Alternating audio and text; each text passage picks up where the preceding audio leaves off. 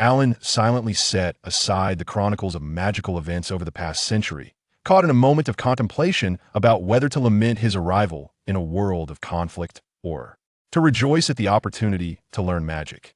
Indeed, Alan was not a native of England, but a Chinese individual who had traversed into the realm of Harry Potter.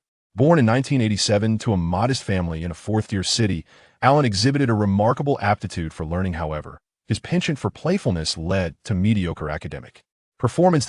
In his final year of high school, he exerted tremendous effort, achieving the fastest improvement in the school's history, soaring from over 100th place to the top 30. He subsequently gained admission to a prestigious national teacher training university, specializing in mathematics. Upon graduation, he smoothly transitioned into a stable career as a high school mathematics teacher, securing a position with a reliable future. Now in his 7th year of teaching, with a blend of innate intelligence and accumulated experience, he developed effective learning strategies, leading the class he taught in their final exams to achieve results that significantly surpassed those of parallel classes, nearly equaling the elite group. However, the brilliance of Alan's life came to an abrupt halt on his way to purchase a home. Driving a Toyota Corolla, generously gifted by his parents during his first year of work, he hummed along to the music, exhilarated by the prospect of homeownership. Yet, fate took a grim turn as a massive dump truck unexpectedly barreled across his path, colliding with his silver Corolla, plunging him into unconsciousness. When he opened his eyes again, he was no longer the same Alan. He should indeed feel fortunate that, during a school and bank collaboration to obtain a teacher's card, he followed the trend and procured personal accident insurance, naming his parents as beneficiaries. He should also be grateful for having a twin brother, ensuring that his parents would not be left destitute in their grief. Most importantly, he should be thankful for the chance to continue living. As the past faded away, it was time to focus on the present.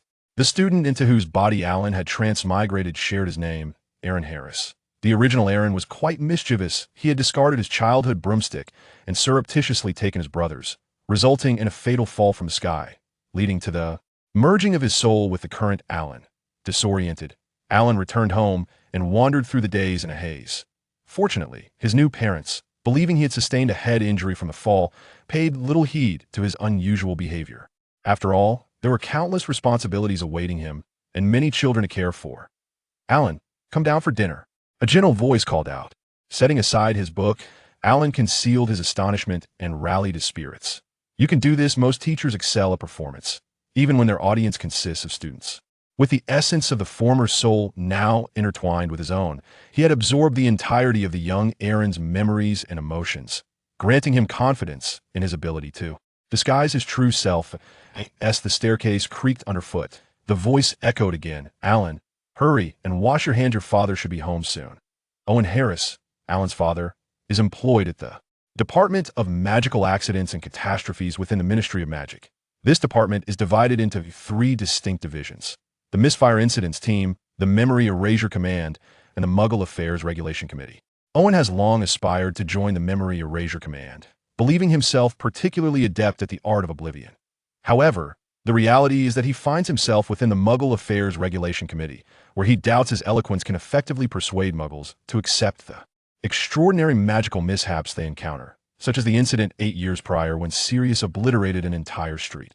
Over time, Owen's proficiency with the forgetfulness charm has grown remarkably, yet the necessity of drafting reports to the Memory Erasure Command after each use of the charm has become an arduous task for him. "I am back. This weather is utterly dreadful." We had to explain to a Muggle grandmother in the midst of a snowstorm why her newly purchased kettle began to dance and spill boiling water everywhere, he lamented. "Oh, thank you, Daisy." Owen accepted the large brush handed to him by his eldest daughter, Daisy, brushing off the snowflakes from his coat. "I need to communicate with Arthur again. I believe he should be able to take over this matter. He surely has a greater desire to apprehend Mundungus, especially since a wizard has reported his presence on the street where the incident occurred." "Owen, do have a sip of hot tea," Mrs. Harris instructed, her wand gracefully directing a steaming cup of tea to land precisely on the dining table. As a staff member at St. Mungo's Hospital for Magical Maladies and Injuries, Mrs. Harris' magic is evidently proficient, even though she primarily works in the waiting room.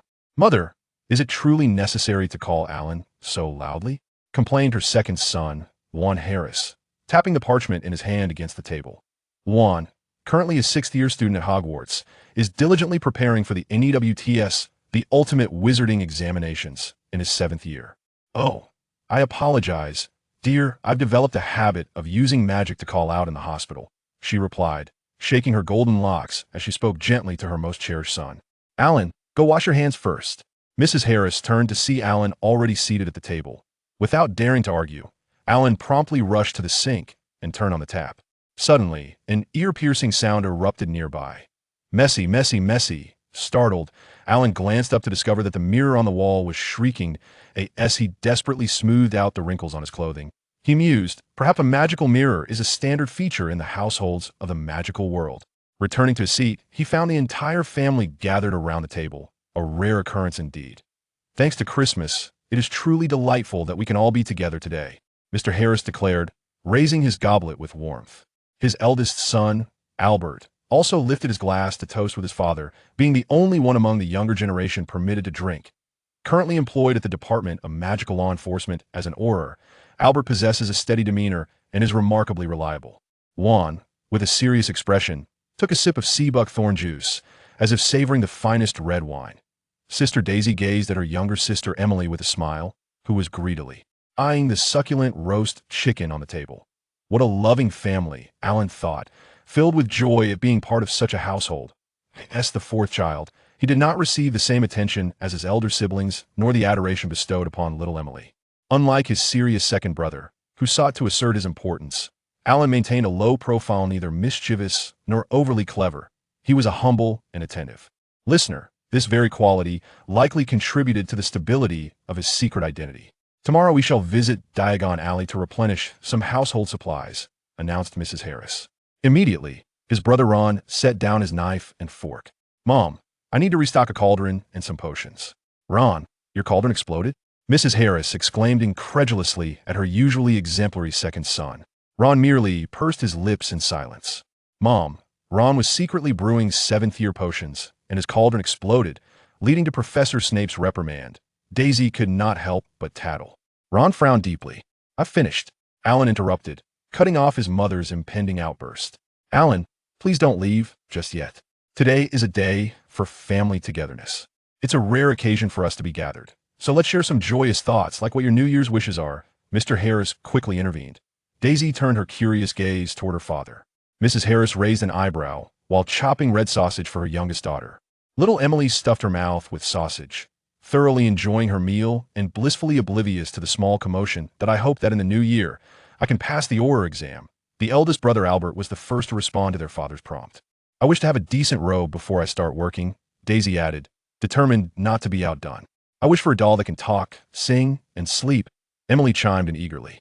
"My dear, your wishes will surely come true." "And Ron, what about you?" Mr. Harris inquired gently. "Without a doubt, he must desire to achieve outstanding results on the NEWTS," Daisy interjected. "No, my wish is to work at the Ministry of Magic after passing the NEWTS with flying colors," Ron countered his sister. "Then Alan, what is your wish?" their father asked, turning toward Alan. "His wish is probably that when he takes flying lessons, he can soar high enough so that his head doesn't scrape the ground." Ron teased his younger brother. "No, Alan, your mother hopes for your safety," Mrs. Harris quickly reassured. "I know, Mom. I wish for everyone to be safe and for all to go smoothly."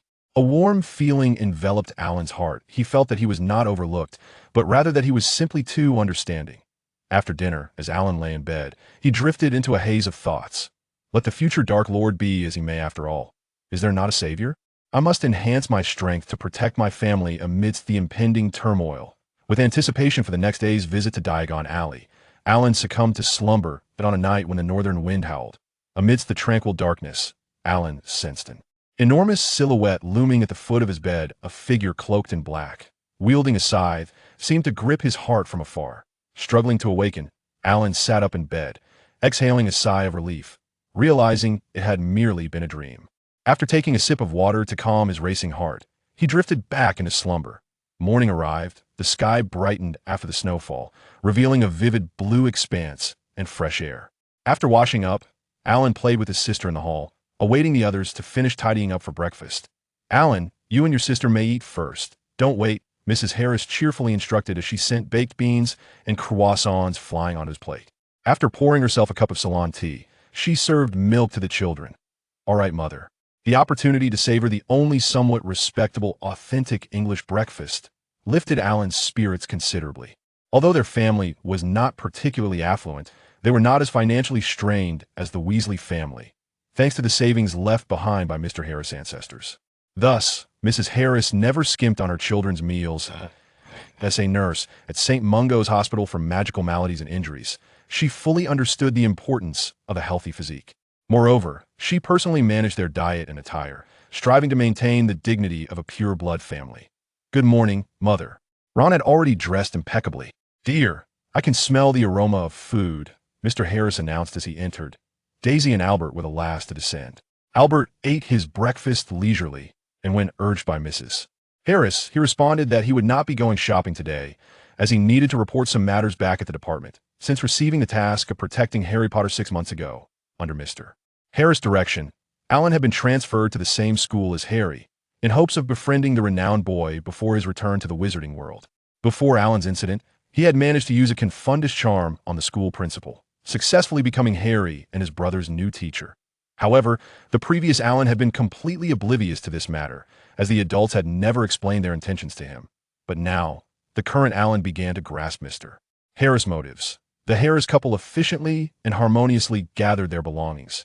Alan was filled with anticipation for their departure, wondering whether they would travel via a wizarding carpet, a broomstick, a key, apparition, or perhaps through the Flu network. "Alan, come here," Mrs. Harris called from outside. Now, their family of 6 walked approximately 200 meters to a lamppost at the street corner. To Alan's eyes, this lamppost appeared no different from an ordinary one. Harry's Diagon Alley, Vistoda. With a flick of Mr. Harris' wand, the lamppost illuminated, casting a purple glow that was surprisingly visible under the bright daylight, forming an outline nearly as wide as that of a typical shopping mall elevator. Hand in hand, the family stepped into the circle of light. Mrs. Harris gently pressed the groove on the lamppost, revealing a long stone box of a pale hue. She placed 6 copper sodium tokens inside and pressed the groove once more, causing the stone box to swiftly retract. A dazzling purple light flickered several times in response. Ellen felt as if a breeze brushed past his ear, accompanied by the sounds of chatter and laughter. Yet it seemed as though nothing existed except the rushing flow of blood through his veins. Time appeared to stretch endlessly, yet it also felt like merely an instant. After stumbling a few steps, he found himself in a bustling Kowalski bakery, adorned with the portrait of a beautiful witch with golden curls as its emblem. The corner street was alive with commotion and excitement. What a magnificent display of spatial magic. These enigmatic rookie elves have made significant contributions to the magical realm. His brother, Lwyn, exclaimed in awe. "All right, children, we can experience the wonders of spatial magic again on our way back. For now, we need to visit Gringotts to withdraw some funds, and then you shall receive your allowance for the month," Mr. Harris said, winking at Ellen and joyfully observing the children's exuberance. "Perhaps I could buy myself a new robe," Daisy mused with great anticipation.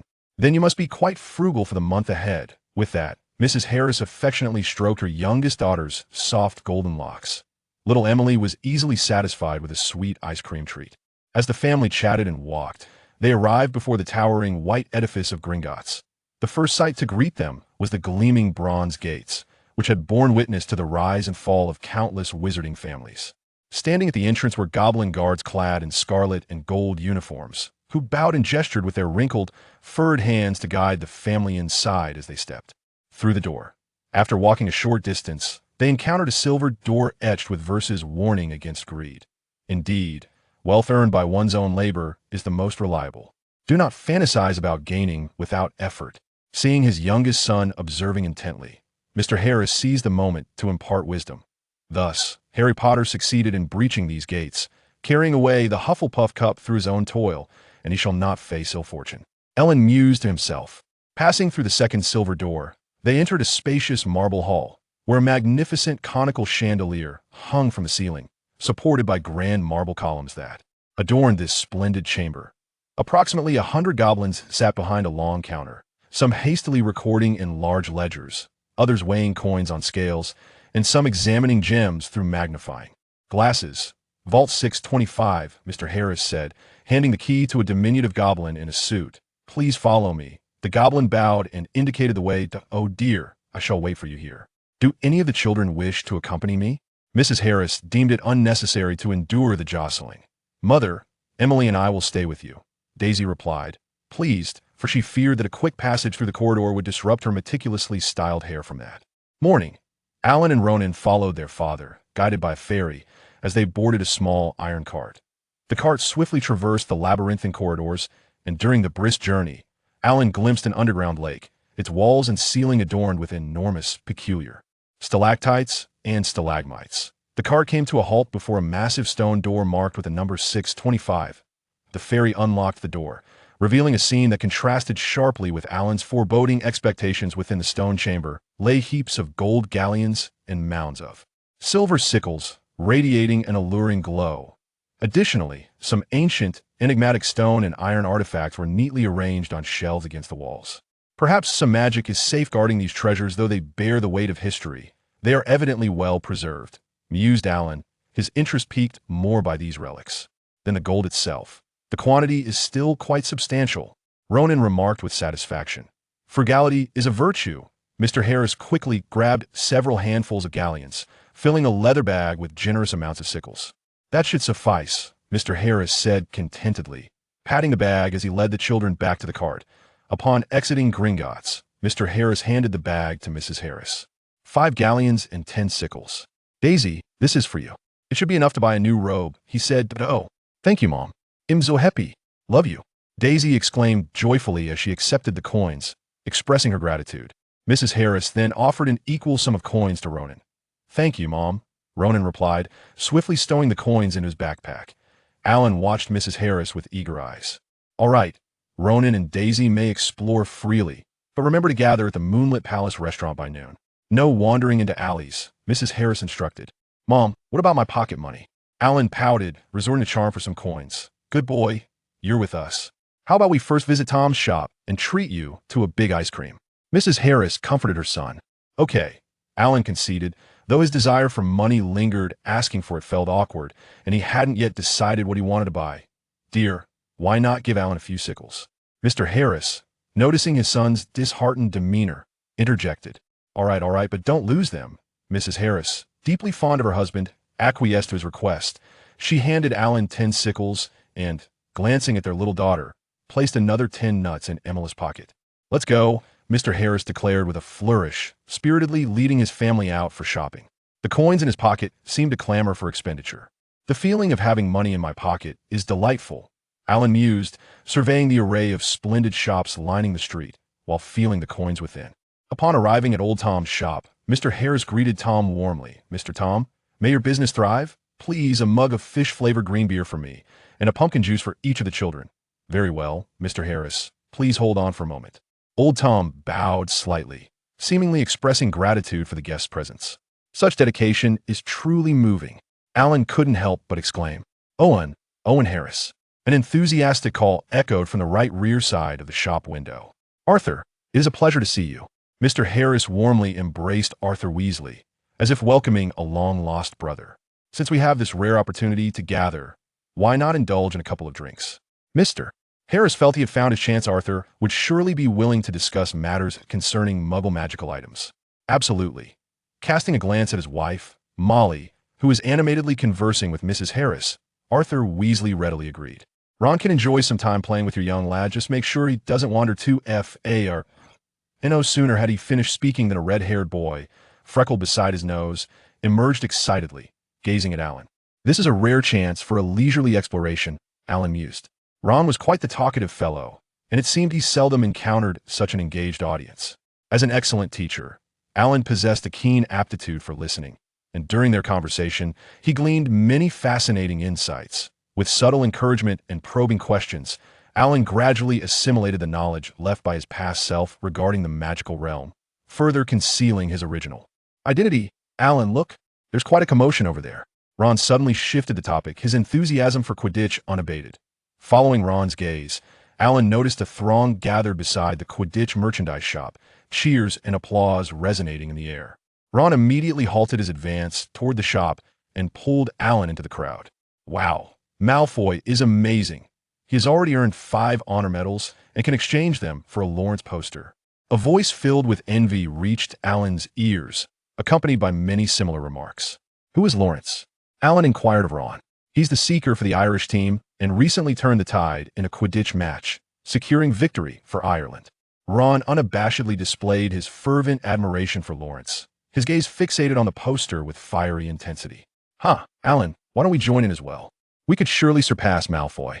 Just answer 10 questions correctly, and we can earn 2 posters. Ron said eagerly, looking at Alan. If you think you can surpass me, then give it a try. Malfoy scrutinized Ron and Alan, his demeanor and body language radiating disdain. Many of the so-called upper class possess the uncanny ability to convey superiority without uttering a word, their glances rendering you uneasy, making you acutely aware of your own poverty and insignificance. Malfoy's platinum hair shimmered under the sunlight, yet his otherwise charming face was marred by his haughty eyebrows, exuding an air of arrogance and annoyance. We will certainly surpass you. Alan, let's go answer the questions, Ron declared, shaking his fist at Malfoy.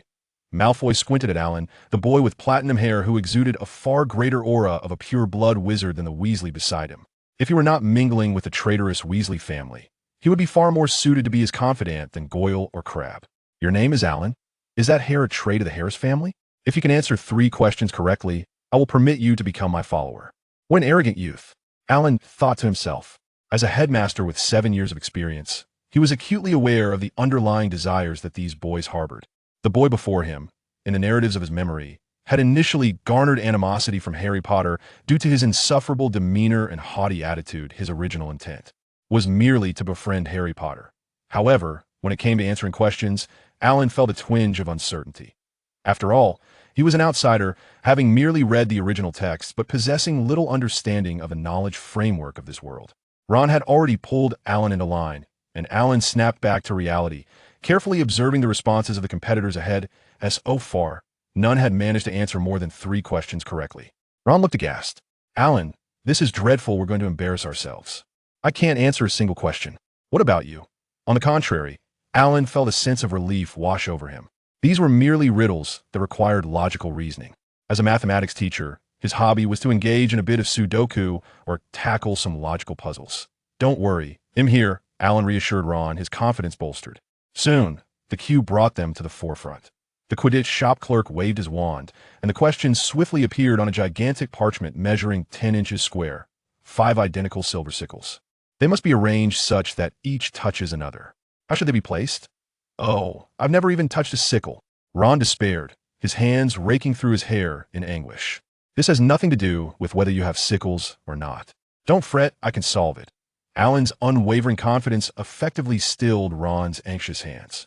Place 1 sickle at the bottom, then put the 2nd and 3rd on top of the 1st. The 4th and 5th should be positioned upright atop the 1st. As Alan spoke, he retrieved a sickle to demonstrate. No one could solve the question as swiftly as he did, not even Malfoy. Unless a contestant had previously encountered this particular riddle, it was unlikely they could solve it at such a young age. Receiving the star-shaped honorary medal from the clerk, he was met with a multitude of admiring gazes. The second question also pertains to currency, the clerk remarked, seemingly optimistic about Alan, winking at him. The next question can only be answered by one person. Who will it be? Ron looked at Alan with eager anticipation, prompting Alan to feel a sense of duty to step forward.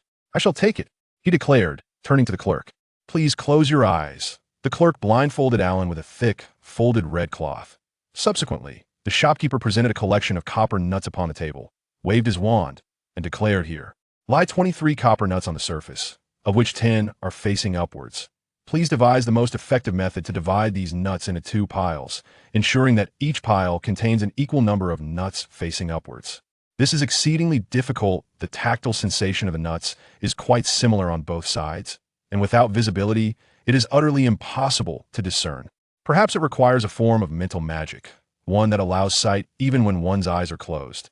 Even if such a magic existed, neither of us has ever heard of it surely. It is beyond the grasp of a wizard who has not attended Hogwarts. Ron anxiously glanced at Alan. Where doomed Alan previously mentioned he couldn't perform spells.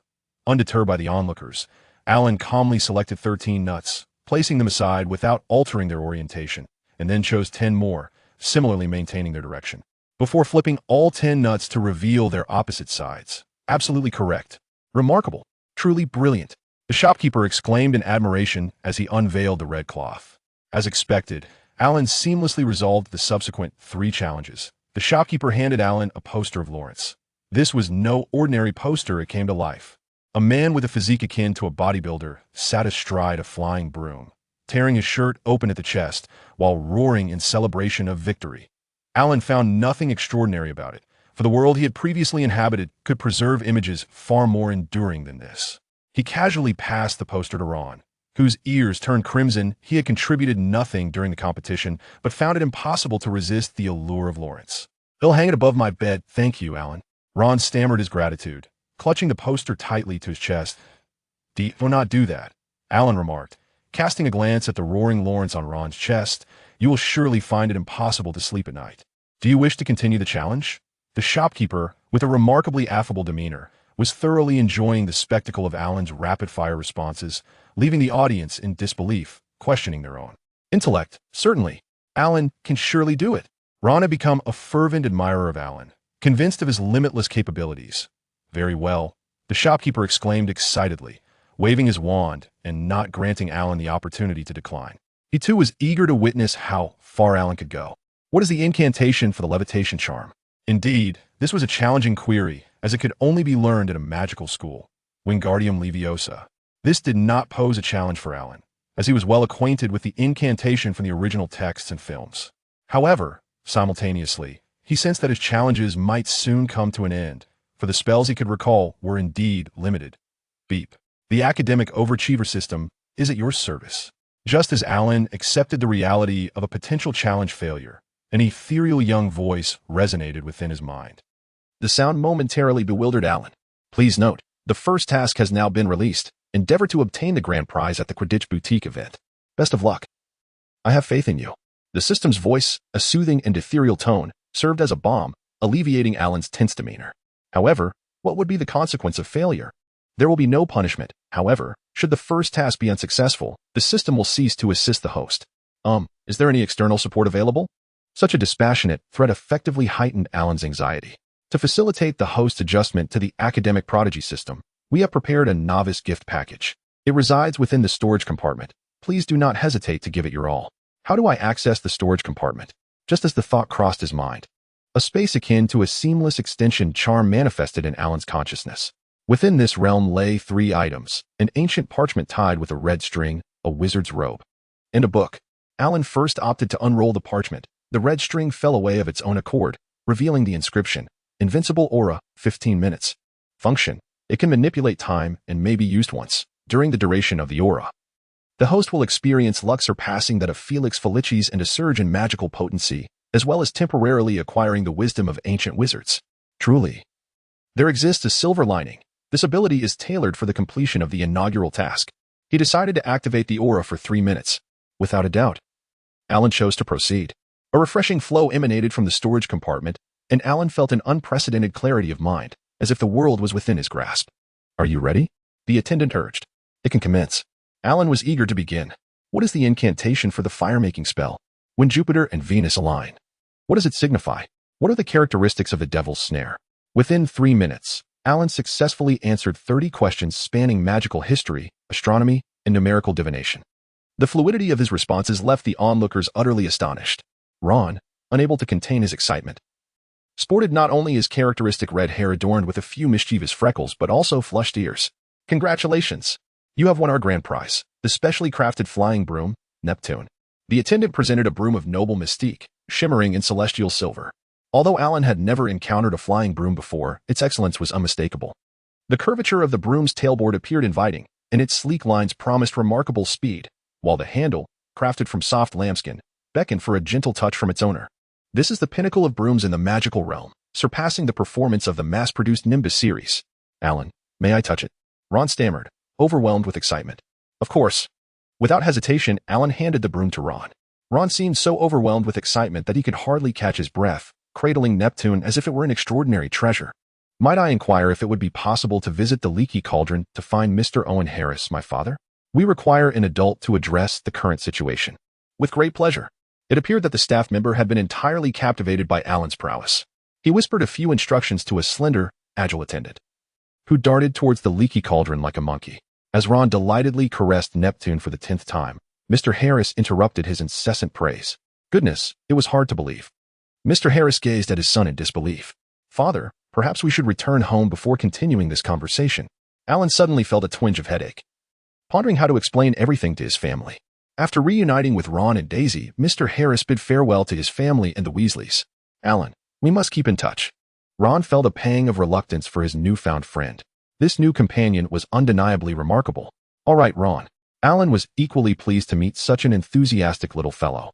As they passed through the magical street lamp once more, Alan's emotions were quite complex. On one hand, he was filled with anticipation. Indeed, he was more eager than when heading to Diagon Alley, eagerly awaiting the functionalities of the scholar system, akin to the excitement of a child with a new toy. Unable to resist fiddling with it for hours. Moreover, this scholar system would undoubtedly enrich his future experiences. Upon returning home, the Harris couple's first concern was not to place the expensive broomstick, but to gaze with concern at their youngest son. Alan, I know you love reading, but I never imagined you had become this remarkable without a word. Mr. Harris exclaimed in admiration. Alan, I've never seen you this impressive. How do you know such knowledge without having attended school? Did you already know the answers beforehand? Ron was utterly astonished. He had never considered his brother capable of being a scholar. Alan, how did you achieve this? Mrs. Harris gently stroked her youngest son's hair. Mom, Alan has always had a passion for reading. I believe he could do it, said Emily, unconditionally trusting her brother. I don't think Alan could have known the answers in advance. After all, he couldn't go to Diagon Alley himself. And these questions aren't typically found in ordinary wizarding textbooks. Are they taught in Muggle schools? Mr. Harris remarked, giving Alan's cheek a gentle pat. But we are very curious, Alan. When did you become so remarkable? Daisy, the elder sister, could not refrain from asking. Alan remained silent, for upon arriving home, he had just heard the notification sound of the scholar system. It was that ethereal and melodious voice. Congratulations, host. You have completed the novice trial task and successfully received a grand prize. The system rewards you with one lottery draw. Introductory spell application strategies. Would you like to draw now? Absolutely. Alan could hardly contain his eagerness. In his mind, a colossal spinning wheel emerged, adorned with the 7 hues of red, orange, yellow, green, cyan, blue, and purple. The areas corresponding to these colors diminished in size sequentially, and a bronze pointer aligned itself with the central apex of the wheel. The lottery commenced. The pointer whirled rapidly. Stop. It came to rest upon the smallest segment, the purple position. What fortuitous luck! Alan's heart soared with joy. The purple, being the smallest area, surely represented the most bountiful reward. A purple treasure chest sprang forth. As it opened, a line of golden text gradually materialized above. Photographic memory. Alan inquired eagerly of the system. Does this mean I will remember everything I've seen? Indeed. However, the host currently possesses a basic version of photographic memory, applicable solely to text. Is it any text? Yes, any text. This was truly a delightful surprise. Alan was acutely aware of how much time this ability would save him in his learning endeavors. Perhaps we have underestimated your potential, not realizing that my son surpasses our expectations. Mr. Harris grasped Alan's hand. Father, I adore reading because my memory is exceptional. I can remember everything I read after just a few encounters. Alan articulated his carefully considered explanation. Wow, that is simply astounding. Emily exclaimed as she dashed back to her room, only to return moments later, breathless with excitement. Alan, you must try this book and show them. Emily struggled to bring forth the tome titled The Collected Tales of the Poet. Having heard of this book before, Alan eagerly opened the cover. Landing on the legend of the 3 brothers, Emily turned to the longest tale. Alan swiftly skimmed through the narrative, feeling as if each word was being imprinted into his mind. He then handed the book to Emily, beginning, Once upon a time, 3 brothers traveled along a secluded, winding path. As dusk approached, they arrived at the banks of a river, its waters too deep to wade across and perilous to swim. However, the 3 brothers, adept in magic, waved their wands, conjuring a bridge over the treacherous waters. As they reached the center of the bridge, a hooded figure obstructed their path. Alan's family was utterly astonished. From Emily's exuberant demeanor, it was evident that Alan had memorized the tale entirely. They were astounded to discover that the most promising talent in the household was, in fact, Alan. The youngest brother lived to a ripe old age before finally shedding his invisibility cloak, passing it to his son, and welcoming death like an old friend.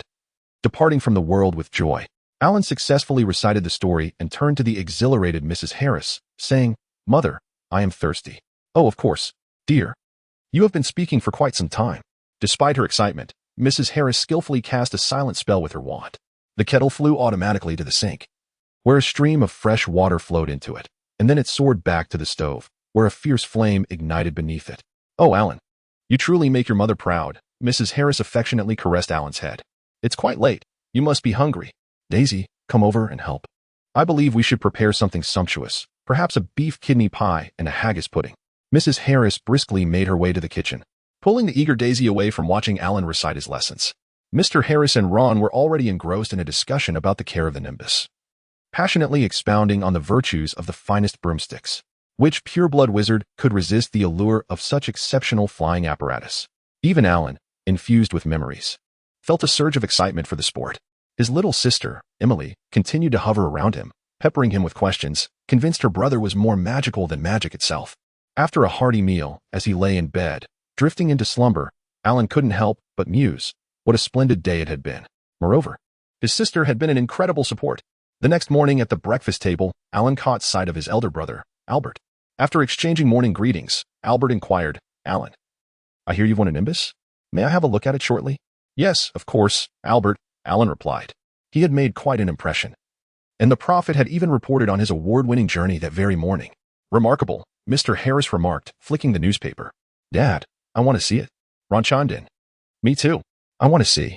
Emily had transformed into her brother's little fan, rushing to their father's side, eager for a glimpse. "Emily, can you even read this?" Ron teased his sister. "I can't read it, but there's a picture of my brother." Emily responded with conviction. Mr. Harris passed the newspaper to Ron, and Alan joined in the viewing. The article detailed his award journey, accompanied by a large photograph of Alan, beaming with his Nimbus in hand, with Ron's freckles clearly visible beside him. "Time to eat. Time to eat." Mrs. Harris cheerfully directed breakfast to everyone. Roasted tomatoes, bacon, Danish pastries, oatmeal, what a feast.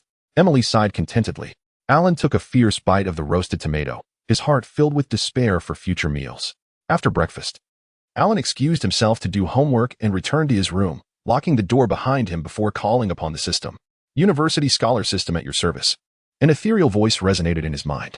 "Open the storage space." The storage space materialized before Alan, revealing 4 items: a scroll tied with red ribbon, a wizard's robe, and 2 books. Alan recognized the scroll as the invincible halo. Hence, he chose the wizard's robe. Undoubtedly, it was a magnificent garment. The fabric was smooth black velvet, shimmering with a mysterious dark glow, edged with a 3-finger-wide silver trim, inscribed with runes that Alan could not decipher. What functions did this robe possess? Just as the thought crossed his mind, a description of its abilities appeared beneath the corresponding storage slot. "Marvelous wizard's robe."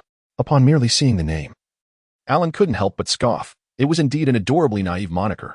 The enchanted wizard robe, capable of transforming into any attire one desires, it is imbued with auto-cleaning magic.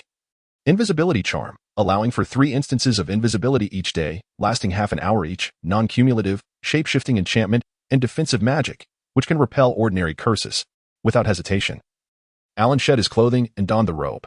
The silky texture caressed his skin, so lightweight that it felt as though he were clad in nothing at all. After a moment's contemplation, he transformed the robe to resemble the garments he had just removed. Casually, he spilled a cup of red tea onto himself. The stains were vividly apparent, and the robe dripped with moisture. Yet, astonishingly, he felt no discomfort from the dampness, as if a thin film had shielded him. With a mere thought of cleanliness, the robe that had been soaked moments ago instantly dried, leaving no trace of moisture. His entire ensemble appeared immaculate, as if freshly pressed. With the collar standing sharply at his neck, the garments fitting him perfectly. Next, Alan selected a tome, remarkably thick, adorned with a crimson cover embellished with a compass-like motif. This was a cipher disc, allowing for a 7-digit password. Recalling the significance of the number 7 in the Harry Potter universe, he set it to 777, 7777.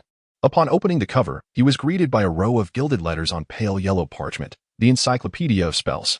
The table of contents was divided into sections: commonly used spells, defensive charms, offensive spells, dark magic, unforgivable curses, and others. Flipping through a page, he found commonly used spell, Alohomora, the unlocking charm. It also included key points about the spell, and on an adjacent page, a man dressed in 17th century English noble attire demonstrated the wand movements repeatedly, producing sounds upon contact for the benefit of viewers mastering the incantation. This was exceedingly useful. Suppressing his excitement, Alan turned to the book he had acquired yesterday. Strategies for Spell Application. Its blue leather cover and golden text beckoned, with the table of contents indicating the page numbers of various simple incantations. Intriguingly, the page numbers were not fixed. New spells occasionally emerged, complete with information about their originating texts and authors. Alan speculated that perhaps a new spellbook had been published, leading to automatic updates in his current volume. He flipped to a page. Loud voice, the amplification charm sonorous. Application strategy.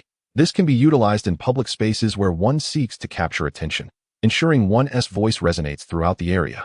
The page also detailed the method of wielding the wand and provided examples, illustrating how individuals had previously employed this charm in various contexts.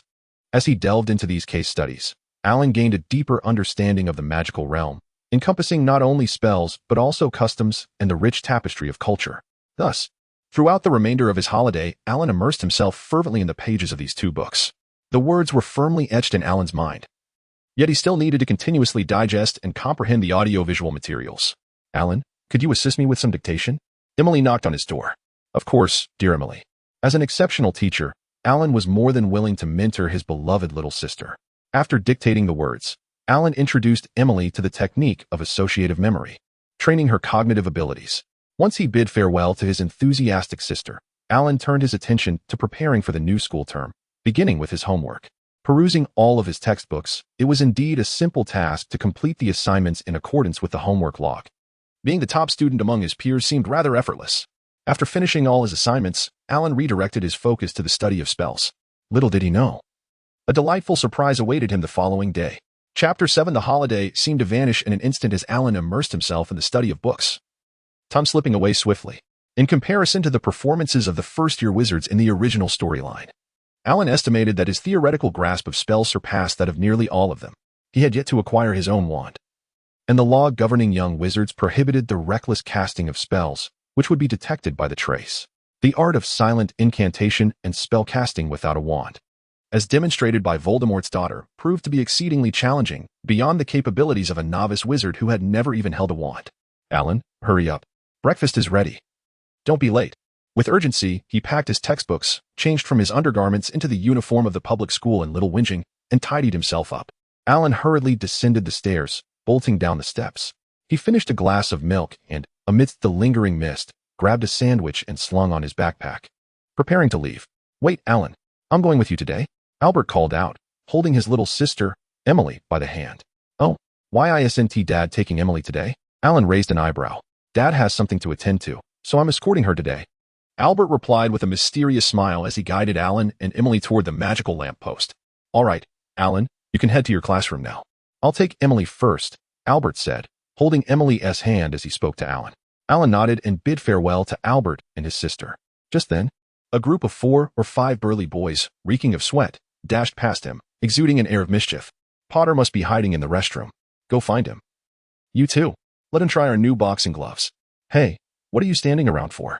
Called Pear, a brown-haired boy and close friend of Dudley, Harry Potter's cousin. Oh, I'm watching pigs race, Alan shrugged, hands tucked casually into his uniform pockets, retaliating effortlessly. Where are the pigs, you fool? Are you trying to mess with us? Pear and Dudley exchanged glances before dawning comprehension.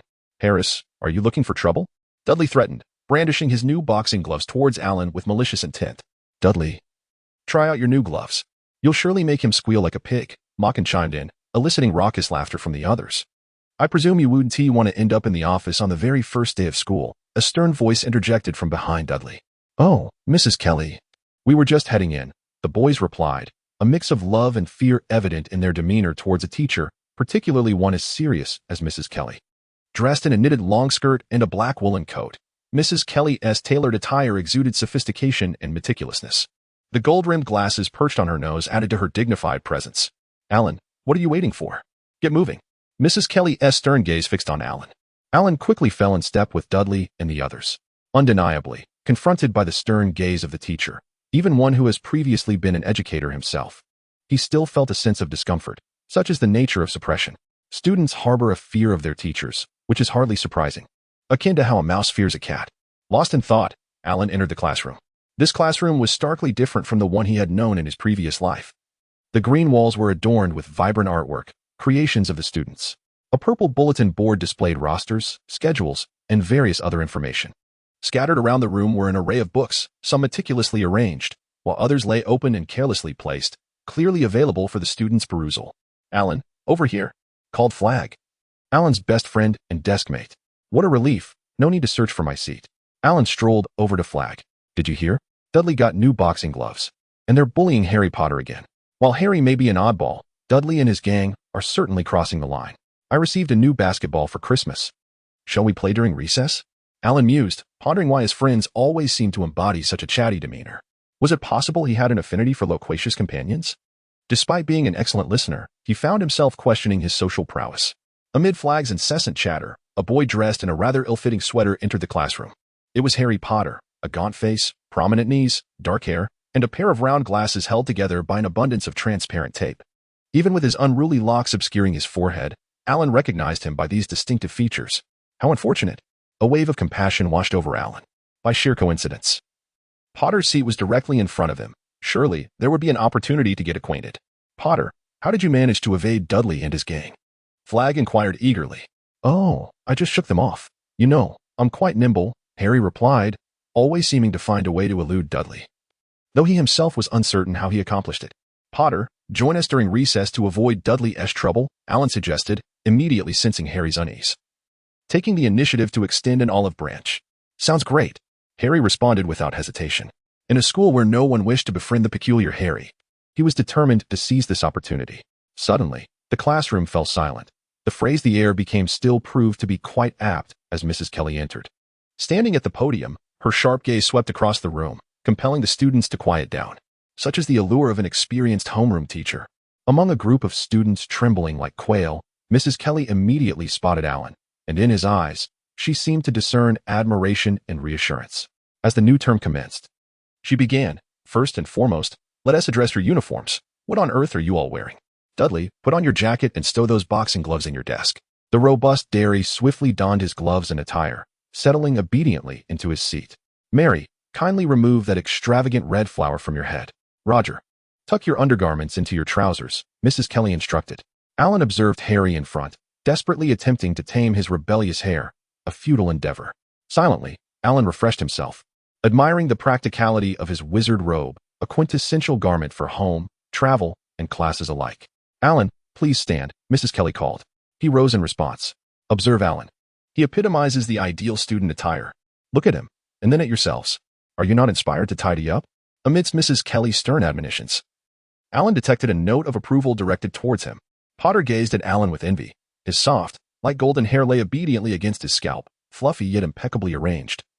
Exuding a delightful texture, the light blue uniform adorned him like a fresh garment, seemingly devoid of even a single crease, rendering him remarkably refreshed. Would such an exemplary student consider befriending me?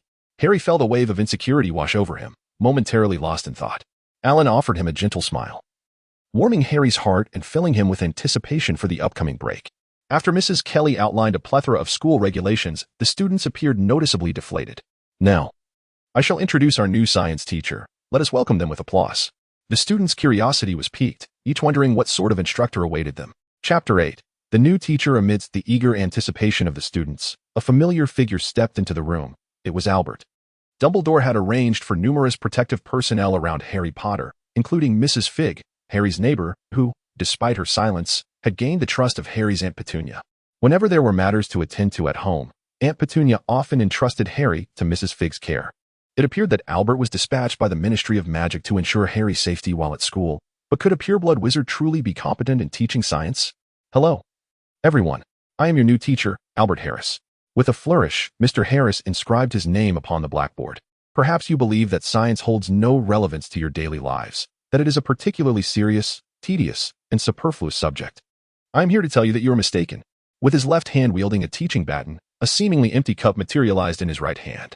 Before the astonished eyes of the class, the cup filled itself with water out of thin air. With a flick of his wrist, another cup of water appeared as if it were a mere copy. All right, now we have 2 cups of water. Do you see it clearly? The students, utterly spellbound, nodded in unison. Now, I would like to transform one of these cups. Which one would you like to see change?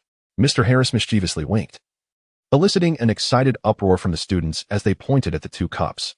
With a flourish of his hands, the clear water on the right transformed at a visible pace into a yellow liquid, prompting a chorus of cheers. What is this? Is it a beverage? No, I believe it resembles oil. With both water and oil, is the teacher preparing a meal? The students buzzed with speculation about their new teacher's intentions. Shoo! This is merely the beginning. With a shake of his right hand, A card materialized in his grasp. The students, wide-eyed, leaned forward in anticipation, fearful of missing the spectacle. Mr. Harris then placed the credit card over the cup, inverting it above the oil, and slowly maneuvered the card to create a small gap. Miraculously, tiny bubbles began to rise. The oil gradually ascended while the water descended, until the water above completely transformed into oil, and the oil below became water. How astonishing! Mr. Harris is so impressive. It is truly magical. I wonder how he did that. I am eager to learn. The room erupted with cheers and chatter. Even students from the adjacent classroom could not resist peeking in. All right, please settle down. Now, who can explain the principle behind this phenomenon? With a downward motion of his hands, Mr. Harris commanded silence, instantly captivating the class. The once lively classroom fell into a profound hush. Everyone was awestruck. Yet they lowered their heads, avoiding eye contact with the teacher. Does no one know? Mr. Harris appeared somewhat disappointed. What science this was? The initial display was clearly a silent incantation, yet the subsequent events held a certain intrigue, Alan mused. After all, he is my elder brother. So I shall come to his aid. Alan raised his hand, and Albert immediately gestured for him to stand and respond. The water and oil must have been prepared by the teacher. The subsequent interchange of water and oil is likely due to the greater density of water, which causes it to descend through the small gap. The displaced oil would then rise to the upper cup. As his words concluded, thunderous applause erupted in the classroom. His deskmate, Flegg, and the classmate in front, Harry, gazed at Alan with admiration, fervently clapping their hands. That was splendid. I could not have articulated it more perfectly. What are you waiting for? Quick, take notes. Albert clapped his hands, and the classroom was filled with the rustling sound of pens gliding across paper. Following this, Albert discussed the requirements for the science class and the tools needed for the semester, after which the bell rang. The students cheered and rushed out of the classroom, some boasting to their classmates about how handsome the new science teacher was and how remarkable the experiments were. Harry, Alan, shall we go play basketball? Flegg enthusiastically invited, eager to share his new basketball with his friends. Look what I see. A bunch of rotten fish have gathered together. A few burly boys approached, swatting the basketball from Flegg's hands. Truly, they were a persistent annoyance. Dudley and his gang again. Dudley, I am not afraid of you. Flegg shouted angrily at Dudley, who had just knocked away his beloved basketball. Haha, Harry is my first punching bag, and now the second and third are just coming to me. Dudley, with his malicious little eyes, excitedly began to pound his fists together. For Alan, experiencing school bullying for the first time, it was undeniably a bit nerve-wracking being surrounded by a group of larger boys. As for magic, aside from employing the spells provided by his equipment, Alan had never cast any magic himself. In such a scenario where the adversary was stronger, the only option was for Alan, Harry, and Flegg to exchange glances and shout. Run! Flegg bellowed. For Harry, fleeing was second nature. The small and agile Flegg darted this way and that, evading capture, while Alan, though robust, was not as nimble as Harry and Flegg. However, his sharp mind allowed him to calculate the best escape route, which led toward the teacher's office. Dudley and his gang barreled behind them, shouting with excitement, leaving a trail of complaints in their wake. If I am not mistaken, are you fighting? The voice of the elder brother brought Alan a sense of safety as he gasped for breath, hiding behind Albert. Moken's laughter froze on his face. Dudley and his gang, pushing and shoving one another, were too frightened to flee or advance. Mr. Albert, as you can see, Dudley and his friends, relying on their height and bulk, bully me. Harry and Flegg, attempting to turn us into their punching bags. We have no choice but to run away. Alan articulated the situation clearly. It was unacceptable for his younger brother and his protectees to be bullied right under his nose. Albert suppressed his rising anger and asked in a deep voice, "Is what Alan said true?" Harry and Flegg nodded vigorously, as if their actions could validate Alan's assertions. Dudley and his companions were at a loss for words, unable to articulate their confusion. Dudley concealed his hands behind his back, unwilling to let Albert discover his new boxing gloves. "What is that on your hands, Dudley?" How could Albert possibly overlook Dudley's furtive gestures? "Nothing," Dudley insisted, tightening his grip. Albert pursed his lips and swung his pointer with his left hand, causing Dudley to stagger as if thrust by an unseen force. He caught himself against the wall to prevent a fall. "Who pushed me?" Dudley shouted, turning to see Moken and Pear staring at him as if he were a ghost. To their eyes, Dudley appeared to have stumbled forward as if intoxicated. It turned out to be the boxing gloves. It seemed Dudley had his own interests, which was commendable, but his skills were lacking. Taking out his frustrations on classmates instead of a punching bag was ill-advised. "Let me show you," Albert declared, not bothering to seek Dudley's consent as he seized Dudley's hefty hands and removed the gloves, forcing his own hands into them. "Focus and watch closely." Without giving Dudley a moment to react, Albert unleashed a flurry of punches, left hook, right hook, alternating with fervor. Dudley stood frozen in fear.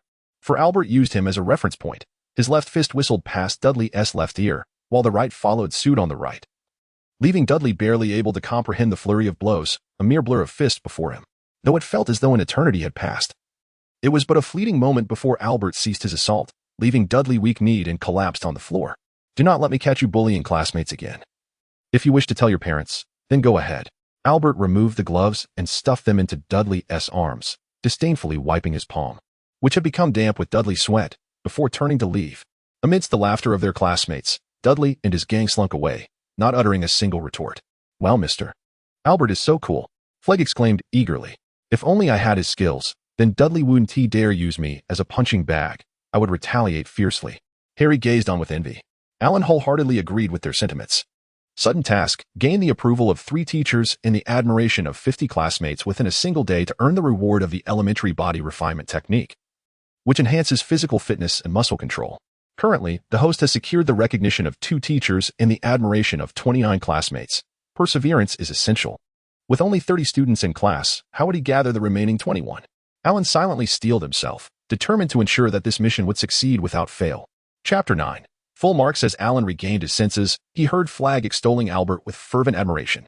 The teacher, Albert, was undeniably impressive, performing splendid magic tricks and excelling in boxing. Observing Porter, who listened intently with a look of agreement, it was evident that he had also become one of Albert's admirers. There were many classmates like them, and Alan couldn't help but feel a twinge of envy. Accomplishing the tasks assigned by the system would be effortless for someone like his older brother. Isn't it time for basketball? If we don't hurry, we'll be late for class, Alan remarked. Just then, Flegg exclaimed, "Oh, my basketball," and dashed back to retrieve it. Alan and Harry exchanged amused glances and burst into laughter. Nothing could forge friendship quite like shared adversity. Recess always seemed to pass more swiftly than class time. The math teacher was a short, middle-aged man with fair skin and modest eyes. His voice was far from robust. Clad in a red cotton jacket, he entered the classroom with an imposing presence. The delightful holiday has concluded, and I wonder how much knowledge remains in your little heads. Let us conduct a classroom assessment to evaluate your learning, he declared, brandishing a test paper. The students were taken aback, and a chorus of lament filled the room. Unlike the joyful pedagogy of other subjects, this math teacher was a tyrant, constantly devising ways to compel them to improve their grades. Mathematics was indeed a relentless challenge. A moment's inattention could render all efforts futile. The classroom was a tapestry of expressions. Some students, like Flegg, were scratching their heads in perplexity. Others, like Moken, were glancing around, hoping to catch a glimpse of someone else's answers. Some, like Harry, were diligently writing, pausing occasionally to ponder. And then there was Alan, who completed all the problems with remarkable speed, meticulously double-checking his work. All right, time's up. The top student from each group, please submit your test papers. Ignoring the collective groans from the class, the formidable math teacher began grading, simultaneously chastising them. What on earth is going on in your mind, Derry?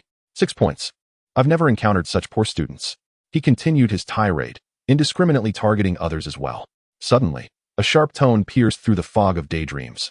Ah, Alan Harris. A remarkable improvement. Full marks. Many students' attention was drawn back as the teacher flipped through the test paper, examining it closely.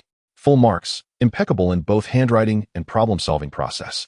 This indicates that Alan Harris must have put in considerable effort. Do not squander your time day after day. The model of excellence is right beside you.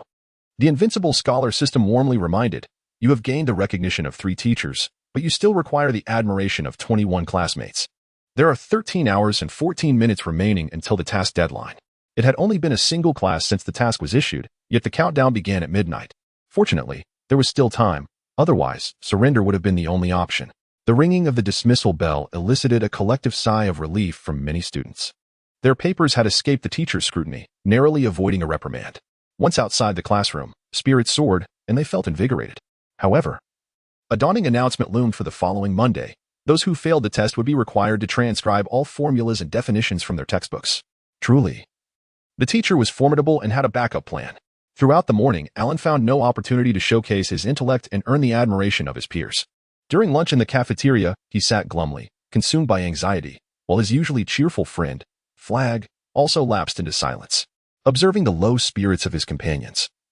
Harry too became quiet. Alan, you are remarkable. I am doomed. Next week, I will surely face dire consequences, Flag lamented, biting into his sandwich with a frown. Harry, your grades are commendable. I doubt I will ever reach Alan's heights. If I could attain your level, I would be utterly content, Flag continued. Harry scratched his head, uncertain how to console his friend. Do not be disheartened. I can tutor you this week, and perhaps you will escape scolding next week.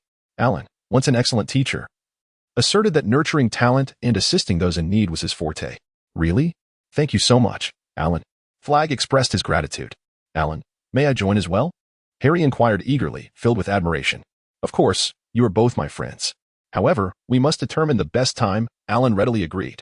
Harry, Alan, I recall that neither of you participated in the school's extracurricular activities. Why don't we utilize that time to consult Mrs. Kelly? She is bound to agree. Flag suggested a practical idea. Very well, let us seize this opportunity.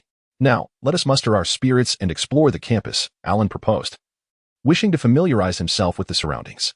This splendid idea received unanimous approval from Harry and Flag. Ah, childhood. Troubles are like fleeting clouds, swiftly arriving and just as quickly dispersing with a gentle breeze. As they passed by the auditorium, lively music emanated from within. A throng of students, tall and short, jostled at the entrance, peering in with eager curiosity. What is happening? Shall we take a look? Flag, driven by an insatiable curiosity, urged Harry and Alan to squeeze through the crowd. Before them stood a grand stage, adorned with a colossal backdrop featuring a painted sky of blue and white clouds, colorful balloons, and joyful children playing various instruments on lush green grass. On either side of the stage were pianos, accordions, and saxophones. On stage, a brown-haired girl with two braided pigtails sang a delightful nursery rhyme, her clear, melodious voice captivating the audience. In the front row of the audience sat 5 teachers, attentively watching the girl's performance, some even jotting notes on their score sheets. To the right of the stage, a line of students appeared to be waiting to sign up for their own performances. It was the preliminary round of the campus talent show. Absolutely. The school hosts such events annually. Last year, my clown performance secured a 3rd prize, Flag declared proudly, his chest puffed with pride. Only a fool would resort to playing the jester. A voice, dripping with disdain, echoed from behind. Chapter 10, Talent Show Without Needing to Glance Back. Alan recognized the unmistakable voice of Moken, an incessant source of annoyance. One couldn't help but wonder what kind of family could cultivate such an insufferable child. What of the clown? After all, playing the role of a clown had earned a 3rd prize at school. You have never won any award, so clearly, I surpass you. Flag, unwilling to back down, retorted. Very well, let us compete then. You 3 form a team, while I, Dally, and Pier will be another. We shall see whose performance is more splendid. Do you dare to take up the challenge? It was evident that Moken and his companions had come prepared, clad in matching white t-shirts adorned with gold, black trousers, and red headbands, each sporting a pair of boxing gloves. Whether this was a premeditated scheme or merely opportunism, Alan had no time to contemplate, for Flag was already caught up in fervor and had accepted the challenge. The group jostled their way to form a line at the right side of the stage. Harry appeared exceedingly nervous. Alan, Flag, what shall we perform? I seem to possess no talent to showcase, if only lawn mowing could count as a skill. Flag, who had earlier brimmed with confidence, was now engulfed in self-reproach and anxiety. It is my fault. I was too impulsive. How about we sing a song when our turn comes? Do not worry, Harry. You genuinely possess remarkable leadership qualities. Flag, fret not. When we take the stage, you 2 shall follow my lead. We shall perform a magic trick. Alan had conceived a brilliant idea. If Harry and Flag could synchronize their efforts, he was confident that their act would elicit thunderous applause. Soon, it was Dally, Moken, and Pier's turn. The trio strode onto the stage with great vigor, and regardless of the quality of their performance, their commanding presence certainly caught the judges' attention. They quickly assumed their stances, engaging in a spirited mock battle, showcasing their energy and enthusiasm. Alan chuckled and shook his head from the audience. Dally's performance, while lively, would likely earn only a few compliments about the children's spiritedness and adorability. As Dally and his companions bowed and exited the stage, it was clear they were satisfied with their performance. Finally, it was Alan, Harry, and Flag's turn. With a well-thought-out plan, Alan confidently led the apprehensive Harry and Flag onto the stage, where they bowed in greeting. I am Alan Harris, and these are my assistants, Harry Potter and Flag Cook. We hail from Class 5, Year 5. Today, we shall present a magic trick for you all. First, I would like my assistants to help prepare the props. Alan instructed Harry and Flag to position the piano at an angle towards the left of the stage, then to lift a long table from the auditorium to the center of the stage. This table, typically used for collective meetings, was not particularly wide, measuring less than 2 meters in length, with narrow drawers and an entirely hollow space beneath. Therefore, a long, dark red velvet cloth adorned the table to conceal the legs and feet of those seated, while my assistants busied themselves with palpable nervousness. Please allow me to entertain you with a brief performance. Alan approached the piano, bowing gracefully once more before settling onto the piano bench. His hands hovering delicately above the keys, he began to play the enchanting Hedwig's theme, the iconic melody from the Harry Potter series. Its ethereal and dreamlike tones reminiscent of an owl gliding through the night sky. As the final note lingered in the air, Alan slowly rose, his mind whispering, "It has begun." The auditorium fell silent, soon broken by the soft applause of a few, which quickly crescendoed into a fervent clapping from teachers and classmates alike, both inside and outside the hall, as Harry and Fledge's hands turned crimson from their enthusiastic applause. "Thank you all. My assistant is ready now," Alan announced, stepping to the center of the stage, offering a few last-minute instructions to Harry and the others. "Our magic trick is called the Great Vanishing Act."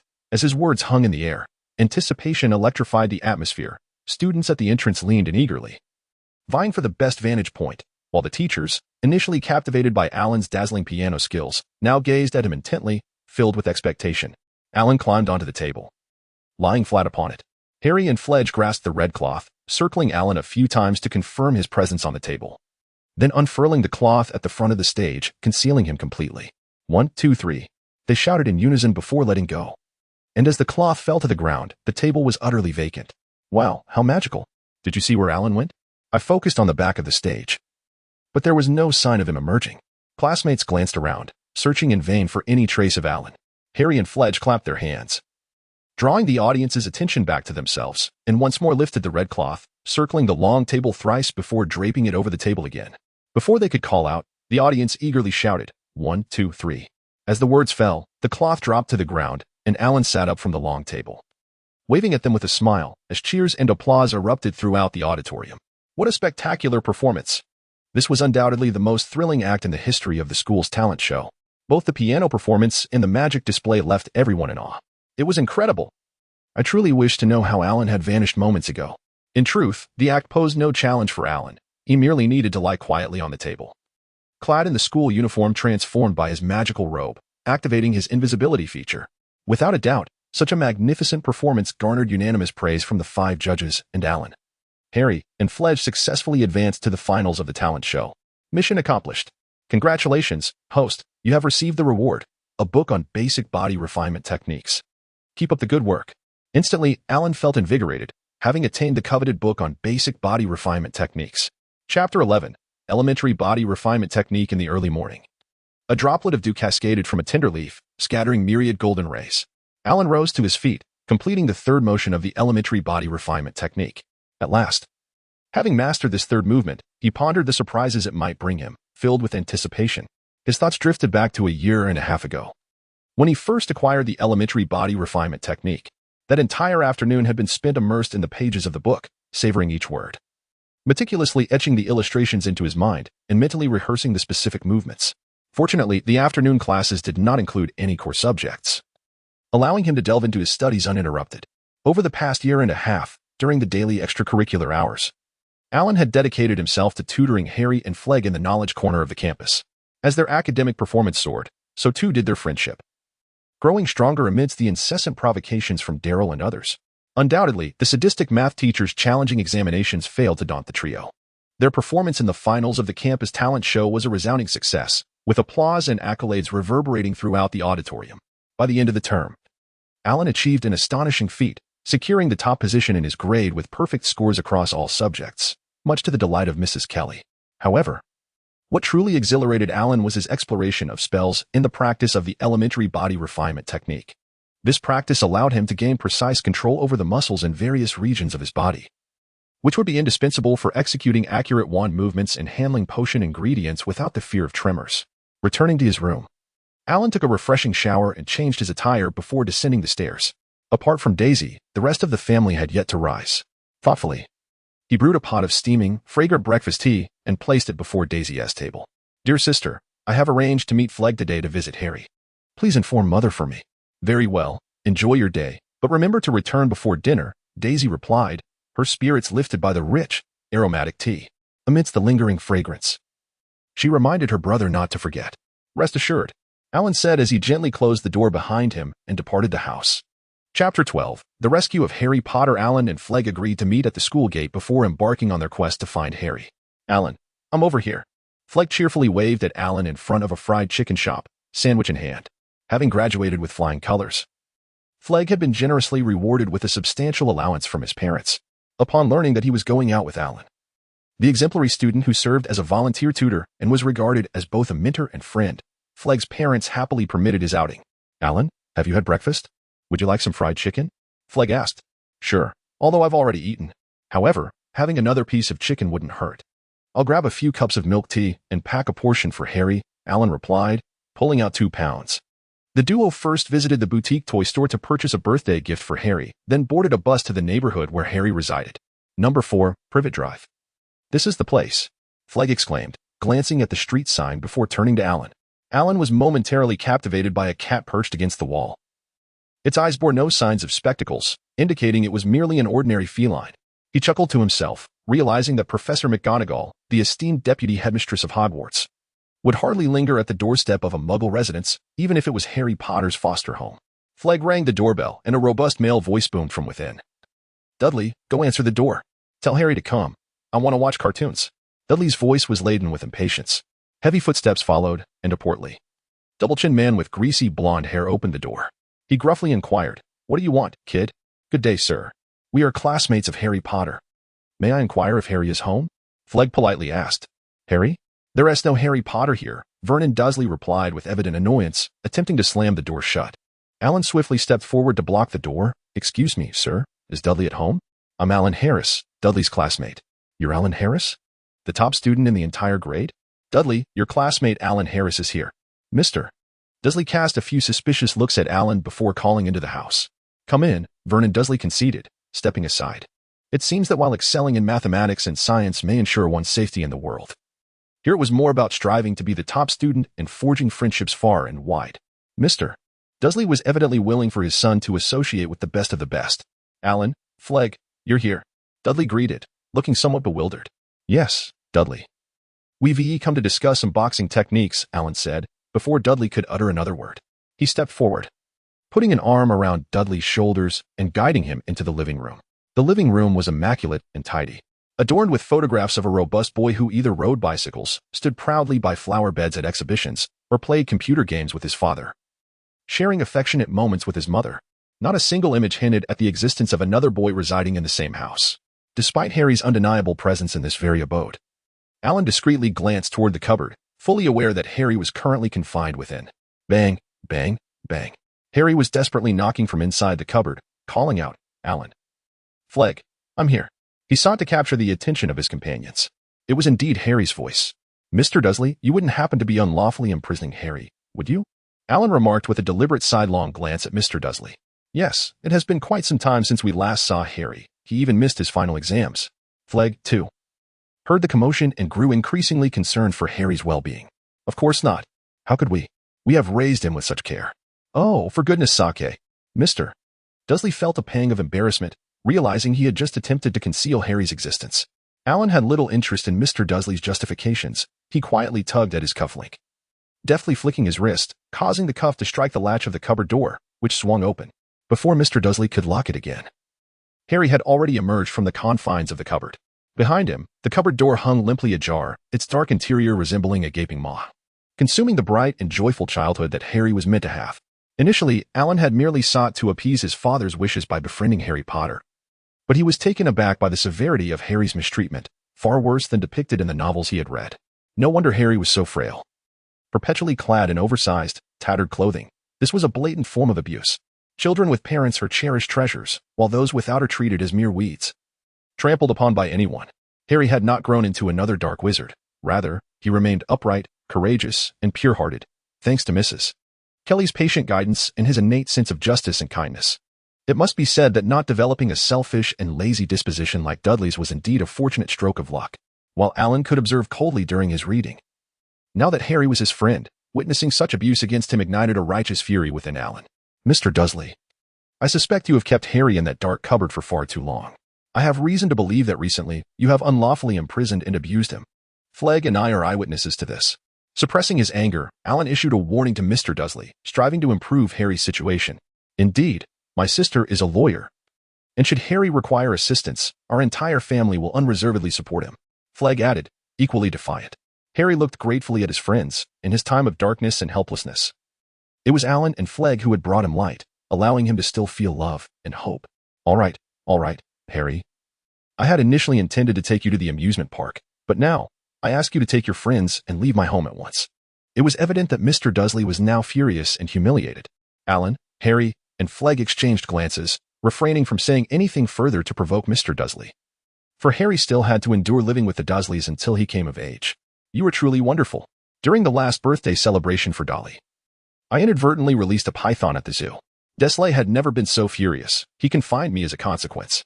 Harry, like a bird liberated from its cage, recounted his previous adventures to his two companions. Harry, do not be in haste to depart. That mailman seems to be headed to your residence, as I have sent you a birthday card. Spotting the mailman approaching on a motorcycle in the distance, Alan recalled the unfolding narrative and called out to Harry, who was sharing fried chicken with Flegg. Chapter 13. The letter from Hogwarts. You sent me a greeting card. Harry halted his actions, gazing at Alan in astonishment. It is worth noting that throughout his life, no one had ever written to Harry before. Alan, equally taken aback by Harry's excitement, had merely sent a card as a casual gesture. Let us not dwell on how Alan and his companions frolicked in the neighborhood or how they celebrated Harry's birthday. Nor shall we recount Harry's clever maneuvers against the Dursleys to retrieve the letter, nor his encounter with Hagrid, where he learned of his wizarding heritage with a mix of shock and joy. Instead, let us observe Alan's return home to discover the letter awaiting him. Congratulations, Alan. As he pushed open the door, he was greeted by a cascade of confetti. The room was adorned in vibrant colors, illuminated by fireworks from wands and an incessant stream of colorful bubbles, creating a dreamlike atmosphere. Alan's family stood behind the door, their faces beaming with smiles, while Mrs. Harris and Daisy emerged from the kitchen, pushing a gigantic cake. This scene filled Alan with warmth and happiness, his eyes sparkling with tears of joy, reflecting the splendid tableau before him. Emily took Alan's bag and set it aside, while Mr. Harris approached, handing Alan a letter. The envelope, crafted from thick parchment, bore an address written in rich emerald ink, without a postage stamp. Turning the envelope over, Alan noticed a wax seal adorned with a coat of arms, encircling a capital surrounded by a lion, an eagle, a badger, and a serpent. Congratulations, Alan. You have received your acceptance letter from Hogwarts. Quickly, open it, Mrs. Harris said affectionately. The letter contained details regarding the supplies and guidelines for the young wizard's upcoming term. After reading, Alan handed the letter to Mrs. Harris. Though they had all seen such letters numerous times before, they could not help but pass it around for each to admire. Mr. Harris immediately expressed his intent to preserve the letter in a protective casing for posterity. The family joyfully gathered around the dining table, savoring Mrs. Harris and Daisy's meticulously prepared dishes, including roasted mushrooms, fried sausages, and buttery cakes, while engaging in lively discussions about the wondrous tales of Hogwarts. I wonder which house my brother will be sorted into, Emily asked with eager anticipation. Regardless of the house, it is essential to immerse yourself fully in the experience. Remember, being placed in a particular house does not limit you to its virtues alone. I was reluctantly sorted into Slytherin, known for its ambition and thirst for power. Yet I now embody the bravery of Gryffindor, the perseverance of Hufflepuff, and the wisdom of Ravenclaw. Listening to Mr. Harris's boastful ramblings, Alan felt his anxiety about the sorting dissipate. But how will we know which house we belong to? Young Emily inquired curiously. All the experienced members of the family smiled at her, and Mrs. Harris gently stroked her daughter's soft golden hair, saying, in due time, you shall find out. Growth is often imbued with immense expectations and blessings. In the presence of his family, Alan, filled with anticipation for a new life, dispatched his acceptance letter to Hogwarts via the family's owl, Edward. Alan, do not forget to send a letter to Harry. He is still unaware that you are also a wizard, isn't he? Let not a small oversight undo our previous efforts, Mr. Harris advised. Meanwhile, Harry received a birthday cake from Hagrid, learning about his true heritage. Wrapped in Hagrid's coat and savoring the deliciously roasted, greasy sausages, he felt as though he were in a dream, a young wizard bound for a prestigious school of magic rather than the oppressive confines of Stonewall High. Yet, amid his joy, he pondered the impending separation from his dear friends Alan and Flegg. They would be attending different schools, and indeed, residing in different cities. They would forge new friendships. Yes, Alan was exceptionally talented, and Flegg radiated cheerfulness, shining brightly among the crowd, endearing themselves to many. The thought of this made Harry feel a twinge of sadness. At that moment, a thumping sound emanated from the window of the dilapidated shack perched on the rocks. Harry turned to see an owl, And having been bombarded with magical letters throughout the day, he recognized this creature as a delightful messenger. With a swift roll, he sprang up and opened the window. A gust of fierce sea wind rushing in. The owl stumbled but valiantly persevered, landing on the armrest of the shabby sofa, tilting its head as if to inquire why Harry had not come to retrieve the letter. This was a robust owl, drenched from its arduous journey through inclement weather. And it was easy to imagine the storms it had battled. Despite its exhaustion, it stood resolutely, its sharp gaze fixed on Harry. Quickly, unfastened the letter from its leg. It is no small feat to have flown here in such weather. Truly, a loyal messenger, Hagrid exclaimed, urging Harry to hasten. Harry promptly approached. And the owl extended its left leg, where a small scroll of parchment was tied with a red ribbon. Remarkably, despite the tempest outside, both the ribbon and the parchment remained utterly dry, without a trace of moisture. Whose letter could this be, and to whom was it addressed? Chapter 14. The Wand. Harry untied the red ribbon and unfolded the parchment, revealing the following message. Dear Harry, it is as if I am speaking directly to you through this letter. Surely, this evening has brought you a delightful surprise, has it not? From the very first time I laid eyes on you at school, I recognized you as the illustrious Harry Potter of the wizarding world. Children of magic have grown up hearing your name, myself included. Undeniably, this knowledge heightened my interest in you. However, I implore you not to question the sincerity of our friendship. Initially, my intention was merely to observe you from afar, without intruding upon your life. It is your authenticity, your bravery, your kindness, and your unwavering determination that have drawn me closer, allowing us to forge a genuine friendship. I trust you can feel the depth of our bond. Am I right? I hope our friendship remains unscathed by my well-meaning concealment. You have received your acceptance letter from Hogwarts, have you not? I too have received mine. We must venture to Diagon Alley to procure the items on our list. I plan to visit Diagon Alley tomorrow, if you wish to accompany us. You may ask Edward to deliver a letter to me. If not, kindly inform me of your intended visit to Diagon Alley. And I shall be there on that day as well. Your loyal friend, Ellen. At that moment, Harry's emotions were tumultuous. He felt a surge of joy at the prospect of continuing his studies alongside Ellen. Yet he was saddened by the revelation that such a close friend had concealed such a significant secret from him.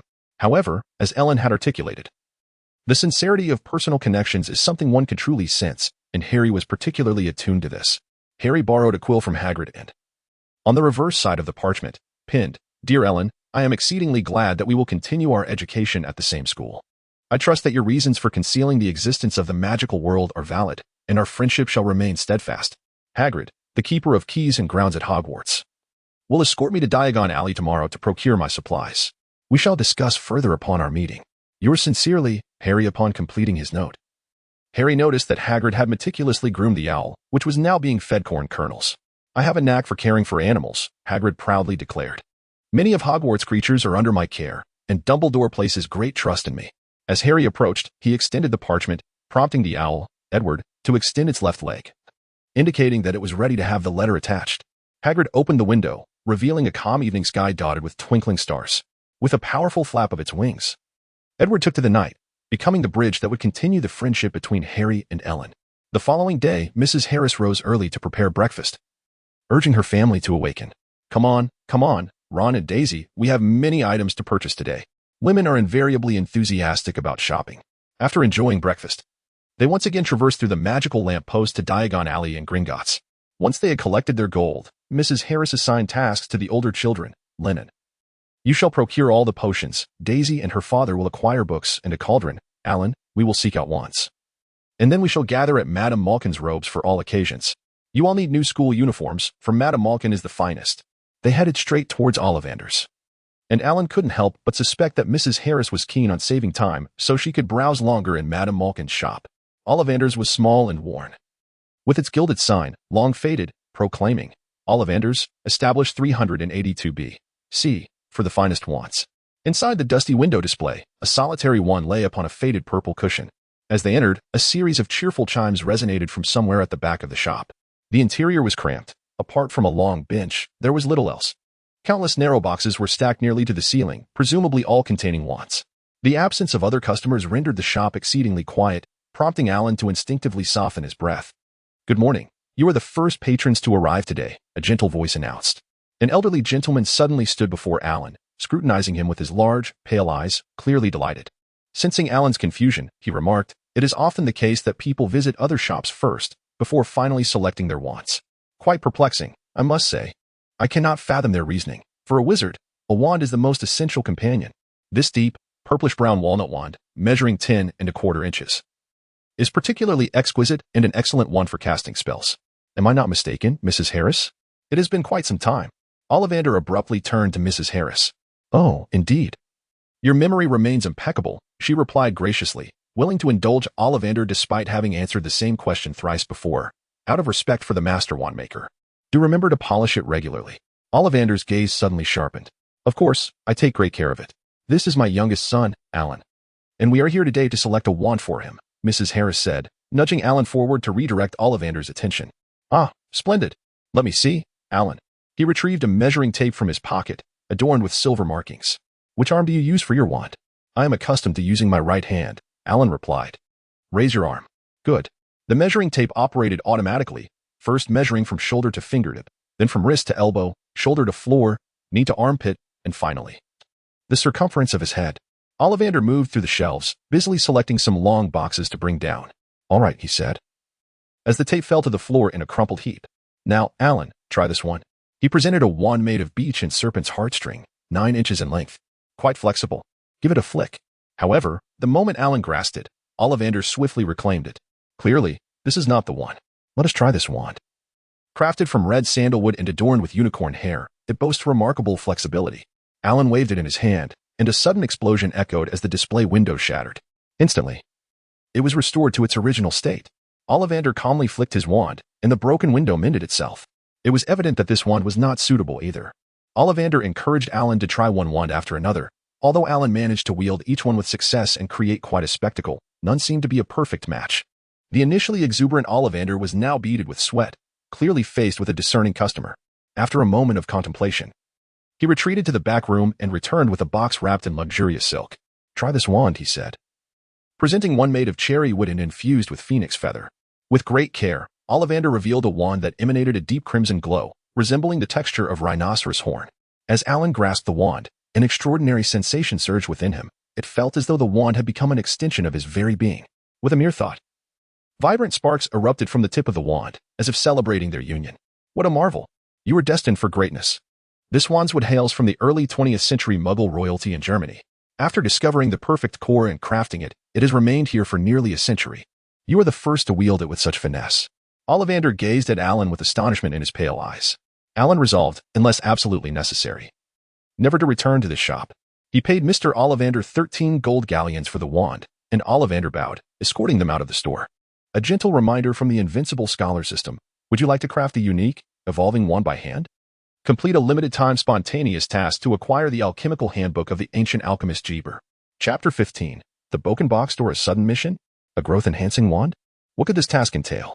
Alan was indeed filled with anticipation, as the rewards from the system were undeniably valuable. Task details: lift the curse afflicting the lizardfolk and earn their gratitude. Due to the increased difficulty of the task, the host may utilize a wand. The system will also provide navigational assistance to facilitate the host's search for the lizardfolk. There are still 15 hours remaining until the task deadline. Let us give it our all. As the system's voice faded, a black map indicating the route materialized in Alan's mind. A yellow icon represented Alan's current position. And as he scrolled the map upward in his thoughts, he discovered a red icon. This denoted the lizardfolk he needed to find. Curiously, the red icon was moving swiftly across the map. Alan, stop daydreaming and hurry. We need to head to Madame Malkin's shop, urged Mrs. Harris. Having departed from Ollivander's, Mrs. Harris eagerly led Alan to Madame Malkin's establishment. Madame Malkin was a stout witch clad in purple robes, her face adorned with a warm smile. Good morning, Mrs. Harris. How may I assist you today? First, I need 2 school uniforms for my son Alan. Mrs. Harris indicated towards Alan, who appeared lost in thought. Engrossed in studying the map. Are you looking to purchase Hogwarts uniforms, dear? Without waiting for Alan to respond, she continued. This is the best place for Hogwarts students to acquire their uniforms. To be honest, they are both affordable and well-crafted. That's what I pride my uniforms on. Alan couldn't discern any beauty in the uniform's monotonous black fabric, save for the differing trims. Especially since he already possessed the most remarkable robe in existence, one that granted invisibility, defense, and transformation. Madame Malkin instructed Alan to step onto a footstool and fitted him with a black robe, using pins to adjust it to his height. Once the measurements were taken, Madame Malkin retrieved a completed robe and, with a flick of her wand, deftly wove thread and needle, altering the robe's width and length with remarkable speed. Meanwhile, Mrs. Harris browsed the ladies' section, selecting various styles and colors of wizarding attire. "Mom, I've arranged to meet Harry to shop together. Can I go find him?" Alan asked. The downside of not having graduated yet was the lack of freedom to roam. Of course, for a true minor, reporting one's whereabouts to parents was entirely reasonable. "Is that your classmate, Harry? Is he also a little wizard?" Mrs. Harris was unaware of Harry's true identity and assumed he was simply an ordinary classmate. "Could it be Harry Potter? If I recall, he is also of the appropriate age for enrollment," Madame Malkin remarked with a smile. Not truly believing that the individual Alan intended to meet was indeed the renowned Harry Potter. Little did she realize that shortly, she would personally tailor garments for him. "Yes, he has also received his acceptance letter. Go on, but remember to return to the Leaky Cauldron before dark. We will have dinner there before heading home." Mrs. Harris placed 5 golden galleons and a handful of silver sickles into Alan's back. Venturing outside without money is utterly unfeasible. This sentiment resonates universally, transcending borders and cultures. Of course, Alan did not genuinely seek out Harry. Time was of the essence, and he harbored too many secrets to divulge. A gentle reminder, to break the curse afflicting the reptilian being, the host must first journey to Upside Down Alley and locate the enchanted orb of the Goddess of Fortune. Foals. This constitutes a series of tasks. Alan had no time to indulge in lamentation. He promptly rose and followed the map towards Upside Down Alley. Before entering this peculiar locale, Alan activated the invisibility function of his marvelous wizard robe on a secluded street. Upside Down Alley is certainly not a place for inexperienced young wizards. It is rife with Lang of dubious characters, teeming with black wizards of various moral standings. And an array of bizarre and terrifying dark magical artifacts can be found within its depths. Carefully navigating past an old witch brewing a bizarre, bubbling potion of strange hues, he bypassed a burly wizard bearing scars across his face, traversing the dim and narrow alleyways until, guided by the map, he arrived at the entrance of a shop with a dusty window. A dark crimson sign, reminiscent of blood, hung above the entrance.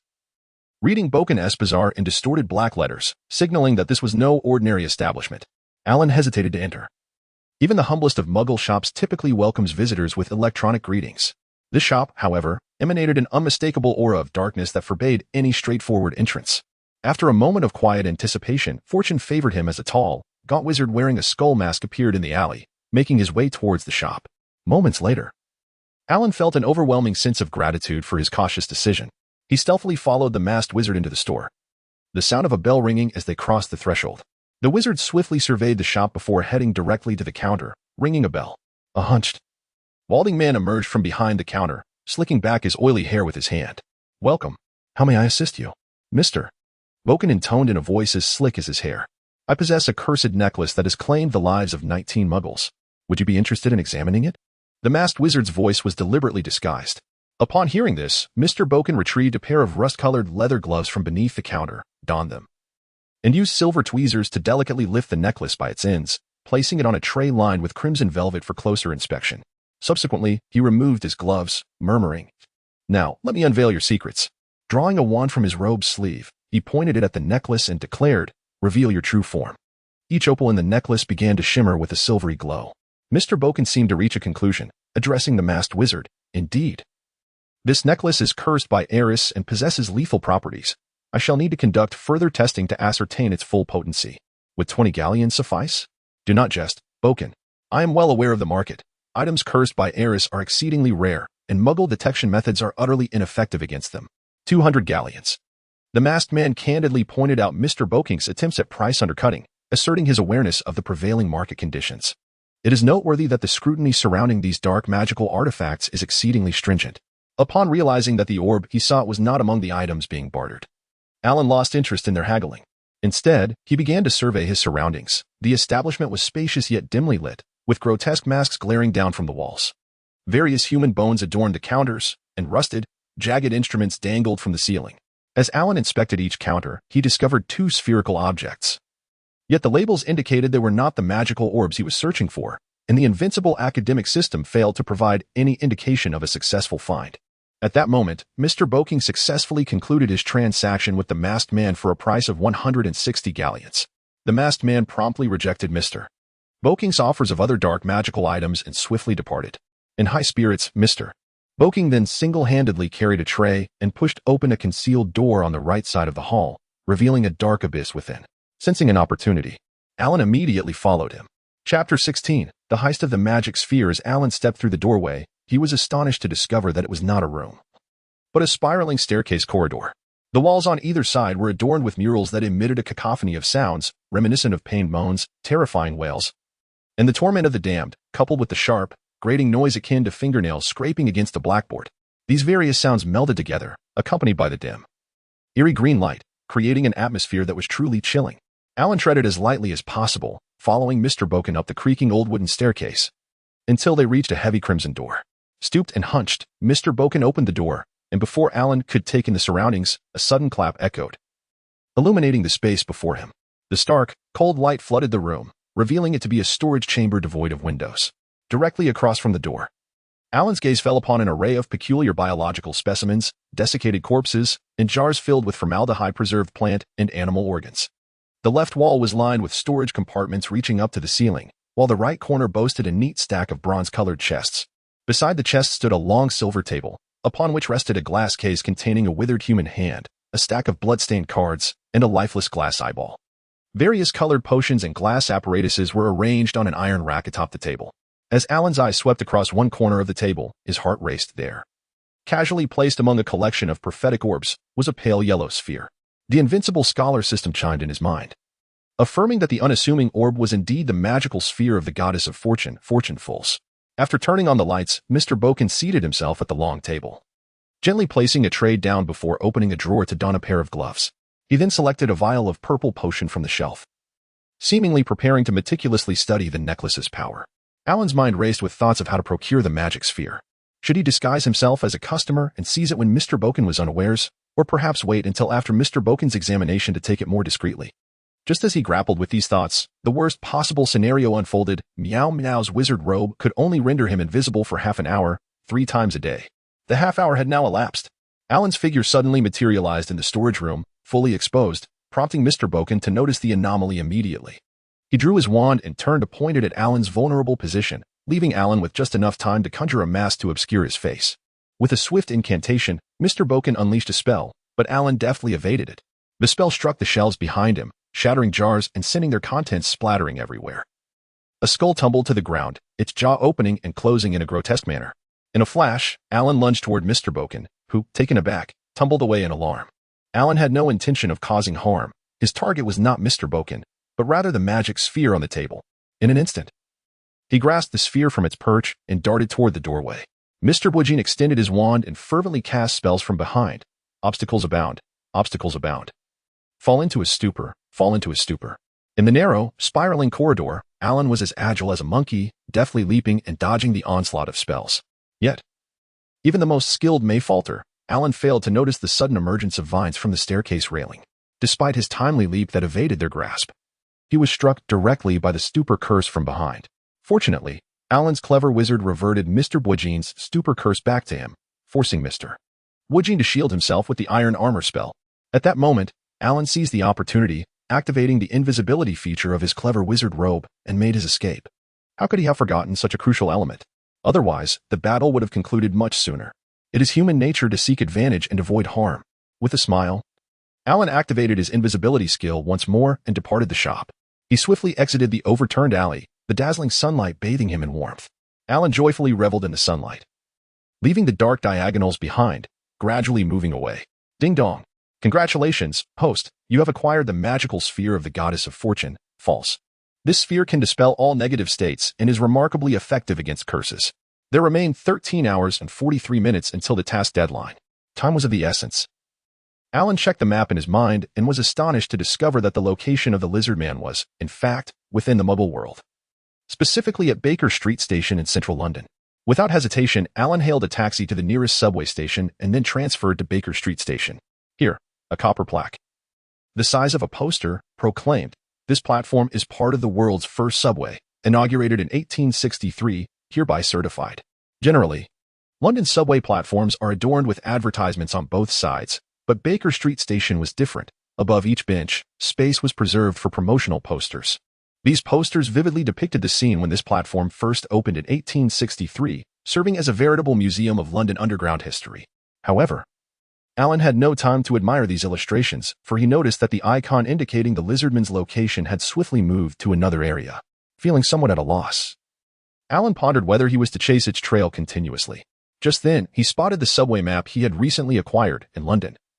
Each subway station provides passengers with a complimentary small map, slightly longer than B5 paper, cross-referencing it with the lizardman's trajectory in his mind. Alan was astounded to find that the lizardman's path aligned perfectly with the subway routes. Chapter 17. The Lizard People Holding the Subway Map in His Hands. Alan meticulously compared it with the trajectory of the lizard beings, reluctantly acknowledging the unsettling notion that the creature he sought might very well be a subway train. If his hypothesis proved correct, all he needed to do was wait here, and the lizard being would eventually reveal itself, he mused. For the next stretch of time, Alan sat on the waiting bench, seemingly meditating, yet in reality, he was diligently tracking the icon representing the lizard being on the map. The subway cars flowed in and out, a torrent of hurried footsteps weaving through the throngs of people. Suddenly, Alan's eyes snapped open with a fierce determination, and he advanced forward, eager to discern the situation. He merged with the crowd and boarded the subway train. As the alarm rang, the doors slowly closed. And at that moment, the scene before him transformed dramatically, leaving Alan utterly astounded. All the passengers appeared frozen in time, a middle-aged man animatedly conversing with his hands still raised, a beautiful young woman's laughter suspended, her smile unchanged. A young man with headphones, his expression of indifference unyielding, his body entirely still. Even the handrails and seats had morphed. The overhead handrails were replaced by strands of cerulean, fiber-like tendrils. The seats, even more bizarre, featured dark green backs that resembled gigantic fish scales. Each scale bore a diminutive green figure reminiscent of an avatar, yet their lower halves had melded into the seat cushions. These little green beings stretched their arms straight out, forming the armrest of the seats. What was most unnerving was the sight of a needle-like tube connected to the back of each small green figure, leading into the colossal scales behind them. Occupants sat atop these peculiar beings, various hues of gas escaping from their heads, drawn into the mouths of the little green figures, then funneled through the tubes into the scales. What in the world is happening? Why am I witnessing such a horrifying scene? Alan frantically called out to the system in his mind. Mercy, he thought, he had never encountered such an eerie sight in either of his lifetimes. Please remain calm, host. The magical orb of foals you carry can dispel all negative states, including confusion. The familiar voice of the system succeeded in soothing Alan's frayed nerves. A sharp clap shattered the silence within the subway, and in an instant, all the little green figures opened their eyes in unison, their luminous yellow irises fixated on Alan. A chill ran down his spine, and his hair stood on end. Gathering his composure, Alan inquired, "Hello, can you understand me?" The little green beings continued to stare intently at him. Could it be that they do not comprehend English? Alan suddenly recalled the foal's magical orb he had painstakingly acquired and hastily summoned it from the system's storage space. He felt as if the intensity of the gazes from the little green beings was almost searing. Esteemed wizard, greetings. We do not tire from our unwavering gaze. Please forgive our previous rudeness. An ancient voice resonated from behind Alan in the carriage. Alan swiftly turned around to see a small green figure with a white beard, adorned with a golden crown encrusted with red gemstones, leading a tiny green companion into the carriage behind him. Unlike the small green beings seated, these two were connected to the carriage by a lengthy syringe, allowing them enough length to move freely and conceal themselves. Greetings, I am Alan. May I inquire as to who you are? Alan promptly bowed and introduced himself.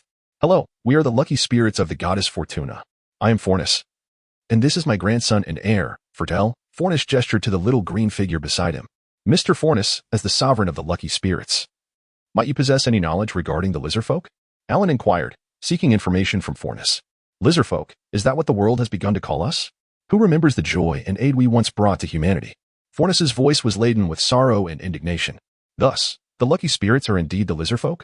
Alan's speculation was confirmed. Indeed, the lucky spirits are what you refer to as lizardfolk. Once, the goddess Fortuna wagered with the goddess Eris, believing humanity to be inherently good, while Eris contended otherwise. They chose a benevolent household favored by Fortuna as the object of their bet. But alas, Eris emerged victorious. Consequently, we, the spirits of Fortuna, have been cursed for eternity, while the malevolent creatures of Eris roam freely among humankind. However, Fortuna left behind a prophecy. When someone appears holding her magic orb, it shall be the moment of our liberation. At this point, Fornus became animated. We have waited for many years, and at last, you have come. He eagerly fixed his gaze upon the magic orb in Alan's hand. What must I do? Alan earnestly desired to assist these victims of the wager. As long as you hold a sincere heart to rescue us and recite this incantation to activate the magic orb, all shall be well. Fornus swiftly glided to Alan's side, presenting a scroll of parchment.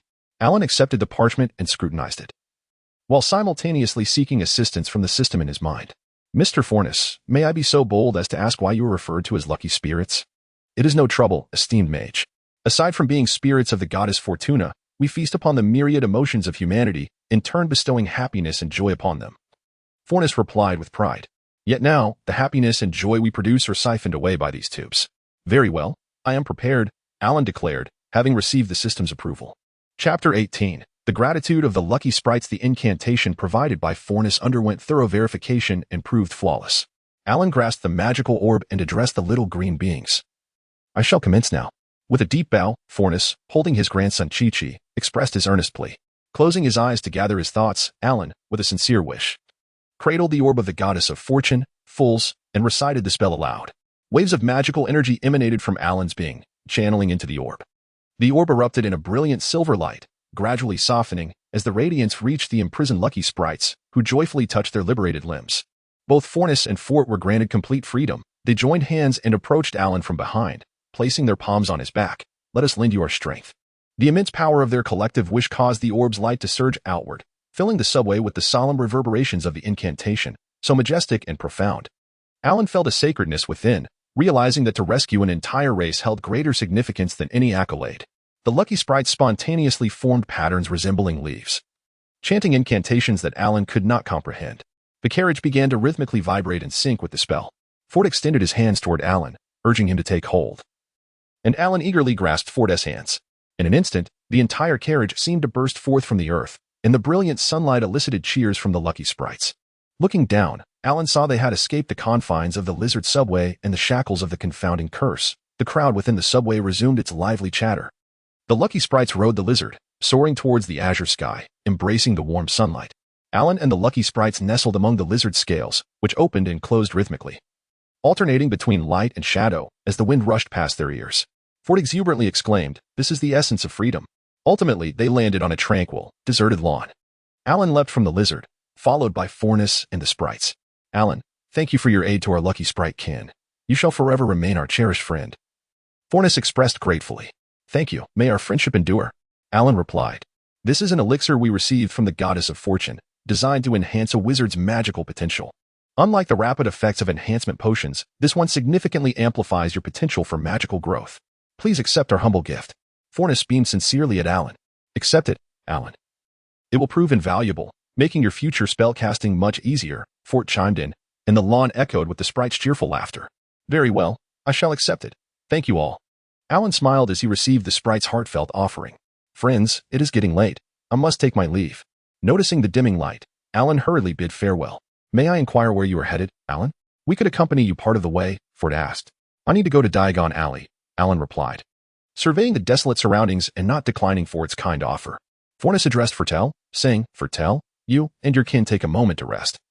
I shall escort Alan and return swiftly. Fornis gestured for Alan to grasp his arm, which he did eagerly, and in an instant, they found themselves at the entrance of the leaky cauldron. It was a mere illusionary teleportation. Fornis, being a sprite brimming with magical energy, found it effortless to transport Alan. The two embraced once more in farewell, and with a blink, Fornis vanished. Alan strolled leisurely into the leaky cauldron. After surveying the establishment, he noticed that Mrs. Harris and her companions had yet to arrive. For the ladies, a mere accessory could spark lengthy discussions, not to mention their intent to purchase an abundance of garments. How splendid. I still have time to reach out to Harry. With purpose, Alan made his way to the owl post office, seeking to hire a competent owl to deliver a message to Harry. He hoped that Harry had not yet departed from Diagon Alley. With a tinge of regret, Alan secured the parchment he had prepared to the owl's leg. Chapter 19. Preparations before school. As Alan watched the owl disappear into the distance, he hoped that Harry had not yet left Diagon Alley. He hurried back to the leaky cauldron, where he had yet to finish his ice cream sundae, when a brief letter from Harry arrived, containing just a few words. Hagrid and I are on our way to the leaky cauldron. Now, Alan could indulge in his ice cream with a sense of ease. Alan, I'm here, Harry called out excitedly, waving at him.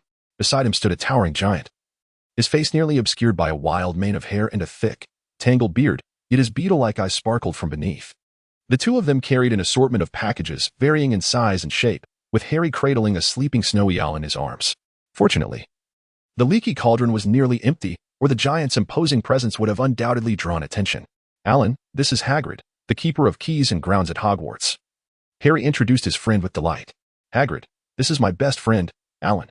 It was evident that Harry was much more animated in Alan's presence. Pleasure to meet you, Hagrid, Alan said, extending his hand like an adult. Hagrid blinked, set his things on the table, wiped his hand on his oversized moleskin coat, and shook Alan's hand. "Glad to meet you, Alan." Mr. Tom brought over the dishes Alan had just ordered, and Alan ordered a glass of fish-flavored green beer for Hagrid, reminiscent of what his father used to drink. With the food present, the atmosphere transformed significantly. The trio feasted heartily, all feeling famished after a long day. "Alan, everyone thinks I'm special," Harry said, putting down his fork and lifting the weight off his chest. "The people at the Leaky Cauldron, Professor Quirrell, Mr. Ollivander. But I know nothing about magic. How can they expect me to achieve great things? I am famous, yet the events that brought me fame are entirely lost to me. On the night my parents died, I had no idea what was happening."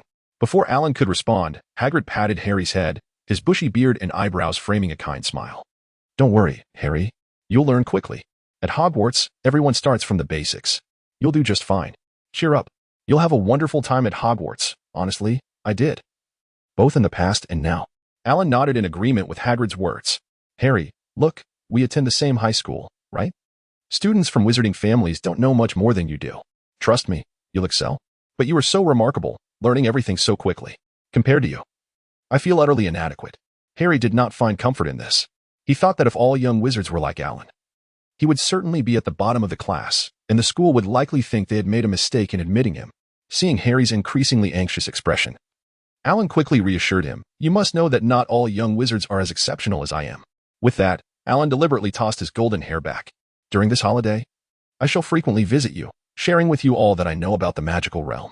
We may also engage in our studies together. Perhaps you could even stay at my home for a while, and then we could journey to school together." Alan's deft maneuvering of the conversation proved remarkably effective. As Harry's spirits lifted considerably, how splendid it would be to escape the Dursleys at last. After relishing a sumptuous meal, Hagrid expressed his intention to escort Harry to the train, while Alan opted to remain at the Leaky Cauldron to await his family. By the time they bid farewell, Harry was markedly more cheerful. "Do not forget to visit me, Alan," he implored. "Rest assured." Alan nodded affirmatively, watching as Harry and Hagrid departed. Finally reunited with their family, laden with packages, Alan and his kin returned home to begin organizing their belongings. Alan retreated to his room with his possessions, now finding the time to peruse the rewards bestowed by the system. The magical orb of fortune, bestowed by the goddess Fours, lay quietly in the system's storage, emitting a gentle, warm glow. With this orb, Alan need not fear any curses or confounding spells, nor worry about any poisons. Moreover, he possessed the alchemical insights of the ancient alchemist, Jabber. A substantial stack of parchment, meticulously arranged within a storage compartment, beckoned to him, summoning the topmost sheet. He examined it closely. An aura of antiquity and grandeur enveloped him, steeped in the weight of history. A preliminary glance revealed that the seemingly straightforward text concealed complex knowledge, containing methods for crafting magical artifacts, incantations, materials, and more. Setting aside Jabber's insights, Alan recognized that mastering such profound wisdom was no trivial task. The principles were intricate, and the peculiar ingredients, such as mandrakes and elderwood, demanded both time and fortune to procure. His gaze shifted to the vial of potion that promised to enhance his magical potential. Thoughts of Dumbledore and Snape, wizards brimming with power, flooded his mind.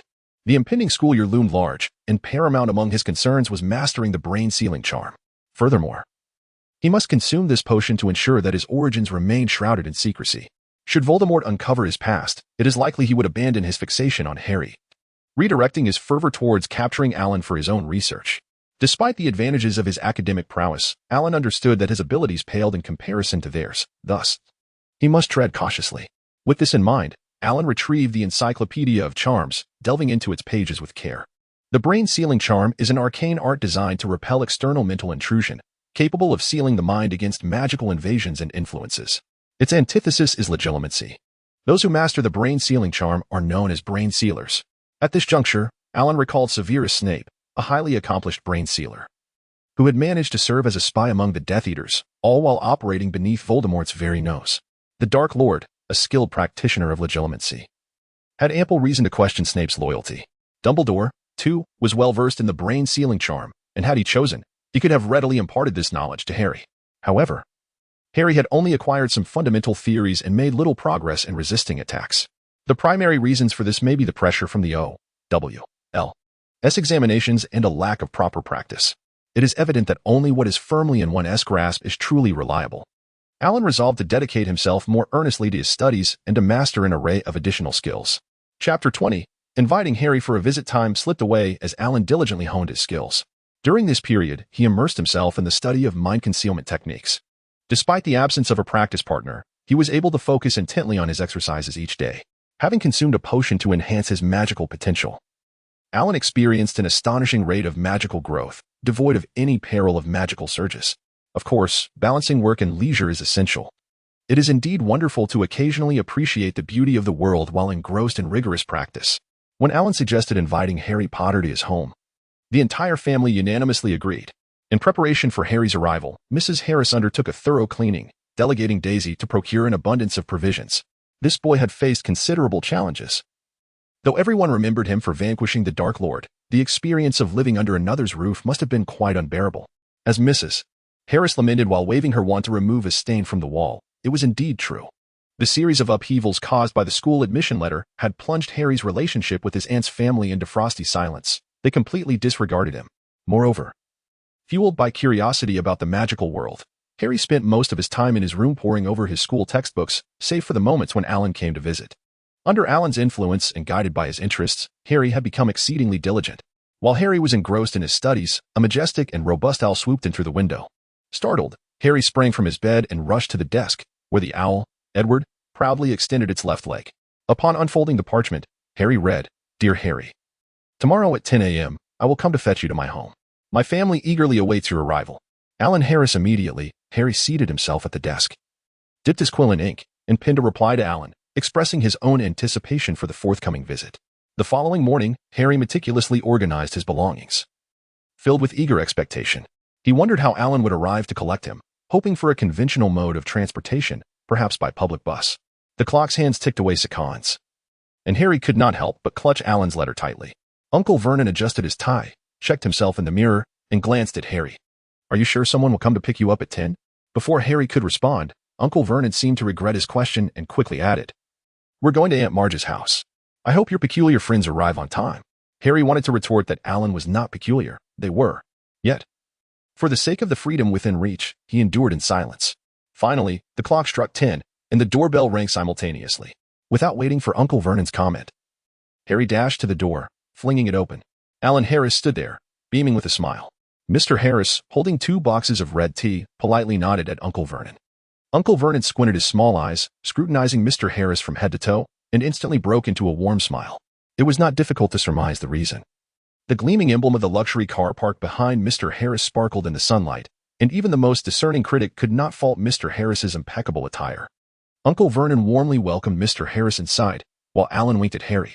After numerous encounters, Alan was well aware of Uncle Vernon's character. It is no surprise that one often respects attire before addressing the individual. Most people tend to behave this way.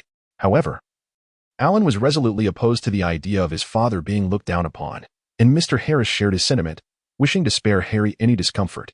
Harry and Alan dashed up the stairs, only to descend again with remarkable speed, akin to a whirlwind.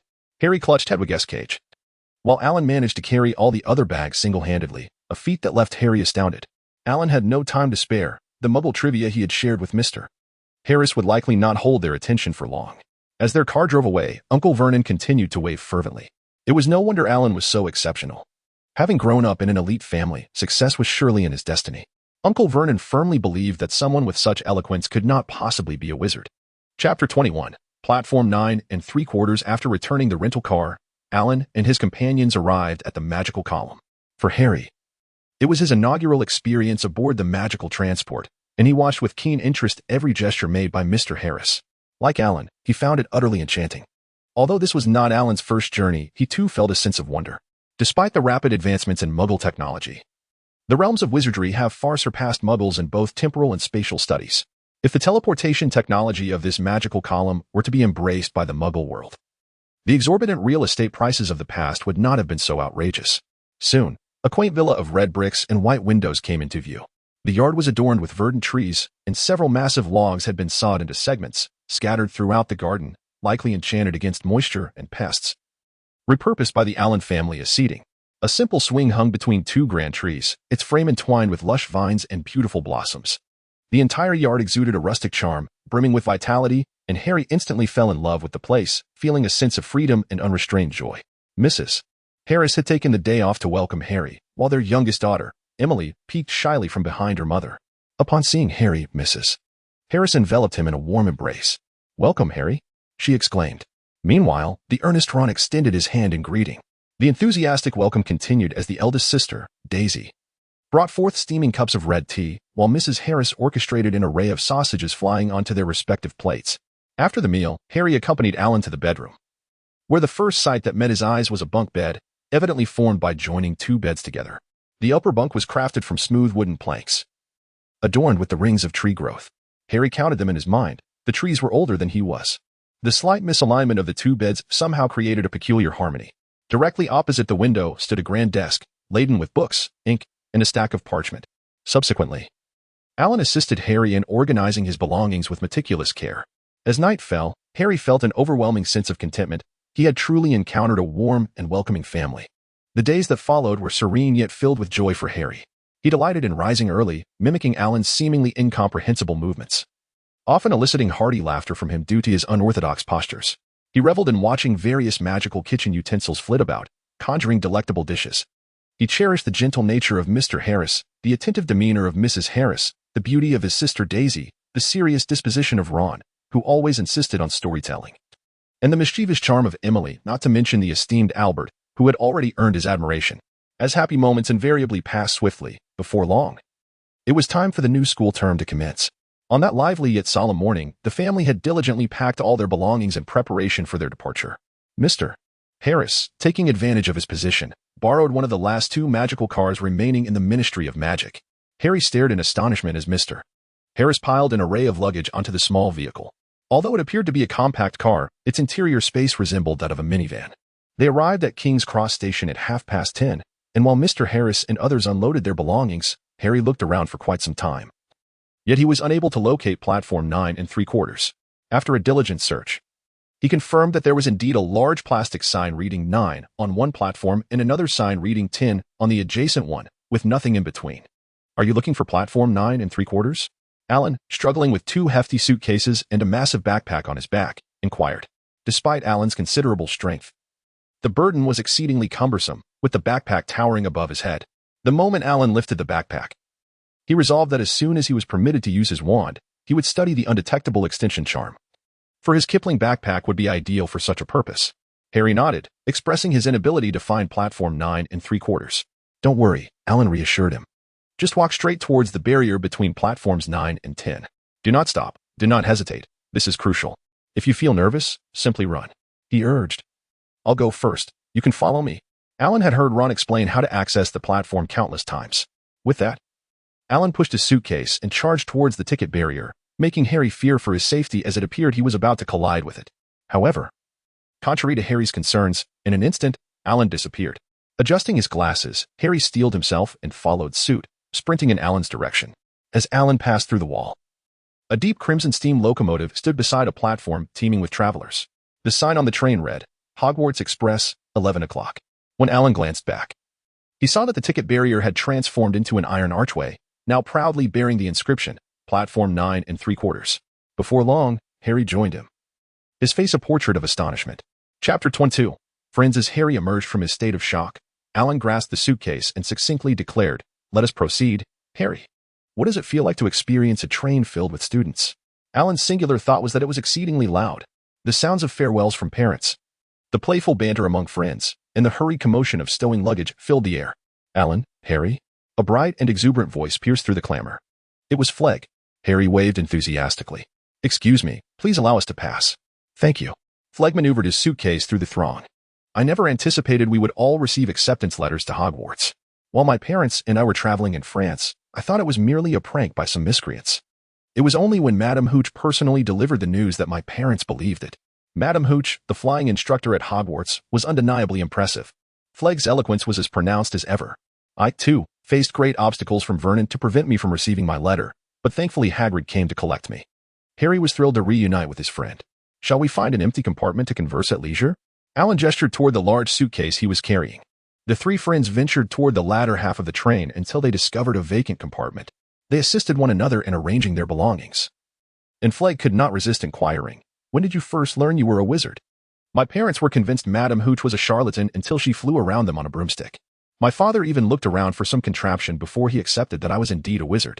Once they did, they were quite astonished to discover they had a wizard in the family. My sister was incredibly envious. She believed being a wizard was far cooler than being a lawyer. I only discovered I was a wizard during the summer, although Alan has grown up in a wizarding family. Harry shared the delightful experiences he had at Alan's home. Wow. Alan, that sounds amazing. May I visit your house next summer? Flegg implored, filled with envy. Of course, Harry, I shall extend an invitation to you, Alan replied without hesitation, meeting the sparkling, eager eyes of his friends.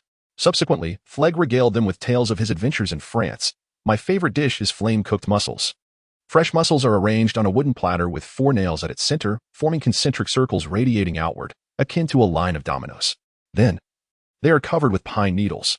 The flammable pine needles, when burned, impart a unique pine aroma and a distinctive smoky flavor to the mussels. Once the fire has died down and the ashes of the pine needles have been removed from the cooked mussels, a touch of butter can be added for enjoyment. Alan was captivated by Flegg's talent for culinary description. Having traversed the realm of gastronomy, he found it immensely appealing. Harry's face distinctly expressed his longing for food. As the conversation progressed, Flegg himself began to feel hungry. At that moment, they all exchanged glances, and the topic reached an impasse. I am famished. Frankly, Flegg was the first to express his hunger. So was I. Harry pitifully clutched his stomach, despite Mrs. Harris having served him 3 helpings that morning. He now felt an emptiness within. I'll step out for a moment. There should be food available on the train. Alan stood up, a man of action. All right, all right. Harry and Flegg nodded in unison. As soon as he opened the door, Alan collided with a tall, lanky boy with fiery red hair. Ron? Alan quickly steadied him. Alan. How wonderful. I was just looking for you. Do you know? I heard that Harry Potter is on this train. I truly hope to meet him. Ron remained as talkative as ever. Please, come in, Alan said, stepping aside to place Ron beside Flegg. The 2 loquacious boys, both with vibrant red hair, one tall, the other short, exchanged silly grins, which struck Alan as exceedingly amusing. Ron, this is Flegg. You 2 are destined to become great friends. And beside me is the Harry Potter you've been yearning to meet. Alan introduced his companions. Hello, Flegg. I'm Ron Weasley. Ron extended his hand, introducing himself like an adult. Upon meeting, they connected as if they were long-lost friends. Perhaps their shared hair color fostered their bond? Alan was uncertain. Are you truly Harry Potter? Do you actually know? Ron pointed at the lightning-shaped scar on Harry's forehead. Harry brushed aside a lock of hair, revealing the scar. Ron's eyes widened. Is this the work of the Dark Lord? Yes, Harry replied, but I have no recollection of it. Not at all? Ron asked eagerly. Well, I only remember a lot of green light. Nothing else, Harry said. Ron sat there, staring at Harry for a while, seemingly realizing what he was doing, and quickly shifted his gaze to the window. What are you 2 discussing? What is up with Harry's scar? Flegg's curiosity was piqued. Aren't you hungry? Alan interrupted, hoping to steer Harry away from further reminiscence. I saw someone pushing a cart selling food on my way here. They should be coming around soon. Ron stated practically. That is splendid. Just then, a loud commotion echoed down the aisle. A cheerful woman with dimples pushed open the compartment door and asked, Darlings, would you like to purchase any refreshments from the train? Alan immediately rose to his feet, while Ron's ears turned crimson as he mumbled about having a sandwich. Seeing this, Harry quickly jumped up, stepping into the aisle to halt Alan's hand before he could pay. Alan, I've already consumed quite a bit of what you and Flegg brought. Let me treat this time. To assure you, my parents left me a significant sum of gold at Gringotts. With that, Harry pulled out a handful of gold and silver coins from his pocket. All right, Alan smiled, winking. On the cart were an array of delightful confections, Bertie Bott's every flavor beans, Chudley Cannon super bubblegum, chocolate frogs, pumpkin pasties, cauldron cakes, licorice wands, and a multitude of peculiar treats that Harry had never laid eyes upon before. Harry, without hesitation, purchased a sampling of each, handing over 11 silver sickles and 7 bronze nuts to the female vendor. Ron gazed intently as Harry and Ellen carried their bounty into the compartment, subsequently collapsing onto the vacant seats. Are you hungry? Starving, Harry replied, taking a hearty bite of his pumpkin pot pie. Flegg, come quickly and taste this. It's Harry's offering. Ellen called out to Flegg, who was about to venture out for more purchases. The 3 shared their food and engaged in conversation, savoring the delightful camaraderie of the moment. Chapter 23. Arrival at Hogwarts with food at hand. Flegg's attention was entirely diverted as he savored the delicacies that were absent in the Muggle world. Squinting his eyes in satisfaction, the fields rushing past the train window appeared increasingly desolate, having lost the neatness of cultivated farmland. In their place emerged a wilderness of twisting woodlands, serpentine rivers, and deep green hills. It was not until the twilight enveloped the landscape that Ron and Flegg ceased their spirited debate on the merits of Quidditch versus football. In this regard, Harry proved to be an excellent listener, albeit with his hands incessantly fiddling with his collection of chocolate frog cards. Quick, put on your ropes. I've consulted a seasoned upperclassman. We are almost there, Alan urged as he swung open the compartment door, beckoning a few familiar faces. Unable to endure the exuberance of two chatty companions and driven by curiosity about the train, Alan ventured out to explore. During his wanderings, he encountered Hermione, who was assisting Neville in the search for his toad, as well as Malfoy, who was on the lookout for Harry. Utilizing a summoning charm, Alan successfully retrieved Neville's toad. As for Malfoy, Alan chose to avoid him. Having not been a teacher for many years, he had no desire to engage with the arrogant youth. Alan, you're back. It's too bad you weren't here. We had a scuffle with Malfoy. If you had been with us, we would have surely triumphed, Ron lamented. Both Harry and Flegg nodded in agreement, fully aware of Alan's formidable abilities that even the physical education instructor had commended. Alan remained non-committal, should Malfoy provoke him. He would not hesitate to discipline the impudent boy. The group swiftly shed their outer garments, donning their black robes. Ron's robe was a tad short, revealing his sneakers beneath. Alan thought Ron's attire rather practical, allowing for ease of movement. In 5 minutes, the train will arrive at Hogwarts. Please leave your luggage on board. We will transport it to the school, echoed a voice throughout the train. We're almost there, Alan. The magical world, I'm feeling a bit anxious, Flegg stammered, entirely devoid of the exuberance he had displayed while discussing cuisine. He was not the only one feeling apprehensive. Harry clutched his stomach, appearing quite uneasy, and Ron's freckled face had turned pale. Alan hastily stuffed the remaining sweets into his pockets, carelessly cramming his discarded clothing into his suitcase, and surged forward with the flow of passengers in the aisle. The train slowed to a halt, eventually coming to a stop. Travelers jostled one another as they made their way to the doors, disembarking onto a dark and cramped platform. The night's chill caused Harry, who was pressed closely against Alan, to shiver. Then, a lantern swung above the heads of the students, and Alan heard a gruff voice calling out, "First your students. First your students. Over here. Harry, come this way. How are you?" Amidst the throng of bodies, Hagrid's bearded face broke into a smile. "Come along, follow me. Are there any more first years? Watch your step, now. All right. First your students, follow me." The newcomers followed Hagrid, sliding down a steep, narrow path, stumbling along the way. Alan adapted remarkably well, even managing to assist Harry and pull along Flegg. At this moment, Ron's slightly shorter robe proved advantageous, as he navigated the path with greater steadiness than the other newcomers. Alan's mind wandered. The darkness enveloped the sides of the path, and an eerie silence descended, reminiscent of a horror film's atmosphere. "Turn this corner, and you shall soon behold Hogwarts for the first time," Hagrid called back. A chorus of exclamations erupted, as the narrow path suddenly opened up to reveal a vast, dark lake.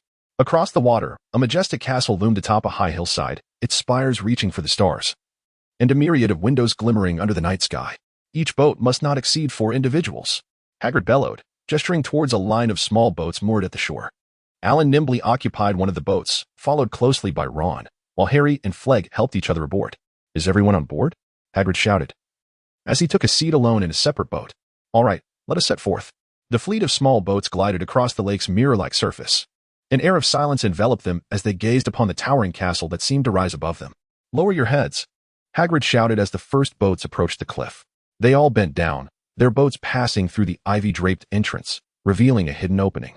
The young wizards soon realized that only Hagrid truly needed to lower his head. They traversed a dark tunnel, seemingly leading them beneath the castle, eventually arriving at a place resembling an underground dock, before ascending onto a surface strewn with gravel and pebbles.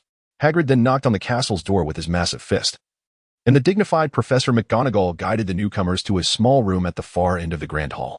Professor McGonagall introduced the 4 houses of Hogwarts and informed them of the impending sorting ceremony. It was evident that the young wizards were exceedingly anxious. Those from the Muggle world were utterly bewildered, uncertain of the challenges that awaited them, while those hailing from wizarding families seemed equally uninformed, perhaps reluctant to disrupt this unique journey of growth. "How will they accurately determine which house we belong to?" Harry inquired. Flegg was equally curious, glancing at Alan. "Do not worry, they will not expel us," Alan reassured. "It must be through some sort of test," Ron said, his face a mask of terror. Fred mentioned it could be quite detrimental, but I suspect he was jesting. Alan refrained from offering further explanations, knowing they would soon discover the truth. For them, the ordeal would not be overly challenging. The real difficulty lay with Alan. He was about to confront the hat that could discern one's thoughts and potential, wondering if it would unveil the system within him, or possess the power to uncover his secrets. To prepare, he had practiced all summer, focusing on mastering the art of mental occlusion. The adept practitioners of the mind-cloaking technique possess the ability to reveal only the aspects they wish others to perceive. In this regard, Alan must contemplate what can be discerned by the Sorting Hat. While Alan was engrossed in his reflections, Harry beside him suddenly leaped several feet into the air, accompanied by the exuberant screams of several others. It was, in fact, a ghost. Alan, although one might expect him to be astonished and curious, given that he had never encountered a ghost before, merely cast a few glances before returning to his tranquil state of concentration, enveloped in the art of mind-cloaking. As the ghost floated gracefully through the walls, Professor McGonagall reappeared. Now, standing in a single file, she addressed the first-year students, instructing them to follow her. The sorting ceremony is about to commence. Chapter 24. The Sorting Hat. A procession of anxious young wizards followed Professor McGonagall's lead into the Grand Hall. It was a truly enchanting and resplendent place. Students from other houses were already seated at 4 long tables, illuminated by the thousands of candles floating in midair above them. Gleaming golden plates and goblets adorned each table. At the head of the hall, a long table was reserved for the faculty. What astounded and captivated the newcomers most was the ceiling, where the velvety blackness sparkled with twinkling stars, resembling a tranquil night sky. Professor McGonagall gently placed a stool before the first-year students, and atop it rested an old, patched, and rather grimy pointed hat. Suddenly, the hat burst into song, leaving the new students utterly astonished. Holding a roll of parchment, Professor McGonagall called out a name. Each corresponding child would ascend to the stool, where the hat would declare their assigned house, eliciting applause from the long tables. Alan Harris. Not long after Hermione Granger was sorted into Gryffindor, Alan confidently approached the stool, certain he could outsmart the hat, which claimed to possess great intellect. As the tattered hat was placed upon his soft golden hair, he adjusted it slightly, trying to prevent it from touching his face. Ah, quite talented. I sense an outpouring of magic, a rarity among wizards of your age.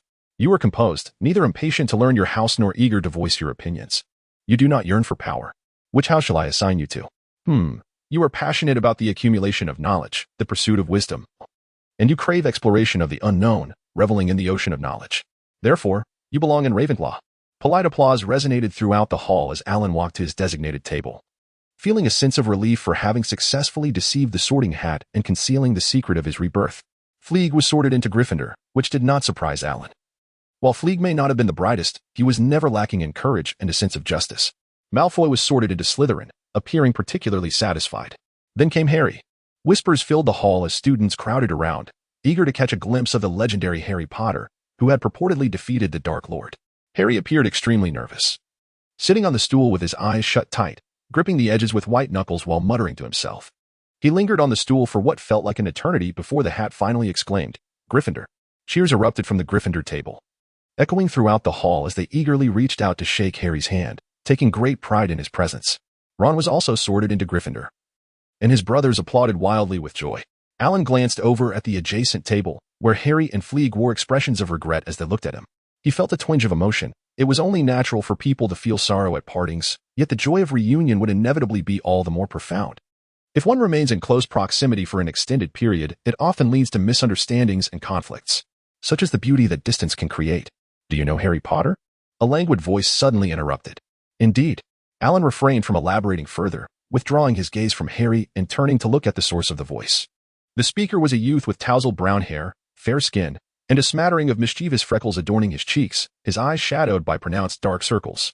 Did you not sleep well last night? The presence of such heavy dark circles on a typically spirited young man was indeed peculiar. Alan found himself voicing his concern. Yes. I never seem to get enough rest. The weariness in the boy's brown eyes was palpable, yet they also held a sincere glimmer. I am Alan Harris. Pleased to make your acquaintance. Alan extended his hand. I am Edward Fox.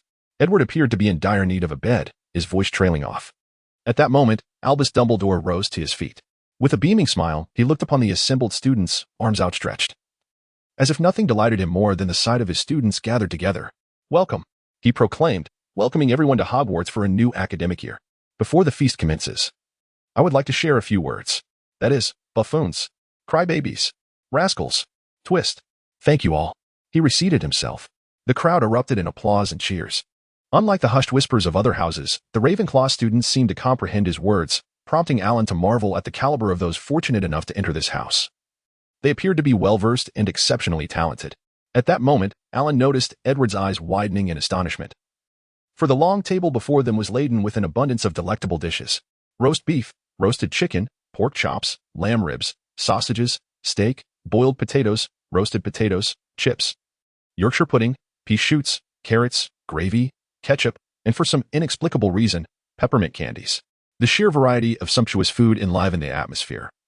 As students clinked their glasses in joyous celebration, perhaps the relaxation following tension heightened their appetites, for Alan found himself consuming far beyond his usual portion. Ultimately, even the pudding vanished, and Professor Dumbledore stood once more. The dining hall fell into a hush. Oh, now that everyone is satiated and quenched, I have a few more words to impart. At the onset of the term, I wish to highlight several points of consideration. In the end, everyone sang the school song in a disjointed fashion and filed out of the hall. Alan eagerly anticipated the comfort of the Ravenclaw dormitory, feeling well-fed and content. Chapter 25. A rescue under the guidance of Prefect Penelope Clearwater. The young witches of Ravenclaw filed out in an orderly fashion. Be cautious of the rotating stairs. Stray in the wrong direction, and you shall be delayed, Penelope kindly advised. Our common room and dormitories are located on the western side of the castle, and there remains a considerable distance to traverse. Watch your step. Indeed, one must tread with utmost care. The castle's staircases varied greatly, some grand and wide, while others were narrow and precarious. Suddenly, a piercing scream halted the students in their tracks. Alan turned back to see a small witch at the rear, with long black hair, desperately clutching the edge of a stair. Oh, that cursed staircase. I forgot to mention, the step beneath you may suddenly vanish. Remember to leap over it next time, Penelope exclaimed in exasperation, rolling up her robes with the intent to assist. However, the little witch, on the brink of losing her grip, was swiftly surrounded by her fellow students, who rushed to catch her, but it was too late. Being still quite young and lacking in strength, she could not hold on for even 2 seconds before plummeting. In that critical moment, a remarkably steady voice rang out, Wingardium Leviosa. The young witch immediately floated into the air, and a live figure bounded down the stairs with remarkable agility, catching her deftly just as the levitation charm was dispelled. Wow, did you see that? Did you see that? He can cast spells. His reflexes are astonishing. The admiration erupted among the students, all gazing at Alan with awe. Indeed, to react so swiftly and possess the magical prowess sufficient to sustain a girl in midair. Alongside such nimbleness, who but Alan could achieve this? Ah, what do I see? A novice witch casting spells and possessing the power to catch a pure Flitwick. If I were you, I would investigate this further, came a snarky voice. Professor Snape, as the head of Ravenclaw. I must assert that our wizards are renowned for their wisdom and erudition. The emergence of a talent such as Alan is indeed a fortuitous event. Furthermore, Ravenclaw earns 10 points for your quick thinking and successful rescue of Anna Sue, the diminutive yet formidable Professor Flitwick declared. Alan marveled at the strength of Flitwick's presence, who not only protected his students but also managed to remember their names in such a short span of time. All right, please continue to follow me, Penelope stated, gesturing as indicated by Professor Flitwick. Alan, thank you for saving me, the young witch said gratefully. You're welcome. It was the least I could do, he replied modestly. As they conversed, they arrived at the entrance to the common room. The entrance, located at the very top of the Ravenclaw Tower, was marked by an ancient, smooth wooden board, adorned with a large bronze knocker in the shape of an eagle. Penelope gently tapped the door knocker 3 times, producing a resonant and mysterious sound. What must one do to make their dreams come true? It inquired. Awaken. Penelope's mind raced with agility. While other colleges had fixed passwords, theirs did not. Entrance was granted to those who could answer the enchanted knocker's question. Alan found the arrangement of the common room quite intriguing, though he preferred the dormitory to be a bit more secure.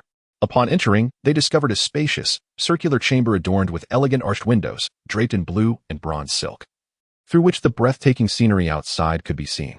The ceiling was domed, speckled with stars, mirrored by the deep blue carpet below, which also twinkled with celestial motifs, evoking a sense of profound mystery.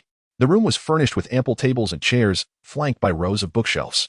In a niche opposite the door stood a half-length statue of the beautiful and wise Rowena Ravenclaw, crafted from white marble. A door beside the statue led to the upper dormitories. Your luggage has already been placed at the foot of your beds. Please help yourselves in sweet dreams, Penelope announced before leading the way into the girls' dormitory. Alan quickly located his designated bed and was surprised to find himself sharing a room with Edward Fox. Edward was equally astonished, but fatigue overtook him, and after exchanging goodnights, he swiftly fell into slumber. This was hardly surprising, as their 4-poster beds were draped with sky-blue silk comforters, exuding comfort. Alan hurriedly washed up in the restroom, then flung himself onto the soft mattress, sinking into its embrace. As he closed his eyes, the gentle sound of the wind rustling through the window brought him immense tranquility. Sweet dreams awaited him. Chapter 26. The room of requirement. On the following morning, with half-closed eyes, Alan was reluctant to rise from his bed, for it enveloped him in unparalleled comfort. The mattress's perfect balance of softness and firmness, combined with the luxurious feel of the bedding, made him want to linger, ensnared within the cocoon of his covers, refusing to leave the warmth. Ultimately, however, his precise biological clock compelled Alan to rise, albeit with a heavy heart. To his surprise, he discovered a letter lying on his bedside. Eagerly, he tore it open, revealing his first-year course schedule. The fact that this letter had appeared seemingly out of nowhere astonished Alan, prompting him to reflect on the necessity of maintaining his physical training. Glancing at the still-sleeping Edward, Alan gently unfolded the letter. This semester comprised 8 courses: astronomy, herbology, charms, and others, with a typical schedule of 1 morning class and 2 afternoon classes. The sole exception being astronomy, which was held in the evening. Each class lasted approximately 2 hours. How splendid! There were no classes on Friday afternoons, granting him an extended weekend to pursue his own interests. Alan was thoroughly pleased with the arrangement, particularly that the first class commenced at 9 o'clock, allowing ample time for his physical training, followed by a refreshing shower, and then a delightful breakfast. At this moment, the pressing concern was to locate a suitable place for his physical training. Dressed quietly, Alan made his way to the washroom to freshen up before departing the Ravenclaw Tower. He recalled reading about the Room of Requirement, a magical space that had aided Harry on numerous occasions. If he could find it and access some training equipment, his basic physical training would surely progress more swiftly. Without hesitation, Alan confirmed that Edward was still deep in slumber, gathered the books he would need for the day, and ventured to a spot where Edward could not possibly see him. Activating the invisibility feature of his enchanted robe, he sought to avoid any unnecessary complications. It was still before 6 o'clock, and he wished to evade Filch and any wandering ghosts, lest he waste time explaining his presence. With his memory as his guide, Alan searched for the tapestry depicting a giant battling the troll. Swiftly traversing the castle's floors, he finally arrived at the 8th floor, where he discovered the tapestry of the giant thumping the troll. Taking a deep breath and clearing his mind, he focused solely on the thought, "I need a place to exercise." After pacing back and forth in front of the tapestry 3 times, a door materialized before him. Alan quickly pulled the door open and slipped inside. It was a spacious room resembling a gym, filled with an array of exercise equipment, and even conjured a washroom for his post-workout hygiene. Calming his thoughts, Alan methodically began his training according to the basic physical training regimen. After exercising and freshening up, he felt invigorated and decided to head directly to breakfast. At that moment, he felt particularly grateful for having brought the books he needed for the day. Otherwise, he would have had to return to the Ravenclaw Tower and answer the riddle posed by the eagle-shaped knocker. Alan was not averse to the effort of running about or to the riddle itself, but the true concern was the waste of time. Upon entering the dining hall, it was evident that many were already partaking in their meals, reflecting the enthusiasm surrounding the first day of classes. "Alan, come dine over here," exclaimed Flagg, oblivious to the fact that Alan's table was predominantly filled with members of Gryffindor. With a smile, Alan gestured to the Ravenclaw emblem on his robe, politely declining Flagg's invitation and making his way to the long table designated for Ravenclaw. Flagg, suddenly aware of his oversight, scratched his head sheepishly before taking a seat. The first lesson was Professor McGonagall's Transfiguration class, and they needed to hasten their pace to avoid tardiness. At this juncture, Alan had already consumed 2 bowls of porridge and 5 slices of buttered toast. A nagging feeling crept in. He seemed to have forgotten something. "Edward, he has tea even come down for breakfast yet? Surely he has tea overslept." Alan hastily grabbed several sandwiches and a bottle of yogurt, making a beeline for Ravenclaw Tower. In his hurried dash towards the tower, he encountered someone emerging from the common room. Alan needed no further invitation and swiftly entered the lounge, successfully returning to their dormitory, where Edward was still blissfully asleep. Wake up, Edward. We're going to be late." Alan vigorously shook Edward awake. "Oh, Alan, good morning," Edward mumbled, still appearing rather lethargic. Alan pondered what might rouse his friend's spirits. After swiftly assisting Edward in gathering his books, they rushed toward the Transfiguration classroom. Fortunately, Alan had traversed the castle earlier that morning in search of the Room of Requirement, thus ensuring they reached the classroom without further delay. By the time they arrived, most seats had already been claimed, with students chatting and laughing, oblivious to the cat perched on the podium, save for Alan.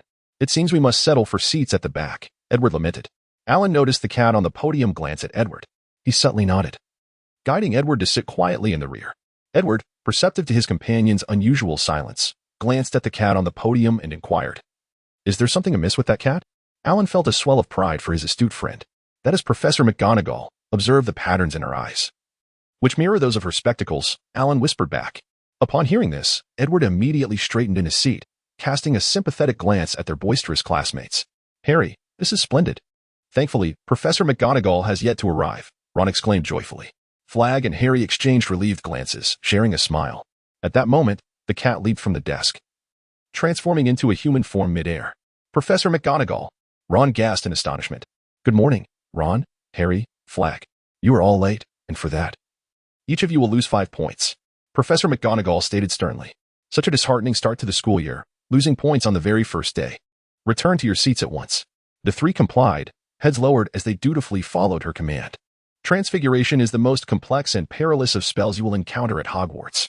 Professor McGonagall declared that anyone who dared to misbehave in her class would be promptly expelled, never to return. She had issued her warning. Subsequently, she transformed her lectern into a pig, only to revert it back again. The students were captivated, eager to commence their studies, yet they soon realized that transforming furniture into animals would require considerable time and effort. After diligently taking an extensive array of intricate notes, she distributed a matchstick to each student, instructing them to attempt to transmute it into a needle. Alan completed the task almost instantaneously, impressively earning 10 points for Ravenclaw. Professor McGonagall was taken aback and suggested that Alan demonstrate for the class.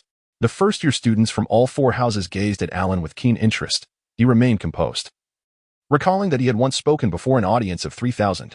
With a flick of his wand, the matchstick was instantly transformed into a gleaming silver needle, exquisitely pointed.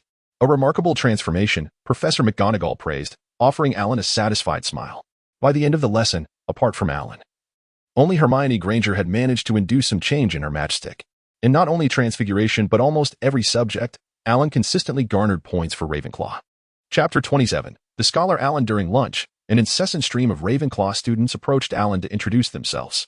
The astute members of Ravenclaw understood that anyone capable of mastering Transfiguration in such a brief span must possess considerable talent. After a short midday respite, Alan and his companions ascended to the 4th floor, where the Charms classroom was located at the left end of the corridor. They were unsurprised to encounter the school caretaker, Filch, alongside his feline companion, Mrs. Norris. The right side of the 4th floor corridor was a forbidden zone, a fact Alan recalled from Dumbledore's words at the start of Term Feast.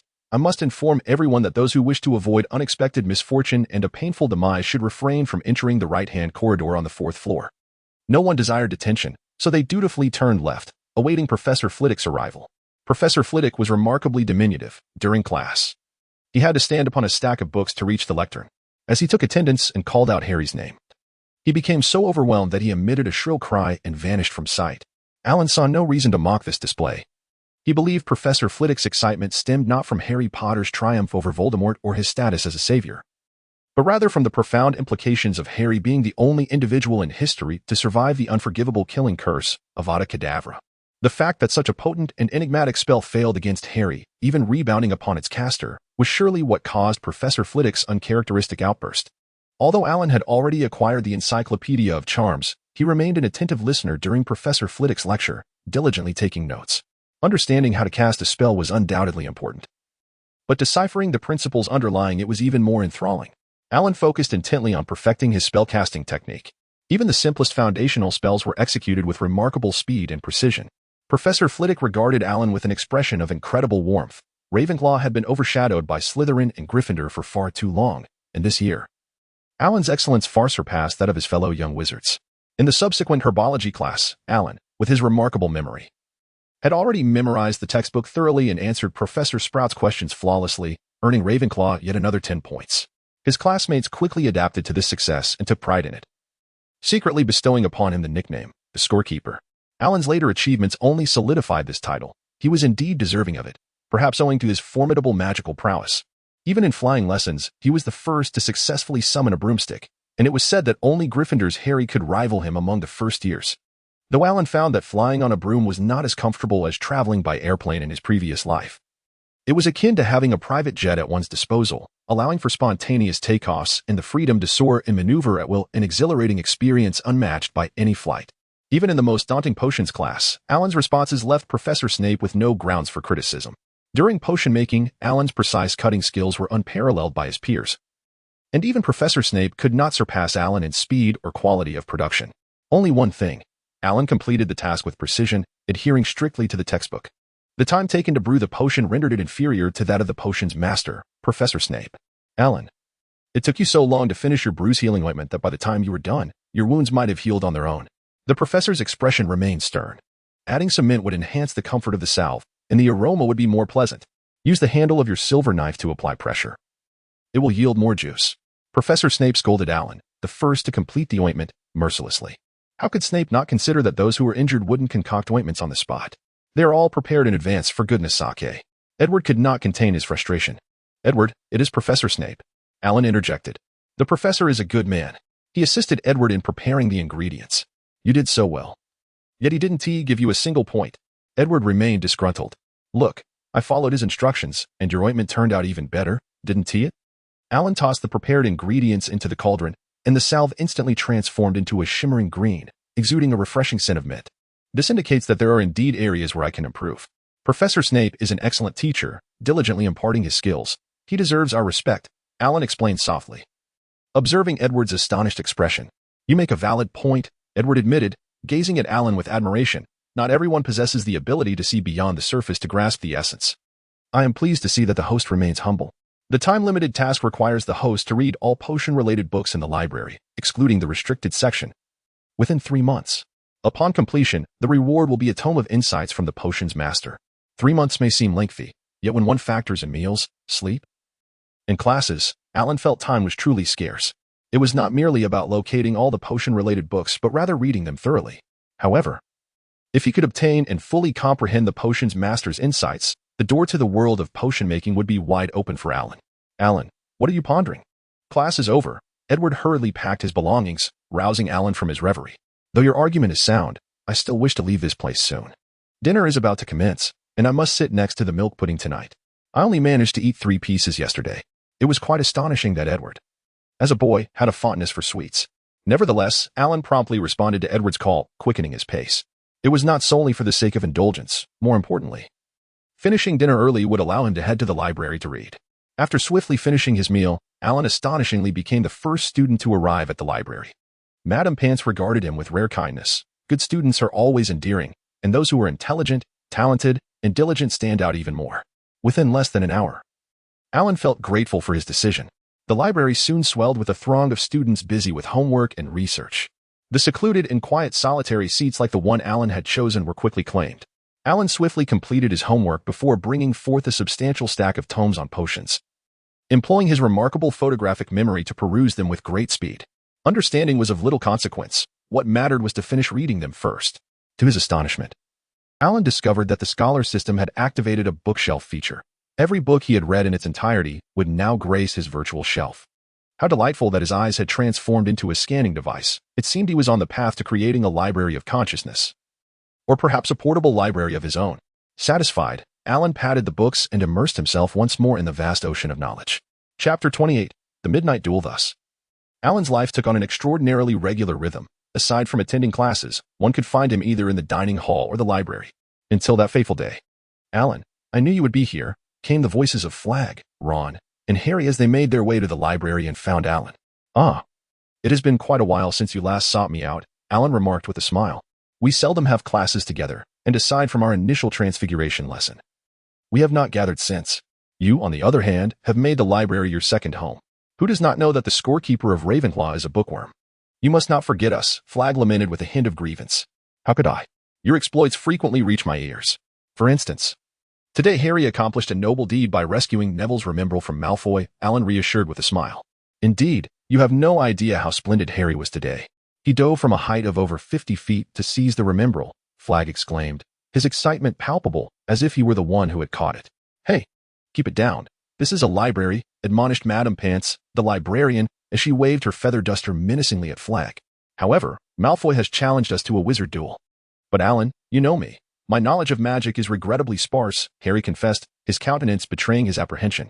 He always felt at ease before Alan, convinced that Alan could surmount any obstacle. Malfoy's cronies are Goyle and Crabbe.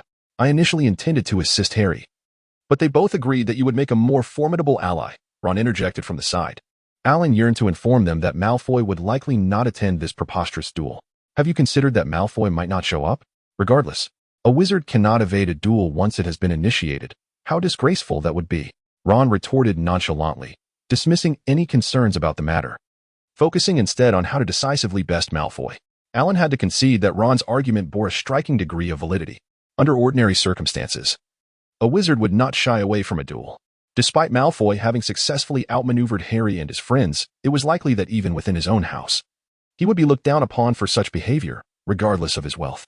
Alan, be my second, Harry said with eager anticipation. Very well, as you wish, my friend. Alan replied, feeling it was inappropriate to refuse any longer, and besides, it would provide an opportunity to witness the legendary three-headed dog rumored to be fond of music. Splendid! Flag and Harry exclaimed, leaping with excitement. Out! All of you, out! It is too noisy. Madame Pants fumed, brandishing her feather duster in a fit of rage. Then, Alan, we shall meet in the trophy room at 11:30, Harry said, as the trio swiftly exited the library. Are you truly going to duel Malfoy? That would be a violation of school rules. Anna emerged from the shadows of the bookshelf, her voice laced with concern. Do not fret. There will be no issues. Alan reassured, confident that he would not be caught. Indeed, at our age, little wizards, is a duel merely about exchanging sparks with one another? As if a realization dawned upon her, Anna chuckled. Besides, if caught, the worst that could happen is a deduction of points, which can be easily regained in a day. Discounting this minor interlude, Alan's day had been remarkably fulfilling. He had successfully finished reading 1,000 magical herbs and fungi, feeling as satiated as if he had just feasted. At 11:30, Alan stealthily rose from his bed, careful not to wake Edward, who was already fast asleep. Activating the invisibility feature of his enchanted robe, he swiftly made his way to the trophy display room, where he concealed himself behind a massive showcase. After a brief wait, he finally spotted Harry and the others. Why so late? Alan inquired. Aren't you all eager for tonight's duel? Oh, and there's an extra person, he noted. Well, Alan, this is Hermione. She insisted on coming along. And we had no choice, Ron grumbled at Alan. What you're doing is against school rules. I must, Hermione interjected, visibly upset. Calm down, Hermione. You are also breaching the rules now, Alan pointed out calmly. Oh, Alan, I have heard of you. Nearly all the professors praise you, except Professor Snape. You do not believe this ludicrous duel is just, do you? Hermione endeavored to sway Alan's opinion. Indeed, it is a ridiculous duel. However, having promised to engage in it, one must honor their commitment. It concerns one's dignity. Now, Harry, have you agreed to duel here? Yes, it is nearly midnight. Malfoy and his crew should be arriving soon. Harry replied, glancing at the luminous watch Alan had gifted him. Under the moonlight, the crystal display case of trophies shimmered brilliantly. In the darkness, trophies, shields, medals, and statues glinted with silver and gold hues. The five of them pressed against the wall, advancing cautiously while keeping a vigilant eye on the doors at either end of the room. Harry drew forth his wand, prepared for Malfoy's sudden entrance in the ensuing duel. Time slipped by. He is late. Perhaps he is too afraid to show up, Ron whispered. Suddenly, a sound from the adjacent room startled them. As Harry raised his wand, a voice echoed that was not Malfoy's. Sniff around, my dear, they may be hiding in some corner. Filch was conversing with Mrs. Norris. Panic-stricken, Harry frantically gestured for the other four to follow him. They quietly moved toward a door that led away from Filch's voice. Soon, they heard Filch entering the trophy display room. They must be somewhere in here, they heard him mutter, presumably searching for them. This way, Harry silently instructed everyone. Except for Alan, the others were nearly paralyzed with fear, stealthily advancing along a corridor lined with suits of armor, the sound of Filch drawing nearer with each passing moment. Clang, clang. Fred accidentally bumped into a suit of armor, and the clattering echoed sharply in the stillness of the night. Run! Alan led the charge, and the five of them immediately sprinted down the corridor at full speed, daring not to glance back to see if Furk was in pursuit. They dodged around pillars and raced through corridor after corridor. Ultimately, they emerged near the classroom for the charms lesson. And Alan was acutely aware that the forbidden area guarded by the three-headed dog was located on this very floor. Chapter 29, The Three-Headed Dog, Where Have We Run To? Flag gasped, hunched over in fear. The fourth floor, near the charms classroom, Alan replied calmly, despite also being breathless, his physical prowess far superior, and untroubled by the prospect of being caught. I believe we have eluded him, Harry panted, leaning against the cold wall, wiping the sweat from his brow. I told you so, Hermione, breathless, interjected, clutching the seam of her shirt. I told you we must return to Gryffindor Tower. We need to hurry, Ron urged. Malfoy deceived you, Hermione said to Harry. Do you understand? He had no intention of meeting you there. Filch must have been informed by Malfoy about someone attempting to access the trophy room. Harry had to concede that Hermione was correct. Yet he felt no desire to speak at that moment. That despicable Malfoy. I shall make him pay tomorrow, Flag declared, his face flushed with indignation. No one had ever humiliated him like that, not even Dudley, who seemed charming in comparison to Malfoy. Those insufferable first years, wandering about at such an hour. TSK, TSK, TSK. You shall be caught, Peeves cackled mischievously, laughing with glee. Move, Alan urged, pulling Hermione along, propelling her forward. Students should be in bed, Peeves shouted, his voice echoing through the corridors of the Charms classroom. They seemed to hear Filch's footsteps approaching, and with little regard for silence. They fled with all their might until they reached the end of the corridor. The door is locked, Ron whimpered in despair, as Flag desperately pushed against it, hoping to force it open. Stand back, Alan exclaimed, yanking Flag aside. He drew his wand and tapped the door lock, whispering Alohomora. With a click, the door swung open, and they rushed inside, quickly shutting it behind them and pressing their ears against the door to listen. Peeves, true to form, neglected his duties, disregarding Filch's pleas, which left the latter stomping in frustration before ultimately retreating. We should be safe now, Harry sighed deeply, sliding down the door to sit. Alan, Flag stammered, his teeth chattering, trembling uncontrollably as he tugged at Alan's sleeve. Hermione emitted a short, sharp scream, though it was hardly loud. When terror reaches its peak, one often finds themselves unable to vocalize. What a scene it was, one that might defy even the most vivid nightmares, as a hellish three-headed beast materialized before them. They were faced with the gaze of a monstrous dog, its immense form filling the space from floor to ceiling. It possessed 3 heads, each with a pair of glistening, malevolent eyes, 3 twitching noses quivering in their direction, and 3 drooling mouths, saliva hanging like viscous ropes from its yellowed fangs. It stood motionless, all 6 eyes fixed upon them. Alan understood that music could lull the fierce beast to sleep, and he was aware that beneath the 3-headed dog lay the board leading to the coveted Philosopher's Stone. However, he believed this was a test set by Dumbledore for Harry, and there was no need to disrupt it now. Otherwise, Dumbledore could simply have destroyed the stone himself, rather than going to such lengths to protect it. With a click, Hermione turned the doorknob and opened the door. The group hastily escaped, fortunate that the 3-headed dog was restrained by iron chains, howling furiously behind them. Harry and his companions ran desperately until they reached the portrait of the fat lady on the 8th floor. Where is Alan? Have you seen any trace of him? Harry suddenly inquired. The group exchanged glances, unable to recall when Alan had departed. Don't worry, I'm sure he was still there when we left the 4th floor. With his skills, he would undoubtedly evade capture. Flag halted Harry, who was about to turn back in search of Alan. Setting aside the ensuing discussions and arguments among the group, in the discord that followed, where had our Alan vanished to? Alan knew that their night would remain uneventful, having encountered the formidable 3-headed dog, and he suddenly developed a keen interest in magical creatures. After completing the task assigned by the system, he resolved to delve deeper into the study of these peculiar beings. Watching as Harry and the others safely arrived at Gryffindor Tower, Alan encouraged himself. He successfully returned to Ravenclaw Tower, and along the way, he spotted Filch patrolling the halls. Damn it, he didn't manage to catch Potter. And that wretched Peeves didn't inform me where they were hiding, with so many suits of armor still to restore. Observing the stooped figure of the old man, Alan felt a twinge of pity. A man yearning for magic yet reduced to using muggle tools to clean a magical castle. What a lamentable fate. Perhaps ignorance would bring him more joy. The same could be said for Harry's Aunt Petunia. The distortion of human nature invariably stems from fundamental causes. Filch's harshness towards the young wizards was merely born of jealousy. Notice how he never dares to speak so to the professors. When confronted by them, he shrinks back, as when Professor McGonagall reprimanded him with a curt full, "Sure," and he fell silent, afraid to utter another word. Reflecting on this, Alan returned to the trophy room, restoring it to its original state. His wand emitted a gentle orange glow, and the scattered suits of armor instantly returned to their rightful places, while the broken spear reassembled, showing no sign of its previous fracture. Truly splendid, my child, not solely for your magic but also for your character, an aged voice chimed from behind Alan. I knew you would not allow Harry to wander freely in the castle.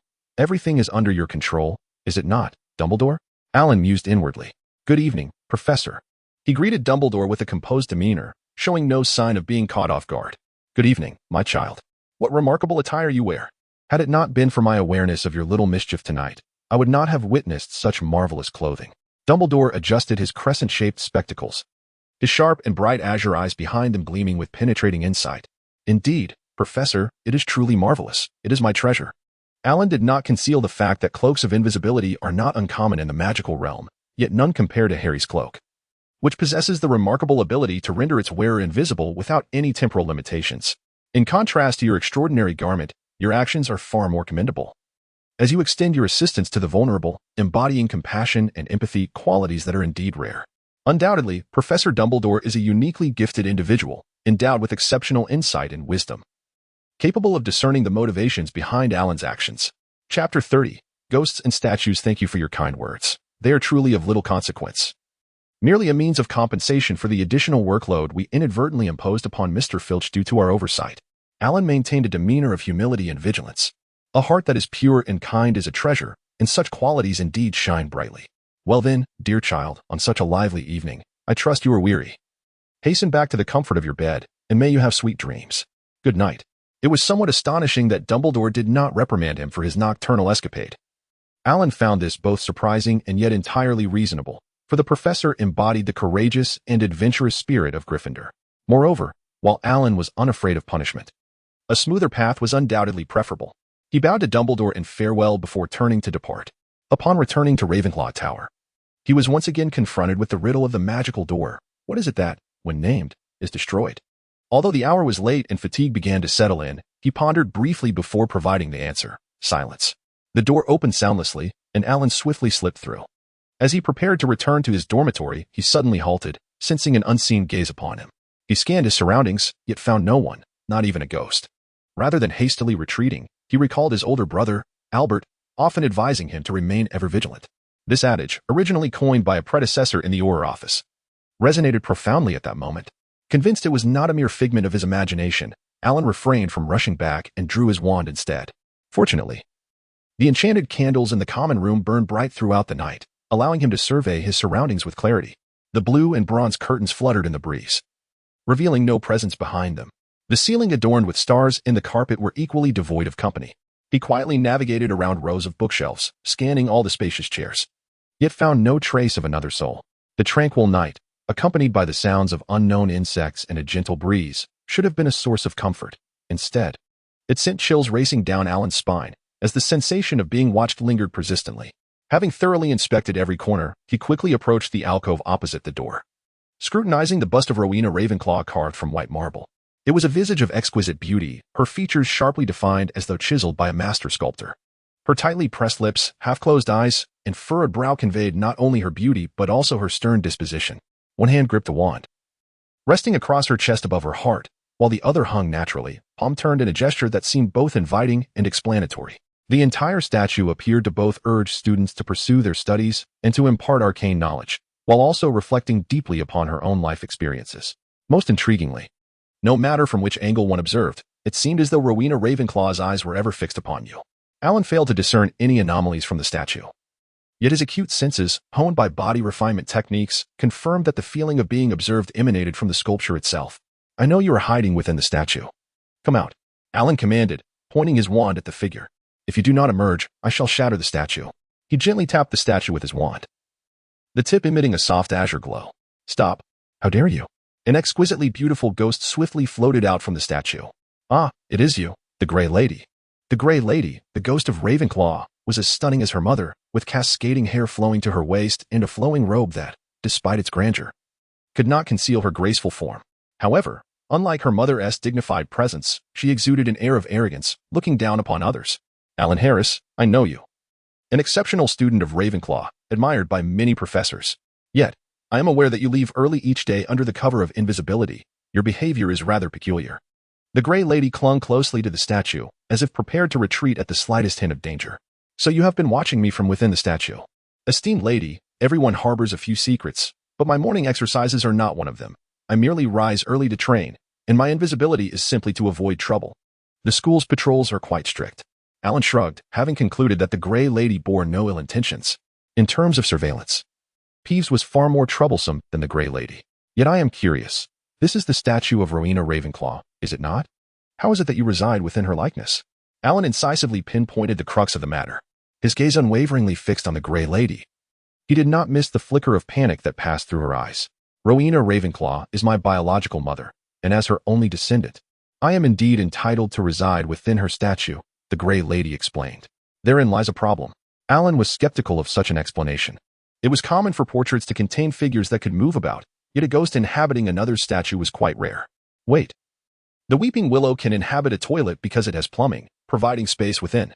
Ghosts cannot reside in solid entities. They may pass through thick walls but cannot hide within them. Thus, it follows that the statue must be empty. In mere moments, Alan discerned that the Grey Lady was lying. The question arose, why was she deceiving him? What was she concealing? Exceptional intelligence is humanity's greatest treasure.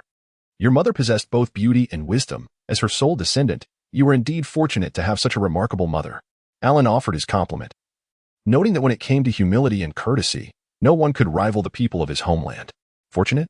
Young man, once you have experienced enough, you will come to realize that extraordinary intelligence may not be the greatest blessing. It can also bring tremendous calamity. Having a mother adorned with countless accolades may not necessarily be a blessing. The gray lady seemed touched by her own sorrow, her tone imbued with deep melancholy. Madam, you appear to be rather sorrowful. Is there anything I can assist you with? After all, I am a true Ravenclaw. Alan attempted to console her. Perhaps, for you embody the essence of Ravenclaw, selected by her esteemed standards. There once was a young man, remarkably akin to you, equally talented and charming, who endeavored to console me as well, yet he deceived me. Madame Grey's countenance darkened with rage. What was his name? Alan inquired, striving to project an air of empathy. Chapter 31. The Diadem of Ravenclaw, his name? The fear evident in Madame Grey's expression was palpable. He had bestowed upon himself a name that others dared not utter, and the trophy room bore witness to his accolades. It appeared that Madame Grey had no intention of revealing the identity of that individual.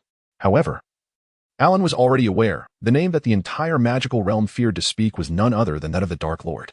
Alan felt a sense of injustice. While he indeed possessed remarkable qualities, how could he ever be compared to the ambitious Voldemort? Do you think I am akin to him? He questioned earnestly. But I have not deceived you. I do not. No. If he is, flattering. He appeared to comprehend. Sympathy. Madame Grey closed her eyes, seemingly lost in recollection, or perhaps in regret. Did he take something of great importance from you? Alan inquired softly. Indeed. It is of great significance, yet it does not belong to me. Her voice was laced with bitterness. If you could, please describe it in detail. Perhaps I could assist you in retrieving it. Alan replied sincerely, eager to offer his help. You? She scoffed. Generations of students have pressed me for its whereabouts. Yet no one can resist its allure. Following Madame Grey's gaze, Alan beheld the statue of Rowena Ravenclaw, atop which rested the diadem. Though merely a statue, the diadem's splendor and intricacy were unmistakable. So, it is Ravenclaw's diadem that has been deceived from you. No one can withstand the temptation of enhanced wisdom. Yet, the wise understand that true strength always emanates from within. Alan's tone was steady, yet it struck a nerve with Madame Grey. You know not. The diadem does more than merely augment intelligence. It bestows the knowledge that enriches wealth. Madame Grey seemed incensed, casting a disdainful glance at Alan, as if regarding him as profoundly ignorant. There was indeed a deeper mystery at play. Alan was further convinced of this. Come back to me when you have found Ravenclaw's diadem, she declared, seemingly believing further discourse was futile, and she vanished into the statue. The diadem, you say? Alan chuckled, shaking his head as he made his way back to the dormitory. Edward was deep in slumber, seemingly oblivious to Alan's departure. After a quick wash, Alan drifted into dreams. The following day, despite having gone to bed late, Alan rose early to prepare for his morning exercises. The more he practiced the basic body refinement technique, the more he felt his agility and strength grow. Alan reveled in this burgeoning power, entranced by the wonders of the magical world. However, today he also delved into Master Jeb's alchemical insights, for some matters required preemptive preparation, such as a diadem. Bestowing the diadem with the ability to increase wisdom was simply marvelous. At breakfast, as the owls flocked into the grand dining hall as they did each day, everyone's attention was captured by a slender package carried by 6 long-eared owls. The owls alighted at the Gryffindor table, settling before Harry. From a distance, Alan noticed the unmistakable joy on Harry's face. Instantly deducing the contents of the letter, Harry must have received his first broomstick, the Nimbus 2000. However, there was no reason for envy. Alan himself possessed the remarkably high-performing Neptune.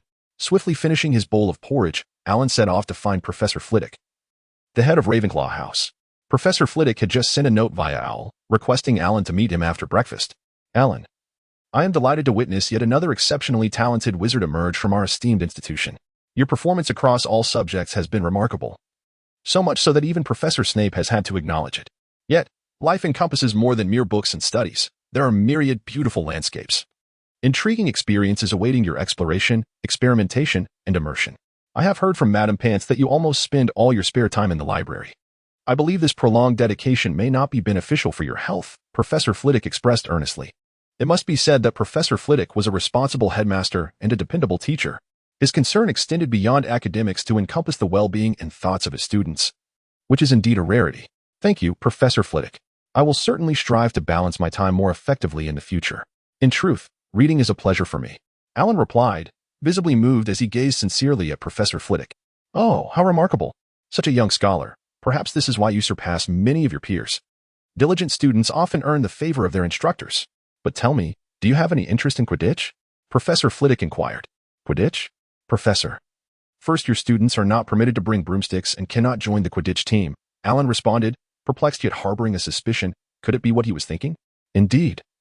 That is the rule. However, I have just learned that Harry Potter from Gryffindor has been specially recruited, becoming the youngest seeker in a century.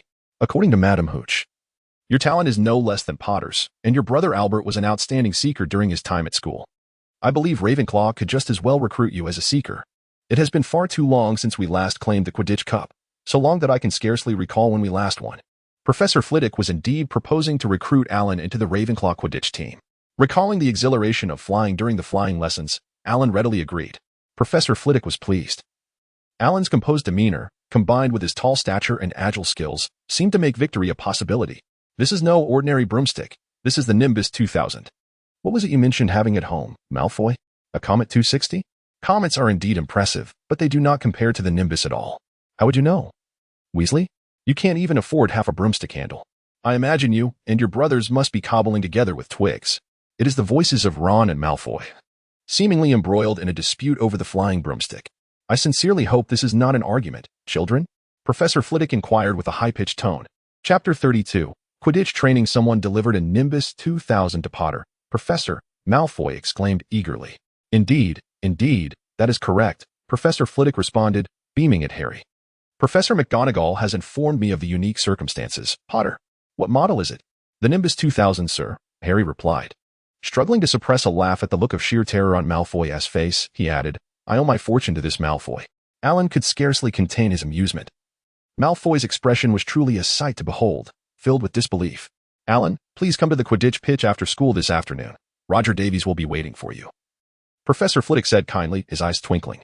Very well, Professor, Alan said, bowing slightly as he bid farewell to Professor Flitwick. Harry and Ron were waving energetically at him from behind a nearby pillar. Alan hurried over, and Ron remarked with a sense of satisfaction, look at Malfoy's expression. He never anticipated that we would turn misfortune into fortune.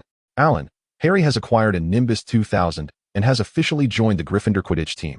How splendid is that? Marvelous. I have good news to share as well.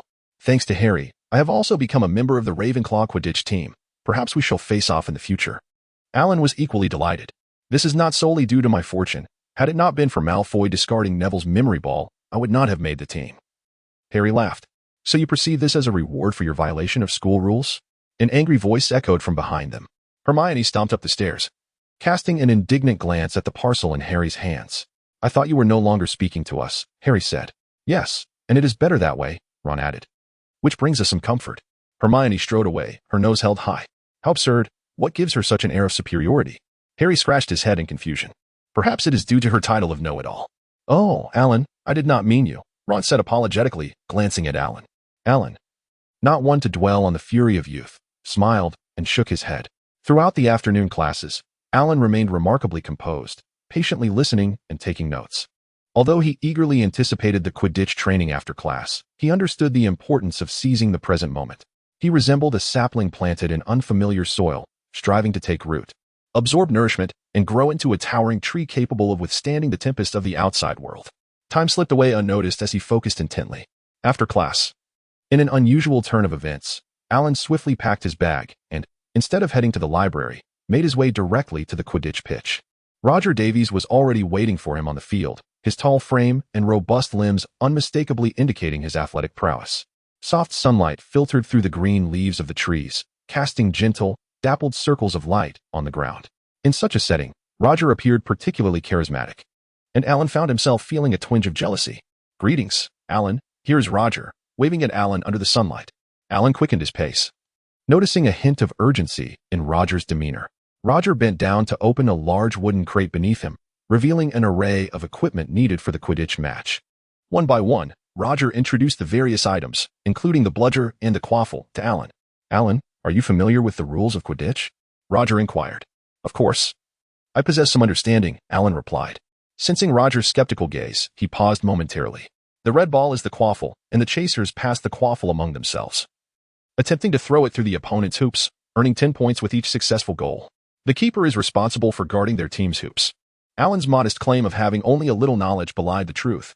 He had thoroughly mastered the intricacies of Quidditch long before earning his Neptune accolade. His fluent and detailed explanation transformed Roger's expression from shock to disbelief, ultimately culminating in sheer delight. Remarkable. Truly worthy of being the scorekeeper of Ravenclaw. I couldn't have articulated it better myself.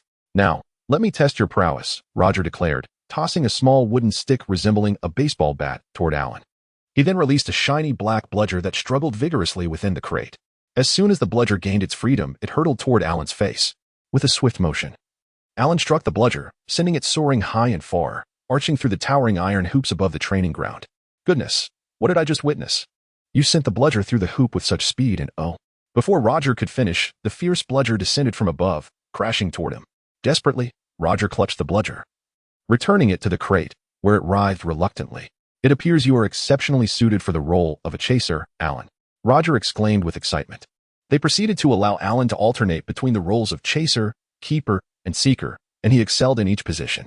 His remarkable reflexes, agile movements, and keen observational skills left Roger in awe, brimming with enthusiasm. Alan, you are truly versatile. I believe this year's Quidditch Cup holds great promise for us. What role can I take on? Alan asked, equally exhilarated by the exhilarating sensation of controlling the field and soaring through the air. I think you should start as a chaser. We are in dire need of strong support in scoring. As for the seeker, Roger hesitated, weighing the advantages of positioning Alan effectively. We have recruited a remarkably talented seeker this year. She is quite charming. Perhaps she should have the first chance. Roger appeared lost in thought, and Alan surmised that the newly recruited seeker must be an extraordinarily beautiful and memorable girl. Alan's schedule grew increasingly demanding. In addition to managing his mounting coursework, he needed to delve into alchemy and basic body refinement techniques, while still spending long hours in the library during his free time, all while balancing 3 weekly Quidditch training sessions. He had also finally learned the identity of the seeker, a second-year Asian girl named Xiao Zhang. Chapter 33, Charms Class Alan. Your performance has been truly remarkable. However, why were you not appointed as the seeker? Edward remarked. Noting that Alan had outpaced Autumn Zhang in the pursuit of the Golden Snitch, he expressed his discontent regarding their roommate's training. Perhaps it is a tactical decision, Alan mused, feeling no regret. He preferred the thrill of wielding the bludger and continuously scoring points over searching the skies for the elusive snitch. Are you participating in the match on that old Clean Sweep 7? I heard Harry Potter acquired a Firebolt 2000, Edward expressed with a hint of concern. Understanding the significance of equipment in Quidditch. Of course not. In fact, Professor Flitwick privately offered to sponsor me a Firebolt 2000, but I declined. There is no secret that remains hidden. If others found out, they would certainly desire one as well. Besides, I possess a Neptune. Neptune? Edward exclaimed, astonished. Is that the custom broom from Clean Sweep? I heard only 10 were made, each twig meticulously selected to achieve an unparalleled aerodynamic perfection, excelling in balance and precision. Such a treasure is not easily obtained. Edward marveled. Seeing Edward's expression, Alan realized he was lost in fanciful thoughts. Chuckling, he patted Edward on the shoulder. What are you daydreaming about? I merely had the good fortune to acquire it. Alan then briefly recounted the story of how he came to possess the Neptune, causing Edward to feel envious. What an extraordinary opportunity. This significantly increases our chances of winning the Quidditch Cup, especially since our house has been leading in points. We might even secure the House Cup for Ravenclaw. Edward's excitement grew. Alan felt a twinge of reluctance to shatter Edward's daydreams, knowing that at the end of the term, Dumbledore would award Gryffindor a substantial number of points, diminishing Ravenclaw's chances of victory. With laughter and banter, they arrived at the charms classroom. I heard from Susanna that today the professor will teach us the levitation charm. Her toad died yesterday, and she was feeling down. Professor Flitwick invited her to his office, where he used magic to make delightful little cakes dance on the table while revealing today's lesson. Edward's face was filled with admiration and longing. If you're feeling low, the professor will comfort you. For instance, he knows you plagiarized my assignment and were reprimanded by Professor McGonagall, Alan teased. Sure. Please don't mention it. He'll scold me again. Edward replied nervously, glancing around to ensure Professor Flitwick was not within earshot. Though Professor Flitwick was diminutive in stature, he was immensely knowledgeable, possessing a gentle temperament and a sense of fairness, earning the respect and affection of the young wizards in Ravenclaw.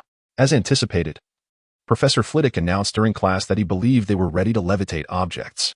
After explaining the standard incantation movements and the essence of the magic, he divided the class into pairs for practice. Alan and Edward, seated together, were assigned to the same group. With a flick of his wand, Professor Flitwick caused countless feathers to float and gently fly to each pair's desk. It was a display of magical prowess that was simply breathtaking. The enthusiasm of the young wizards was instantly ignited. However, They soon realized that even the simplest task of making a feather levitate was no easy feat. Alan held immense admiration for Professor Flitwick's skill. It required not only a formidable reservoir of magical power, but also precise allocation of that energy. Consequently, Alan's eagerness to learn was similarly stirred. He drew his wand, pointed at the feather, and uttered, Wingardium Leviosa. As soon as the words left his lips, the feather ascended from the table, hovering 4 feet above their heads. Oh, splendid! Look, everyone, Alan has succeeded, Professor Flitwick exclaimed, his fingers pinching together in excitement. Alan is the fastest student to successfully cast a spell in my teaching career. This proclamation had been heard countless times by the young wizards, yet each time, they could not help but gaze at Alan with a mixture of envy and admiration. Oh, Alan, you are simply a genius. I am still trying to figure it out. Please teach me, Edward exclaimed, consumed with envy. In the Muggle world, he had been a top student. Yet in the realm of magic, he felt lost. Alan released the spell, and the feather gently floated back onto the table. You must pay attention to the wave and the flick of your wrist, and be mindful of the pronunciation, Wingardium Leviosa, with the gar pronounced long and clear. Do not rush. Alan explained with clarity. Edward, who had immense faith in his roommate, quickly grasped the technique after a few practice attempts. And soon the feather was once again suspended above the table. Look, look, Professor Flitwick exclaimed, his voice ringing with praise. Not only is Alan exceptional, but he has also assisted his classmate Edward in completing the spell. Truly remarkable.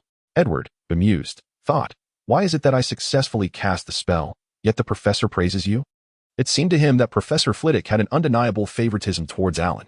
Now, let us not forget the delicate wrist action we have been practicing. Professor Flitwick called out from his pile of books, his voice sharp. A wave and a flick. Remember, a wave and a flick. Pronouncing the spell accurately is crucial. Do not forget about Wizard Barufio, who mispronounced the F as 8 and found himself lying on the floor with a buffalo standing on his chest. As time passed, the clever students of Ravenclaw gradually mastered the technique, and the number of levitating feathers on the desks increased, bringing a broader smile to Professor Flitwick's face. Privately, the professor believed that the students of Ravenclaw were the finest among the 4 houses, at least in the context of Charms class. By the time the lesson reached its midpoint, only Miss Hermione Granger from Gryffindor had managed to successfully cast a spell. At the conclusion of the class, every Ravenclaw student wore expressions of ease and joy. Since the entire class had successfully cast spells, Professor Flitwick decided to waive the written assignment for that lesson, requiring only additional practice of the spells, a delightful surprise in light of the increasingly heavy workload in other subjects. Eagerly, they hurried down to the cafeteria, their stomachs growling after a long afternoon of lessons, especially as the sweet aroma of pumpkin wafted through the corridors. Upon entering the restaurant, everyone was pleasantly surprised to find it adorned with an array of colorful Halloween decorations, creating an atmosphere that was both eerie and resplendent. 1,000 bats fluttered across the walls and ceiling, while another 1,000 hovered like low-hanging clouds above the dining tables, causing the flickering flames of the candles nestled within the pumpkins to dance wildly. Delectable dishes suddenly appeared on golden platters, reminiscent of the feast held at the beginning of the school year. As Alan and Edward surveyed their surroundings, they savored the delicious meat pies on their plates, exclaiming how delightful they were. Chapter 34. The Troll. As everyone indulged in their feast, Professor Quirrell suddenly burst into the dining hall, his oversized scarf askew upon his head, his visage marked by sheer terror. All eyes turned to him as he staggered to Professor Dumbledore's side, leaning heavily against the table, gasping, "There's a troll in the dungeon. I thought you ought to know." With that, he collapsed onto the floor, unconscious. The hall erupted into chaos. Professor Dumbledore had to produce several sharp explosions from the tip of his wand before the din subsided. "Heads of houses," he intoned gravely, "immediately escort your students to their dormitories." Penelope rose at once, declaring, "Ravenclaw, follow me." Succinct and clear, Penelope contrasted sharply with Gryffindor's head, Percy, who strutted about like a pompous rooster, leading a flock of frightened chicks back to safety. Isn't Halloween supposed to be a time for all manner of creatures, pirates, aliens, witches, to revel? Why has it turned into a troll encounter at Hogwarts? Edward mused, oblivious to the danger and thinking it merely part of the Halloween festivities. Much to Alan's bemusement, did Dumbledore know that the trio faced a troll? If so, why did he allow Quirrell to roam freely within Hogwarts? And if he was aware, why did he remain composed at the staff table? 3 young wizards, barely settled into their studies, confronting a full-grown troll. Surely, luck alone could not be their salvation. This thought ignited a flicker of apprehension in Alan as he scanned for Harry, Ron, and Fleur's whereabouts. Fleur was safe, having been yanked to safety by Percy, rendering escape impossible. Yet, Harry and Ron were nowhere to be found. Alan tapped Edward on the shoulder, indicating his intent to break away from the group. Edward, eager to follow, was quickly halted. As Ravenclaw turned a corner, Alan slipped behind a suit of armor lining the corridor. Quirrell had claimed the troll was in the basement, but Alan recalled from the original story that it should be lurking in the girls' restroom at this juncture.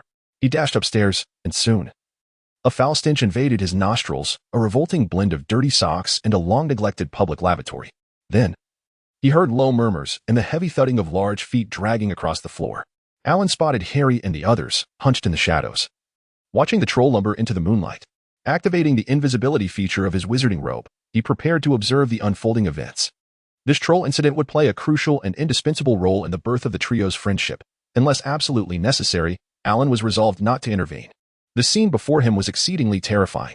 The giant stood towering at 12 feet, its skin dull and lifeless, resembling a grayish granite.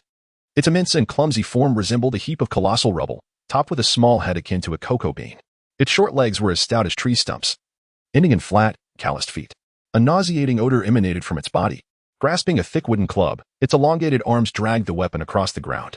The giant halted beside a doorway, peering inside. It twitched its long ears, made a decision with its tiny head, then lowered it and slowly squeezed into the room. Alan watched in astonishment as Harry and Ron, in a fit of misguided cleverness, locked the giant inside the girls' bathroom, only to be met shortly by Hermione's terrified screams. Harry and Ron exchanged a glance, then hurried back, clumsily pulling the door open and rushing inside. Alan followed closely behind as the giant swung its massive club, demolishing the bathroom's fixtures, sending shards of tile and stone flying. The stalls crumbled one after another, and the situation grew dire as the giant quickly shattered Hermione's hiding place, forcing her to scramble for safety. In Hermione's view, Harry seized a faucet and hurled it against the wall with all his might. His strategy proved effective. The foolish giant halted just a few steps away from Hermione. Clumsily, it turned around, blinking stupidly in an attempt to discern the source of the noise. Its grotesque little eyes locked onto Harry. It hesitated for a moment, then lumbered toward him, raising its club. In the next moment, Harry bravely leaped onto the giant's back, thrusting his wand into one of its nostrils. Ron successfully cast the levitation charm, causing the club to fall directly onto the giant's head with a thunderous crash. The giant swayed momentarily before collapsing face-first onto the floor with a resounding thud that shook the entire room. The giant lost consciousness. In truth, such luck was improbable. Although Ron's charm had indeed worked, the force of the club's descent was insufficient to incapacitate a giant. Alan sprinted forward, leveraging the wall for a mighty leap, seizing the giant's club and delivering a powerful blow. Clad in his invisibility cloak, to Harry and Ron, it appeared as though Ron had inadvertently knocked out the giant. Subsequently, Professors McGonagall, Snape, and Quirrell rushed to the scene, allowing Alan to depart with a sense of relief. Upon returning to Ravenclaw Tower, he found the common room utterly deserted, which struck him as peculiar. He dashed back to the dormitory, where he discovered a hastily scribbled note left for him by Edward on the table, the handwriting frantic, clearly penned in a state of urgency. Chapter 35, The Statue of Rowena Ravenclaw. Upon perusing Edward's note, Alan grasped the situation. The astute Ravenclaws were disinclined to revel in the common room, opting instead to host a masquerade by the shores of Hogwarts Lake. Alan found this notion quite intriguing. The minds of the youth were perpetually brimming with myriad imaginative ideas, accompanied by an enviable reservoir of boundless energy, igniting countless sparks of passion that epitomized their spirited youth. He hastened to the lakeside, where the grand castle's reflection shimmered in the crystalline waters. The trees lining the shore were adorned with vibrant lights, and an array of lanterns floated gracefully in the air. A U-shaped arrangement of long tables, draped in pale blue tablecloths, was set upon the grass, laden with an abundance of delectable treats available for the students to indulge in at their leisure. Scattered across the verdant expanse were numerous white Roman-style chairs, their backs adorned with long ribbons fluttering in the breeze. Young wizards gathered around the roaring bonfire, singing and dancing. Some strolled leisurely by the water's edge in small groups, while others lit fireworks in the distance, their brilliant displays illuminating the night sky and the joyful faces of their peers. Harris, where have you just been? You didn't sneak away, did you? I noticed your absence when I called the roll and was left searching for you. Penelope approached Alan briskly upon spotting him. Oh. I was utterly exhausted. When I woke, I found myself inadvertently asleep beneath my bed. You didn't notice, did you? By the way, Miss Clearwater, you look particularly lovely today. Alan deftly shifted the topic. Miss Clearwater, do you know who proposed holding the Halloween feast here? It's an extraordinary idea. The expansive outdoor venue is far more comfortable than the common room. Alan expressed his admiration. The other three houses are continuing their feast in the common room, and I felt Ravenclaw needed to stand out a bit. Thus, I suggested hosting it by the lake, and to my surprise, Professor Flitwick wholeheartedly supported the idea. Look. All these lights above are conjured by his magic. The girls were quite enamored with the proposal and contributed many scarves. This area by the lake feels remarkably warm. I wonder what marvelous enchantments Professor Flitwick has cast. Penelope's tone grew increasingly animated. Alan, unable to respond in a timely manner, spotted Madame Greengrass amidst the revelers, floating gracefully among the fluttering scarves, seemingly entranced by the splendid gathering. The statue of Rowena Ravenclaw was evidently unguarded. Recalling the previously empty common room, a thought sparked within him. Miss Clearwater, I just remembered an urgent matter I must attend to. Please allow me to excuse myself. Alan said, swiftly departing before Penelope could react. He hurried back to the common room, ensuring no one was present, and made his way to the statue of Rowena Ravenclaw. He surveyed the area thoroughly. Everything appeared to be in order. Wait, he hadn't checked below. Alan immediately crouched down. The lower half of the statue was solid marble, with not a single crack in sight. He felt perplexed. Where could the entrance possibly be? Was he to search high and low for it? Ah, heavens! Alan gazed up at the towering statue, feeling a deep urge to uncover its mysteries. He fetched a chair, leaped onto it with agility, and observed that there was no apparent anomaly atop the statue. Momentarily bewildered, Alan focused intently on the crown of Rowena Ravenclaw, noting how her elegantly curled hair formed a beautiful arc that seemed strikingly familiar. After a moment of contemplation, the image of Ravenclaw's diadem flashed into his mind, and he clapped his hands in realization. How could he have overlooked it? Was it not precisely the curvature of the diadem? If there were a diadem perfectly nestled in that very spot, the two would indeed create a complete crown. Therefore, the next step was to locate the true diadem. Alan, well versed in its whereabouts, understood the significance of his literary pursuits. One never knows when such knowledge might prove useful. With a flick of his tail, he reveled in his newfound insight. Hastily descending from the tall chair, he returned it to its original position. To his knowledge, Ravenclaw's diadem resided in the Room of Requirement, transformed into a Horcrux by Voldemort. He pondered whether the tainted diadem could still unlock the statue. Regardless, it was worth a try.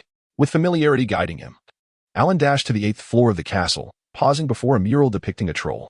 He held his breath, cleared his mind, and concentrated solely on the thought, I require a place to conceal something. After silently repeating this mantra thrice, the Room of Requirement materialized, and he stepped inside. The room was densely packed with jars, tattered textbooks, and an array of peculiar robes, among other curious items. Alan noticed a massive wardrobe slightly ajar. As he casually tugged at the door, it swung wide open, revealing its hidden contents. His expression shifted as he beheld the gruesome sight. Someone had transformed the troll into a specimen, immersed in a potion of decay, and its club was also ensconced within. He needed to locate the diadem quickly and vacate this place, fearing that the individual responsible for the troll's transformation might still be nearby. Alan quickened his search, recalling that the original text described a grotesque old wizard-esque statue, upon which Harry had once placed a wig and a flattened hat. Before long, he discovered a statue of an old wizard, marked with blemishes and adorned with a filthy, tattered wig and what appeared to be an ancient, faded crown. This was it. Alan swiftly approached and tossed the old crown into the system's storage compartment. Upon discovering a fractured soul, the system alerted him. Host, please be advised that living beings cannot be stored in the system's storage space. Are you certain you wish to proceed? The system had been silent since the last task was issued. Alan wondered what might happen if he insisted on placing it in storage. Would it be impossible to do so, or would the living being be eradicated? As anticipated, the system clarified that should the host persist in storing a living entity, it would purify the soul, transforming it into pure energy for system use. However, the host would receive no reward from the energy acquired in this manner. The system's ethereal voice was devoid of emotion. What more reward could one desire? When faced with an insurmountable foe, one can deftly seize the opportunity to ensnare them into the storage compartment of the system, a truly insidious method of eliminating an adversary without a trace. Chapter 36. Lies and Friendship. Alan no longer concerned himself with how the system managed the diadem imbued with Voldemort's soul fragment. Instead, he swiftly exited the Room of Requirement, seizing the opportunity to continue his exploration of the statue of Rowena Ravenclaw, which was of utmost importance. To avoid alarming the one who had placed the troll in the chamber, Alan activated the invisibility feature of his enchanted robe. This decision proved to be astute. As he emerged from the Room of Requirement, he spotted Professor Quirrell, his pallid face betraying panic, hurriedly ascending the staircase. Could the timid Professor Quirrell truly be the one who had submerged the troll in preservative potions? Knowing the general storyline, Alan had no doubt.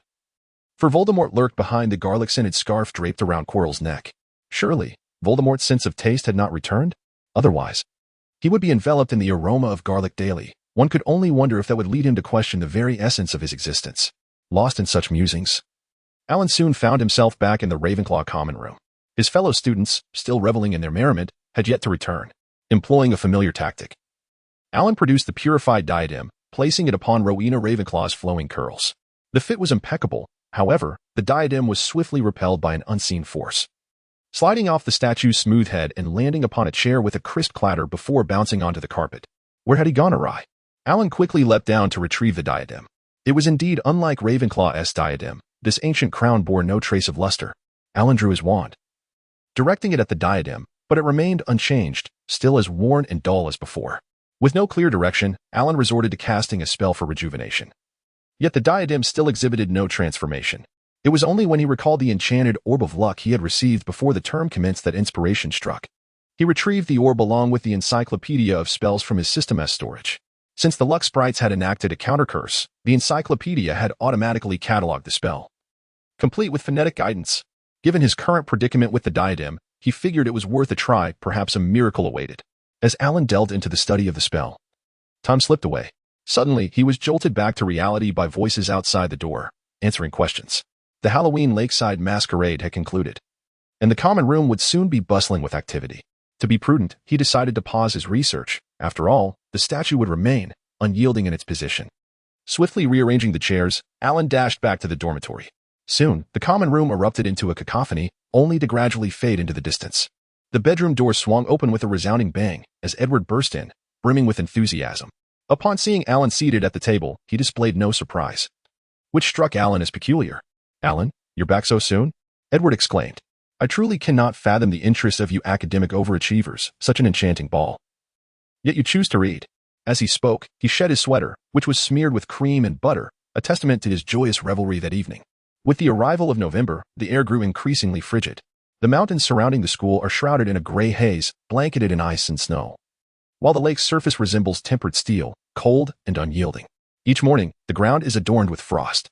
From the window above, one can see Hagrid, ensconced in a lengthy coat of mole fur, donning rabbit fur gloves and enormous beaverskin boots, diligently removing frost from the Quidditch pitch in preparation for the impending season. Roger, brimming with exuberance, seizes every opportunity to engage with Alan and the others in training, escalating their Quidditch practice from thrice weekly to 5 times. The professors do not relax their academic demands in light of the exhilarating Quidditch season. True excellence in wizardry requires the ability to withstand any pressure. Professor Snape, while speaking, assigns an additional 10 inches of parchment for homework. Compared to his peers, Alan appears considerably more occupied. He cannot afford to neglect Quidditch training. In addition to fulfilling the assignments given by the professors, he rises early to practice basic physical enhancement techniques and diligently accumulates texts on potions in the library. More importantly, in the hour before slumber, Alan meticulously studies the pronunciation and wand movements of the incantations employed by the luck sprites to lift curses. Chapter 37. Preparing for Quidditch at times, Alan found himself at a loss regarding how to complete the tasks assigned by the system, as Roger insisted on maximizing every minute for Quidditch practice. Breaking news. Harry Potter has been appointed as the seeker for the Gryffindor Quidditch team. Roger, panting, burst into the Ravenclaw locker room to share this momentous announcement. Wow, that makes him the youngest seeker in history. I wonder how skilled he is. If he weren't competent, he wouldn't have been specially recruited, would he? Could it be simply due to his fame?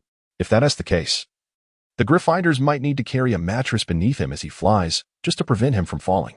The room erupted in spirited chatter, punctuated by bursts of laughter. Alan's expression remained inscrutable.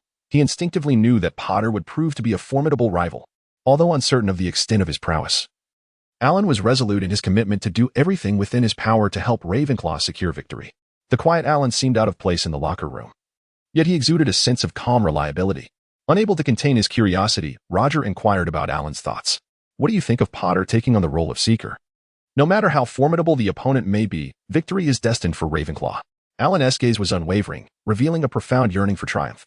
"Indeed, victory shall be ours." Inspired by Alan's fervor, the team members felt invigorated as they grasped their brooms and made their way to the pitch. The following morning dawned bright yet chilly. The tantalizing aroma of roasted sausages wafted through the dining hall, as everyone eagerly anticipated an exhilarating Quidditch match, engaging in lively conversation. As the owl swooped into the great hall as per usual, all eyes were drawn to a slender package carried by 6 long-eared owls.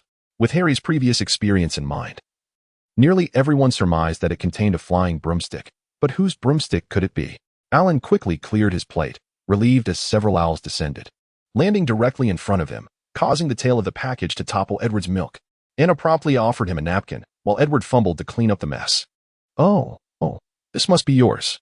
Despite the lingering milk stains, Edward was brimming with excitement, having guessed the contents. However, he quickly covered his mouth, cautioning Alan, don't open it here. Let us go back to the dormitory. Alan readily agreed. Overeating before exercise was hardly advisable. Roger, spotting the commotion, jumped up, his demeanor completely shedding the maturity and composure expected of a senior, as he hurried after Alan and Edward. Upon returning to the dormitory and unwrapping the package, Alan beheld the sleek design, distinct tail fins, and well-maintained, comfortably cushioned handles of his Neptune broomstick. To bring the broom into Hogwarts in a lawful manner, Alan had to sneak away to Hogsmeade through the secret passage and utilize the public owl post to send the broom back in an above-board manner. Oh my goodness, Alan. You possess a Neptune. This is a limited edition Neptune. Roger gazed at the broom with fervor. I have never been more certain than I am now that victory belongs to Ravenclaw. Roger's tone was imbued with unprecedented confidence. Alan, may I borrow it for a ride after the match? Edward inquired cautiously. Absolutely. Once I finish the game, you may ride it for as long as you wish. Alan readily agreed. As the clock struck 11, it seemed that the entire faculty and student body had converged upon the stands surrounding the Quidditch pitch. Many students had even brought binoculars. The seats appeared to soar into the air, yet at times it remained challenging to discern the details of the match. Alan, clutching the Neptune, was surrounded by Roger and the other team members as they made their way to the locker room. Everyone felt it was essential to safeguard the Neptune before the match. It was indeed a trump card. Hey, everyone, the glory that belongs to us Ravenclaw is imminent. We are the finest team in Ravenclaw history, and we have the Neptune. Roger exclaimed, casting an eager glance at Alan's broom. Victory shall surely be ours. Time is fleeting. Let us embrace triumph together. Wishing us all good fortune. Alan followed closely behind Roger as they exited the locker room, heading towards the roaring crowd in the stadium. He felt no trepidation. Instead, he was invigorated with passion. His eyes quickly found Edward in the stands, who had somehow procured a massive banner emblazoned with victory for Ravenclaw. The names of the 7 players artistically spray-painted in vibrant colors around the emblematic eagle of Ravenclaw. Truly, it was a testament to the wisdom of an institution led by a professor of charms. The astute Ravenclaws had not clumsily held the banner, but rather had employed a levitation charm to suspend it high above their section. The fully unfurled banner swayed gently in the cool breeze against a pale blue backdrop, as if merging with the azure sky. The eagle and the names of the 7 players appeared to possess a three-dimensional quality, particularly the eagle, which seemed poised to break free and soar. Listen, I hope everyone competes fairly and honestly, Madame Hooch declared as the referee, standing at the center of the pitch with her flying broom in hand. As the 2 teams gathered around her, she instructed, please mount your brooms. Alan mounted his Neptune as Madame Hooch blew her silver whistle with vigor. 15 brooms shot into the sky, soaring high above, and the match commenced. Chapter 38, The Duel Against Hufflepuff. Good morning, everyone. I am Lee Jordan, your commentator for today's match between Ravenclaw and Hufflepuff. The enthusiastic voice of Gryffindor Lee Jordan ignites the cheers of the crowd. Now, the quaffle has been seized by Ravenclaw Alan. If Harry Potter is the youngest seeker of the century, then Alan Harris is undoubtedly the youngest chaser of our time. He is the first to claim the quaffle, displaying remarkable agility and strength. While introducing Alan, Jordan cannot resist drawing a comparison to Gryffindor Harry. His affection for Gryffindor is truly evident. He soars through the air with astonishing speed. Goodness gracious, do you see that? He rides the legendary Neptune. Jordan leaps from his seat in excitement. A black bludger hurtles towards Alan's back, but he dodges it as if he had eyes in the back of his head. The bludger swoops aggressively past Alan's ear. Oh, be careful. Hufflepuff's Gabriel Truman unleashes a fierce strike, but Alan, mounted on Neptune, evades it skillfully. The performance of Neptune is indeed as impressive as legend suggests. Jordan bellows in delight. Jordan. Professor McGonagall admonishes him to remain on topic. All right, Professor, he replies. Alan continues his relentless flight. If Alan is England's King Arthur, then he finds himself without his Knights of the Round Table, no Lancelot, Gawain, or Geraint charging forth as a solitary hero. One must wonder, is he truly prepared to be a lone champion? Frankly, Quidditch is a sport that necessitates teamwork. Jordan clearly doubts the wisdom of Alan's solitary approach. Who says Alan is without teammates? Roger fiercely deflects yet another bludger aimed at Alan. The Ravenclaw players are diligently entangling their Hufflepuff opponents, creating a favorable offensive environment for Alan. Wow, if Roger had struck that ball a bit higher, it could have soared straight into the Mediterranean. Jordan's commentary certainly knows no bounds. Alan breaks through Hufflepuff's defense. Now he faces only the keeper. Cool. The ball has found the net. we witnessed the youngest chaser of the century, Alan Harris, score the first goal of the match. Accompanied by Jordan's fervent commentary, a tremendous cheer erupts from the Ravenclaw stands. Now, Hufflepuff has possession. Their formation resembles a swarm of hornets, aggressively launching an attack on Ravenclaw's territory. Roger swiftly organizes a defense, but to no avail. The Hufflepuff Hornet formation proves remarkably effective. They draw closer, and Ravenclaw seems at a loss. With the commentary weaving through the tension, every heart within Ravenclaw tightens. Ah, it's Alan. With astonishing speed, he snatches the quaffle from Hufflepuff's Daniel. Goodness, he continues to break through. Jordan is utterly astounded.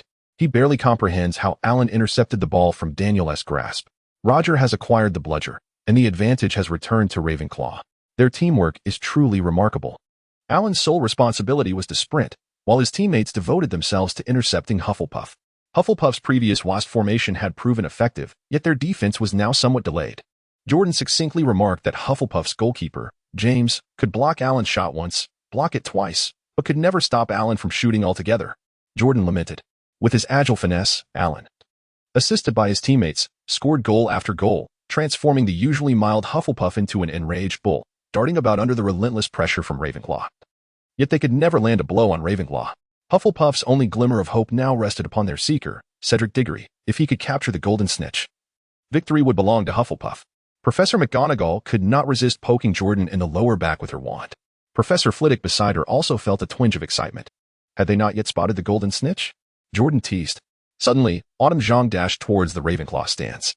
Cedric paused for a moment, then, as if struck by a revelation, followed suit, the two in a fierce chase. Ahead loomed the immense banner that Anna and the others had enchanted to float. And Autumn Zhang showed no signs of slowing down, hurtling directly towards it. Cedric reached out in an attempt to catch her, but instead, they both became ensnared in the banner, plummeting from the sky. A collective gasp erupted from the stands. Professor Flitwick swiftly drew his wand, mitigating their fall several times.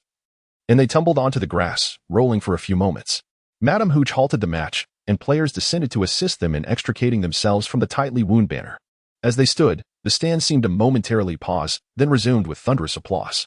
Autumn Zhang triumphantly raised her hand, clutching the golden snitch. And Ravenclaw claimed victory by a resounding margin. Such is the nature of competitive sports, where one side's joy starkly contrasts with the other's despair. The extremes of human emotion were fully expressed and released in that moment. This is Quidditch, and it is precisely why wizards hold such deep affection for this sport. Under Madame Hooch's direction, the players shook hands one by one, and the 90-minute match finally came to a close. On the field, players busied themselves with muscle relaxation. While Alan sought to ease his nerves, for him, muscle tension was not a concern.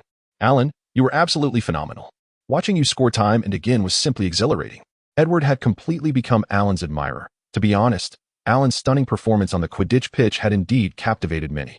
Chapter 39, The Discovery, the emergence of Alan, and the remarkable performance of Autumn Zhang left Ravenclaw astounded. The newly recruited Quidditch player was so formidable that the impending match between Gryffindor and Slytherin garnered immense attention. Harry Potter, the vanquisher of the Dark Lord and the youngest seeker in a century, was poised to make his debut. The young wizards buzzed with speculation. Some, aware of Harry's exploits and his flying lessons, held high hopes for his performance, believing he would surpass even Alan. Others, led by Malfoy, sought to undermine Gryffindor's morale with relentless disparagement. Meanwhile, some, like Roger, sharpened their observational skills, readying themselves for the confrontation ahead. With Roger prepared to document the strategies and weaknesses of both teams in his notebook. The following day, the aroma of roasted sausages lingered in the dining hall, prompting Alan to speculate that the house elves might confuse sausages with broomsticks, perhaps believing that consuming sausages would bring good fortune. He noticed Harry approaching, spearing the last sausage on his plate and consuming it. Alan, may I have a word with you? Harry inquired. Of course, Harry. Though it seems you haven't had breakfast yet, Alan remarked, noticing Hermione following closely behind with a plate of toast. I lack an appetite, Harry replied, appearing somewhat uneasy. Well, perhaps we could take a stroll before returning to eat, Alan suggested, signaling to Anna to prepare some food, to which she readily obliged. Despite the bright sunny day, a chill seemed to envelop Harry. I understand how you feel right now. A bit anxious, am I correct? Alan encouraged. Harry, there's no need to place so much pressure on yourself.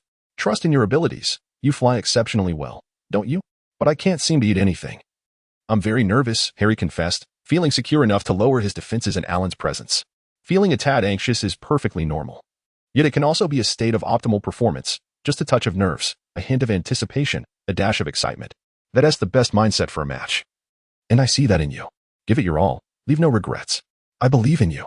Alan's words exuded a soothing power, a talent he possessed for providing psychological support to the youth. Having shared a leisurely walk around the Quidditch pitch, reminiscing about amusing and embarrassing moments from their school days, Harry felt considerably lighter. He even sensed his stomach's protest, yearning for a warm bowl of porridge to soothe his empty belly. The two ambled back to the dining hall, where Anna had thoughtfully reserved breakfast for them. Hermione and Ron were also nearby, assisting Anna in arranging the food.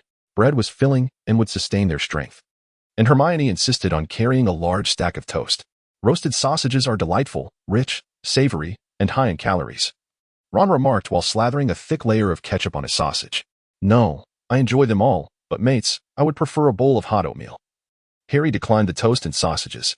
Alan handed him a bowl of steaming oatmeal, and Harry sipped it contentedly, feeling satisfied. Alan remained by his side, continuing to enjoy his breakfast.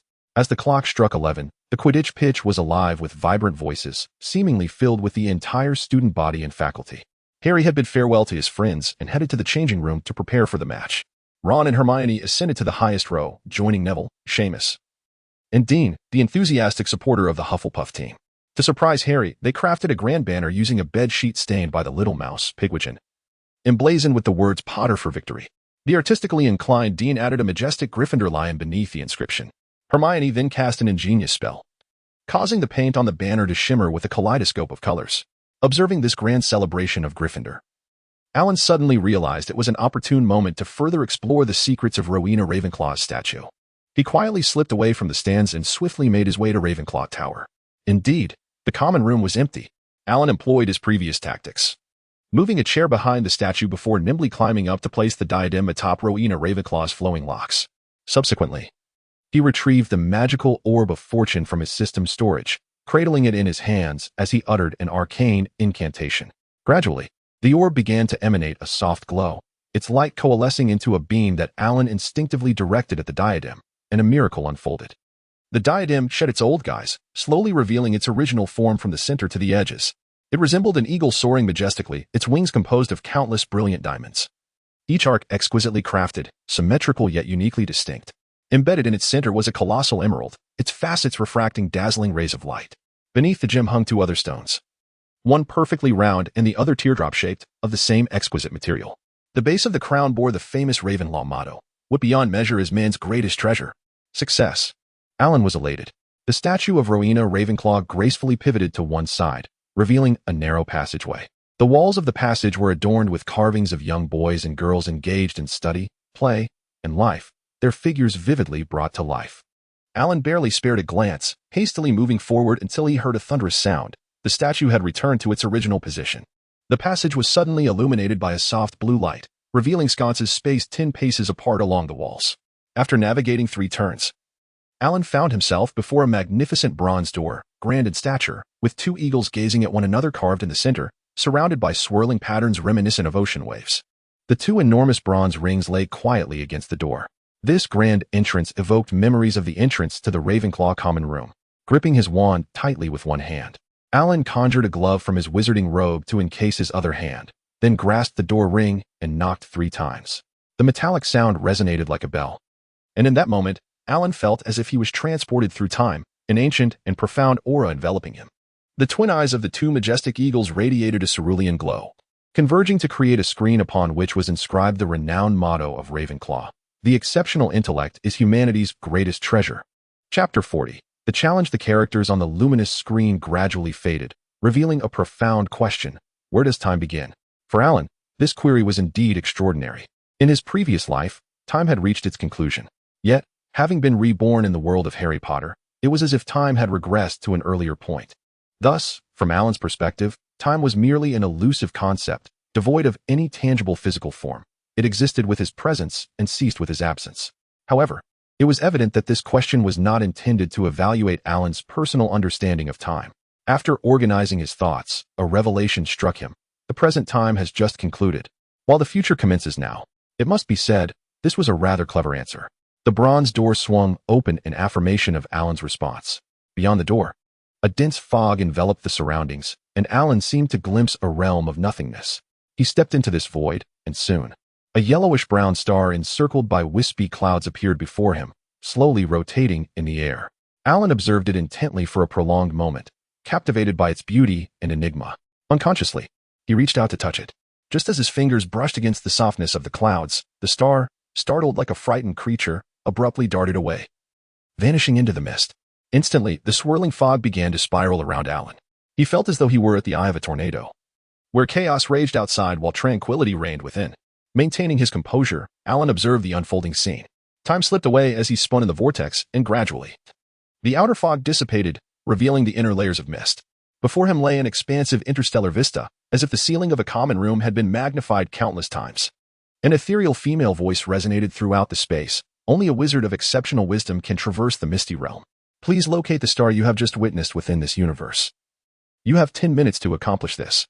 Success will grant you passage to the next challenge. Failure will merge you with the mist. Wisdom is a sophisticated amalgamation of abilities, encompassing perception, knowledge, memory, understanding, and decision-making. Clearly, this trial tested one's memory, observation, and decisiveness. With the aid of the academic prowess system, Alan possessed an extraordinary memory. Yet the skill did not extend to visual shapes. In the boundless expanse of stars, thousands bore a striking resemblance to the yellowish-brown star he had seen moments ago. Within a mere 10 minutes, identifying and successfully locating the correct one was no small feat. Time continued to inexorably pass, unimpeded by Alan's contemplation. Acting swiftly, he reached out to the academic prowess system in his mind. System, please, can you offer any assistance? The system's ethereal voice remained unyielding, seemingly oblivious to Alan's mounting anxiety. Host, your previous library task remains incomplete. I cannot provide additional help. Alan called out to the system again, but it remained silent. At that moment, Alan suddenly remembered an item within his storage space, and he was immensely grateful for his previous stroke of luck. He opened the storage space with an air of certainty that brooked no doubt. The system's storage interface swiftly materialized in Alan's mind. He selected an ancient parchment tied with a red string, which fell away on its own, allowing the parchment to unfurl slowly. Inscribed upon it were the words, Invincibility Aura for 12 minutes. Below, the parchment detailed its function. It could manipulate time or be utilized in a singular instance, granting the host the ability to resolve any perplexing issues within the duration of the aura's influence. Without hesitation, Alan opted to activate the Invincibility Aura for 3 minutes. A refreshing stream emanated from the storage compartment, and Alan, with a newfound clarity, felt at ease. He sensed an exhilarating power, as if he held the cosmos in his grasp, navigating the infinite expanse of stars while systematically eliminating distractions.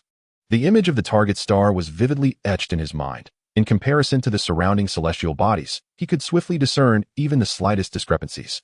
Fortunately, just as the 3 minutes were nearing their end, he located the target star. Alan hurriedly cast a red signal from his wand, marking the star above. Although the cool, ethereal voice did not reappear, the fragmented and swirling starry expanse unequivocally signified that he had succeeded. The cosmic stars in this realm shattered into countless pieces, spiraling away into oblivion. Only the star Alan had just marked remained, suspended before him, gradually transforming into a quaint European-style tower. The tower's entrance opened silently, and upon stepping inside, Alan beheld a gossamer light screen quietly hovering behind a row of 3-seater European sofas. At that moment, the light screen bore no content, but through its translucent veil, he could glimpse the opulent decor beyond. The tower exuded a striking artistic beauty, adorned in white and gold, with exquisite furnishings and luxurious carpets that appeared to be the handiwork of English and French artisans. The ceiling was domed, embellished with ivory and gold, and a gracefully curved crystal chandelier spiraled elegantly in midair. The walls were adorned with depictions of the 15th century wizards participating in the Wars of the Roses. Suddenly, the light screen before Alan erupted with blue light, and the recently fragmented cosmic star map reassembled upon the screen. A model identical to the tower he inhabited materialized in the lower right corner of the screen. Countless golden lines crisscrossed the star map. The same female voice resounded. Extend your wand and cast the move spell to complete the cosmic traversal game. Success will lead you to victory. Failure will leave you stranded here for eternity. With no avenue for retreat, he could only press forward with determination. Chapter 41. Cosmic Traversal. Alan, a man of unwavering resolve, faced challenges without fear or hesitation. He drew his wand and pointed it at the model of the tower, whispering the incantation for movement. A beam of azure light shot forth from his wand, striking the tower, and a prominent number 4 appeared above it. The model on the screen advanced along 4 tracks. Suddenly, the tower where Alan stood began to float, and through its windows, He beheld the vast expanse of the cosmos outside. Was he truly adrift among the stars? For a moment, he found it difficult to distinguish between illusion and reality. The magical flames offered him no warmth, as the other embellishments of the tower were progressively encased in ice. Apart from the flickering magical light, Alan felt as though he was ensconced within a world of ice sculptures. In this pressing moment, he had no choice but to continue the cosmic traversal game. With determination, he pointed his wand at the tower model and exclaimed, "Move." A large number 8 materialized above it. The model traversed along 8 intersecting tracks. The real tower continued to drift, soon coming to a standstill once more. Outside, a crimson glow enveloped the tower. It was a scene of contrasting extremes. Cold gave way to sweltering heat in the blink of an eye. The edges of the structure, perilously close to this infernal celestial body, began to melt under the intense temperature. If he did not evacuate swiftly, he risked losing his life. In that moment, Alan realized he was not devoid of fear. He too harbored trepidations, particularly towards the unknown. As the tower traversed into the asteroid belt, its sturdy exterior was mercilessly battered by the colliding debris. "Oh, my luck is truly abysmal," Alan lamented with a wry smile. He was eager to complete the game swiftly, and with a swift incantation, he struck the tower model 6. A serene female voice echoed, indicating that he had entered a tranquil sector of the starry expanse, a place to recuperate. With a creak and a groan, a wall of the tower's hall, adorned with a fireplace, began to rotate, revealing an array of materials shimmering in various hues, stacked within. Behind these materials stood a colossal alchemical furnace. The message was clear. To progress, he needed to restore the tower. It would require more than just a simple spell. The tower had sustained significant damage during the previous traversal, with many parts utterly obliterated, vanishing without a trace. Suddenly, a thin book appeared on the table. Alan picked it up. It was a structural guide to the tower. This level was clearly about more than mere rest. It involved repairs as well. Observing the substantial materials, Alan recognized that the earlier stages of the game had tested their ability to respond to crises, while this one likely assessed their comprehension, manual skills, and perhaps even their courage. Successfully reassembling the refined materials in their original positions would evidently require leaving the tower's interior to engage with the external cosmos. For the moment, however, Alan needed to focus on refining the repair materials. They entered the materials room, where the guide provided by the tower was remarkably detailed, indicating precisely where the tower had been damaged and what materials were required. Alan summoned the system and recalled the ancient alchemical insights of the Master Gabar, obtained from his previous quest with the Lizardmen. As he mentally sifted through the information, he pondered whether there were any methods he could adopt. Eureka! Alan was utterly exhilarated. The system did not disappoint. It not only provided the method for alchemy but also offered a means to elevate the temperature of the flames, significantly reducing the time required for the process. With the guidance of the knowledge he had gained, Alan successfully ignited the furnace and soon prepared all the necessary materials. He transformed his enchanting wizard robe into a mask to ensure he could breathe easily upon exiting the tower. Cradling a portion of the materials, Alan darted outside the tower, only to discover the absence of gravity. He floated in midair, devoid of any leverage. Fortunately, his Neptune remained stored within the system's inventory. Summoning Neptune, he mounted it with ease, regaining control effortlessly. Everything was restored to its original state. The materials soared forth, mending the damaged areas, and indeed, they appeared even more resplendent than before. Alan took a hearty sip of the now warm red tea and continued his relentless back and forth between the interior and exterior of the tower. Time seemed to elapse unnoticed until he triumphantly repaired the tower. Catching his breath from the vigorous exertion, he raised his wand once more, casting spells to resume his quest. A prominent number 9 marked the top of the model, and Alan stood poised, ready to confront the challenges that lay ahead. Suddenly, a luminous barrier enveloped him. And that cool, ethereal voice resounded once more. "A vast fortune lies before you, yet you may only choose one path. Should you choose wealth, you shall depart and never return. Should you continue onward, your journey may yield nothing at all. Please make your decision within 10 minutes. Wealth or the pursuit of knowledge." How will Alan choose? Chapter 42. The Remnant of Rowena. I chose to forge ahead. Alan exhibited not the slightest hesitation. Wealth can be acquired through diligent effort. Yet precious knowledge is not so easily obtained. The game has concluded. An ethereal voice resonated once more.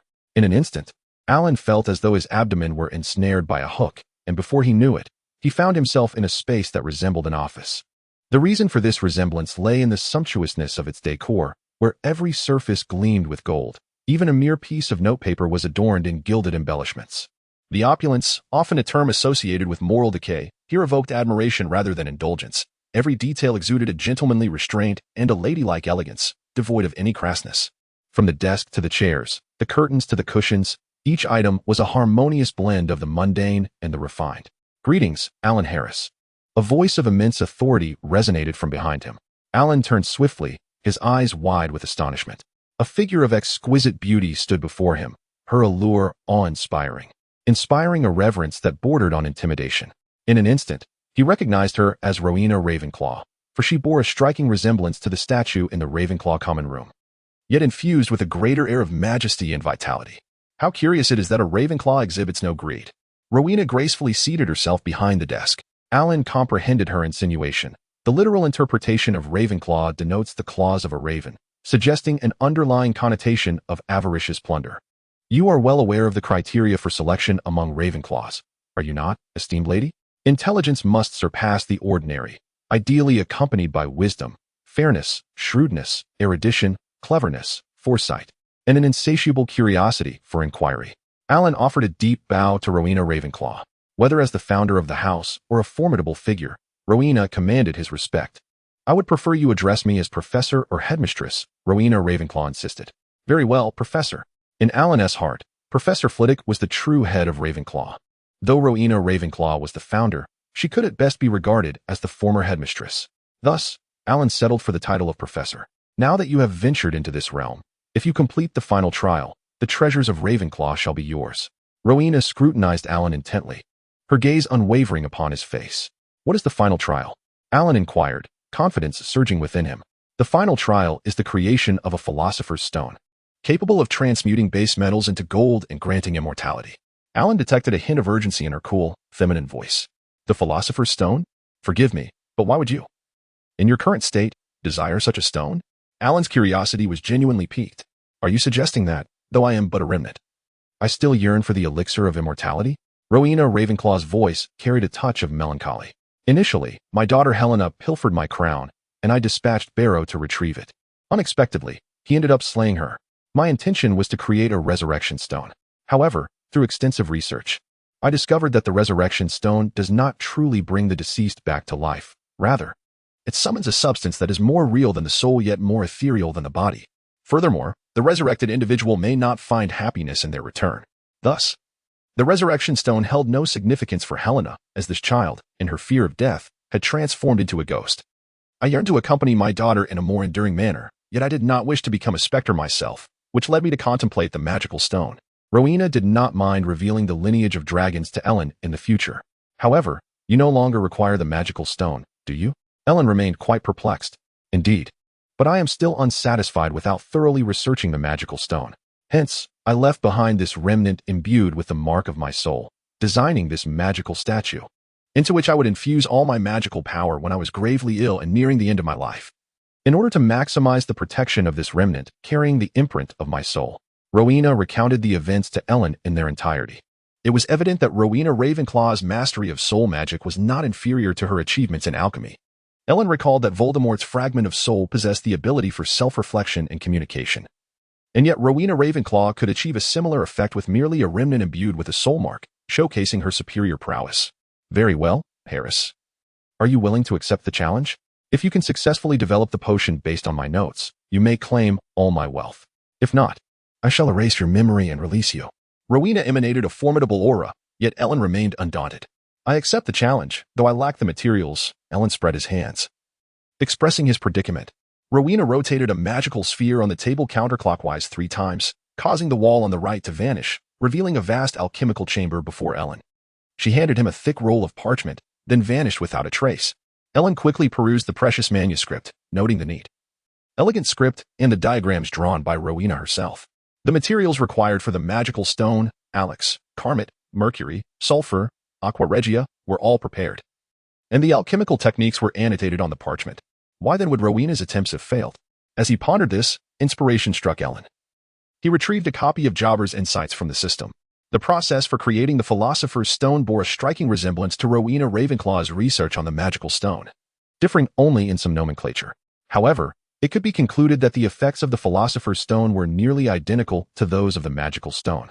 The most significant difference lay in the furnace's fire. The temperature recorded in Jobber's Insights was considerably higher than that noted by Rowena. After much hesitation, Ellen resolved to take a gamble and set the temperature according to Jobber's instructions. Chapter 43. The Treasure of Ravenclaw. Without hesitation, Alan deftly gathered the necessary materials in the prescribed order, arranging the magical orbs atop the corresponding marble pillars in a star-shaped formation. Following Rowena's manual, he infused the orbs with magical energy, activating brilliant white beams of light that converged beneath the grand and ornate furnace, igniting a colossal flame. In front of the furnace, a red dragon and a green frog were depicted, with two lions flanking either side, one red, the other green. A white lion graced the back of the furnace, accompanied by the sun and moon, each adorned with human faces. Alan meticulously added the herbal ingredients, adjusting the temperature according to the methods outlined in the writings of Jobber. As the temperature rose, the mouths of the three lions gradually widened. In accordance with Rowena's manual, Alan placed the red, white, and green magical orbs within the lions' mouths. These orbs represented the white stone, used to transmute metals into silver, the red stone, for the creation of gold, and the elixir of immortality, a universal potion for eternal life. As Alan approached the final stages of alchemy, he was ready to add the most precious ingredient, the wings of the Hermes bird. Once added to the furnace, the wings instantaneously blended with the other materials, forming an irregular shape of dark green. At this point, Rowena's manual abruptly came to a halt. Yet, the magical stone did not exhibit the translucent brown luster akin to jade. Where had he gone awry? Recalling Jobber's insights, Alan gritted his teeth and once more channeled his magical energy, fervently raising the furnace's temperature. The intense flames writhed and danced within the hearth. Under such extreme heat, the three-colored orbs could no longer withstand the pressure, gradually melting into a liquid state, flowing into the belly of the red dragon painted on the furnace and merging with the dark green semi-finished magical stone. With joy, Alan observed as the dark green mass slowly became suffused with brown, melding into a unified form. Success. Ecstatic, he had completely forgotten his entrapment within the statue, the mission he needed to complete, and became fully immersed in the art of alchemy. The finished magical stone lay quietly in the center of the furnace as Alan extinguished the flames, gazing in delight at the shimmering light that occasionally traversed its surface. Professor, you previously mentioned this was the final test? Alan reminded, yet he failed to notice any change in Rowena's demeanor regarding his successful creation of the magical stone. Oh, indeed. You have succeeded. May I know your name? Alan Harris. You have successfully completed all my trials, demonstrating remarkable intelligence, courageous spirit, and restraint against greed. You are worthy of Ravenclaw's treasure. With that, Rowena placed a resplendent crown upon the table. Though its shape resembled the crown Alan had previously acquired, he sensed a subtle difference. What could it be? The crown you used to unlock the statue is merely an early creation of mine. It holds significance yet cannot truly enhance one's wisdom. Otherwise, Helena would not have been blinded by greed, leading her to treachery. This crown, as Rowena pointed to it with satisfaction, was perfected only before my demise. It not only preserves clarity of mind, but also unveils the authentic desires of your heart, preventing you from straying from your path. This, indeed, is the essence of true wisdom. Now, it belongs to you. Subsequently, Rowena produced a model of a mobile tower that Alan had previously seen. This intriguing tower is portable and can provide refuge if you find yourself lost in the wilderness. Most importantly, it houses a vast collection of books that I have amassed, filled with the wisdom of those who came before us. If you dedicate yourself to reading and learning from them, it will construct a ladder leading you to the pinnacle of wizardry. Upon finishing her words, a look of relief washed over her, and her figure gradually began to fade, as if on the brink of vanishing. Alan, you may also take the Philosopher's Stone. It holds no value for me, but is truly precious to you. I shall carry the knowledge of its creation in pursuit of my soul. Once I depart, this statue will cease to serve its purpose, devoid of magical support. Its internal space will dissolve into nothingness with my departure. Finally, before we meet again, please take care of Helena. Thank you. Alan accepted the treasure with a deep bow, paying homage to this formidable figure. Suddenly, a brilliant light flickered beneath his feet, forcing him to shield his eyes. When he opened them once more, he found himself in the Ravenclaw common room, which lay in serene silence. Chapter 44. Insights of the Potion Master. Stepping out of the common room, Alan hastened towards the Quidditch pitch, hoping the match had not yet concluded, for he held a keen interest in the game of Quidditch. As he approached the stadium, the jubilant cheers of Gryffindor echoed through the chilly sky, mingled with the furious roars and groans of Slytherin. Alan swiftly ascended to the Ravenclaw stand. Observing the match from the stands felt remarkably different from participating. He gazed at the roaring little lions on the opposite Gryffindor bleachers, realizing he was indeed a Ravenclaw, forever unable to exhibit such wild fervor and enthusiasm. Have you spotted the golden snitch yet? Alan inquired of Roger, who was furiously scribbling down data with a furrowed brow. No, neither side has yet discovered the snitch's whereabouts. However, Gryffindor's chasers and beaters are exceptionally skilled, particularly their beaters, whose synergy is remarkable, Roger replied, casting an envious glance at the Weasley twins soaring freely in the sky. Being twins, it was only natural for them to have developed a seamless partnership over the years. But our beaters are quite impressive as well, like you, aren't they? Alan's subtle compliment puffed Roger's chest with pride. Oh, undoubtedly. I am the finest beater at Hogwarts. Roger's golden locks and pearly white smile sparkled in the sunlight, capturing the attention of many a girl. Roger, may I borrow your binoculars? Of course. I brought plenty, Roger beamed, feeling rather reliable as a captain. Alan lifted the binoculars and strained to focus on a tiny figure in the sky. It was Harry. High above, Harry glided gracefully over the pitch, clearly yet to spot the elusive golden snitch. As Alan relaxed into watching the match, the earlier tension dissipated. He found himself devoid of nerves. A wave of drowsiness enveloped him, and he longed for the comfort of his Ravenclaw bed, missing the sensation of being cocooned in a soft quilt. Golden snitch. Roger's exclamation jolted Alan to attention. Harry had spotted the snitch. Alan immediately raised the binoculars. Harry was diving rapidly, only to be deliberately obstructed by Slytherin's Marcus Flint. In light of this glaringly despicable act, commentator Lee Jordan could no longer contain his fury. Alan wholeheartedly agreed, recognizing such behavior as disgraceful, regardless of the audience's outrage. The match must go on. This served as a reminder that when faced with injustice, one need not wallow in despair or resignation. Rather, we must strive to empower ourselves and bring our adversaries to shame. While many remained engulfed in indignation, Harry's broom began to tremble uncontrollably. Slytherin scored a goal, and no one noticed Harry's distress. His broom quivered violently, twisting and spiraling, gradually lifting him higher and further away from the pitch. Harry was in trouble. Alan was the first to sense that something was amiss. Beside him, Roger and Anna hastily aimed their binoculars at Harry. Harry's broomstick began to tumble and roll uncontrollably, and he struggled to maintain his grip and avoid falling. Suddenly, the broom jerked violently once more, throwing Harry off. Now, he clung to the broomstick with only one hand, suspended in midair. The audience in the stands had lost interest in the match. Many gasped in shock as Harry plummeted. Alan focused the binoculars on Hermione, tracking her movements through the crowd, ready to assist if the situation turned dire. Fortunately, Hermione successfully ignited Professor Snape's robe while simultaneously colliding with Professor Quirrell. Harry landed safely, expelling the golden snitch from his mouth, securing victory for Gryffindor. Whether by skill or sheer luck, Gryffindor proved to be a formidable opponent. Roger closed his notebook, brimming with determination. For Gryffindor, we are equally resolute. Amidst the raucous, exuberant crowd, Alan flashed an encouraging smile at Harry. See you in the finals. On a morning in mid-December, Hogwarts awakened from its slumber, discovering a thick blanket of snow covering the grounds and the lake frozen solid. Despite the biting cold, Alan's spirits soared like a spring day. He had finally completed the library task assigned by the system, successfully acquiring the Book of Potions Masterworther. The tome detailed the methods for concocting various magical potions. The deeper he delved, the more acutely he felt his own ignorance, as he became enraptured in the ocean of knowledge. In contrast to Alan, his classmates eagerly anticipated the upcoming holiday. Although the common room was blessed with Professor Flitwick's enchantments, and the great hall blazed with a welcoming fire, the corridors were chilled by a biting draft, and the classroom windows rattled under the force of the frigid winds.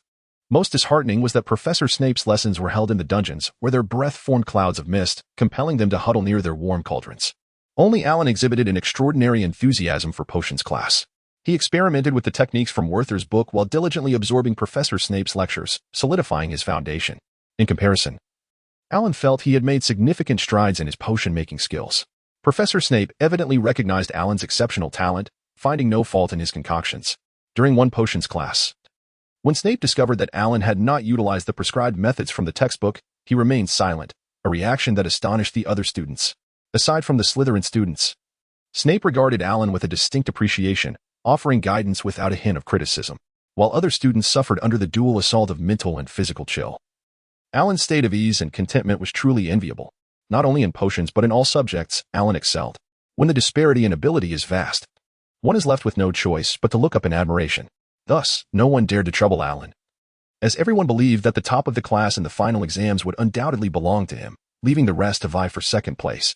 Even the most exceptional students bear their own burdens, one of which is the tendency to become a teacher's aide. At this very moment, Alan was summoned by Professor Flitwick to assist in adorning the Christmas decorations. Together, they conjured a cascade of golden bubbles with their wands. delicately hanging them upon the branches of Hagrid's newly relocated tree. Through the collective efforts of all, the hall transformed into a splendid spectacle. The walls were adorned with cascading garlands of holly and mistletoe, while 12 towering Christmas trees stood majestically throughout the room, some embellished with shimmering icicles, others aglow with hundreds of flickering candles. Alan spotted Harry, Ron, and Hermione entering the hall alongside Hagrid. With a smile, he approached them, eager to greet his friends. Just in time to hear Harry cheerfully remark to Hagrid, "Ever since you mentioned Nicholas Flamel, we've been trying to figure out who he is." Chapter 45, The Holiday. Are you referring to Nicholas Flamel? Alan inquired cheerfully. However, the expressions of the others suggested otherwise. Hagrid appeared visibly furious. Ron wore a look of sheer terror, and Harry seemed awkwardly caught, opening his mouth to speak but was restrained by Hermione.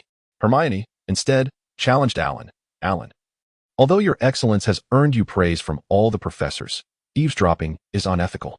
Alan cast a deep glance at Harry. Noting his flustered demeanor and the silence he maintained in defense, feeling somewhat disappointed yet ultimately relieved.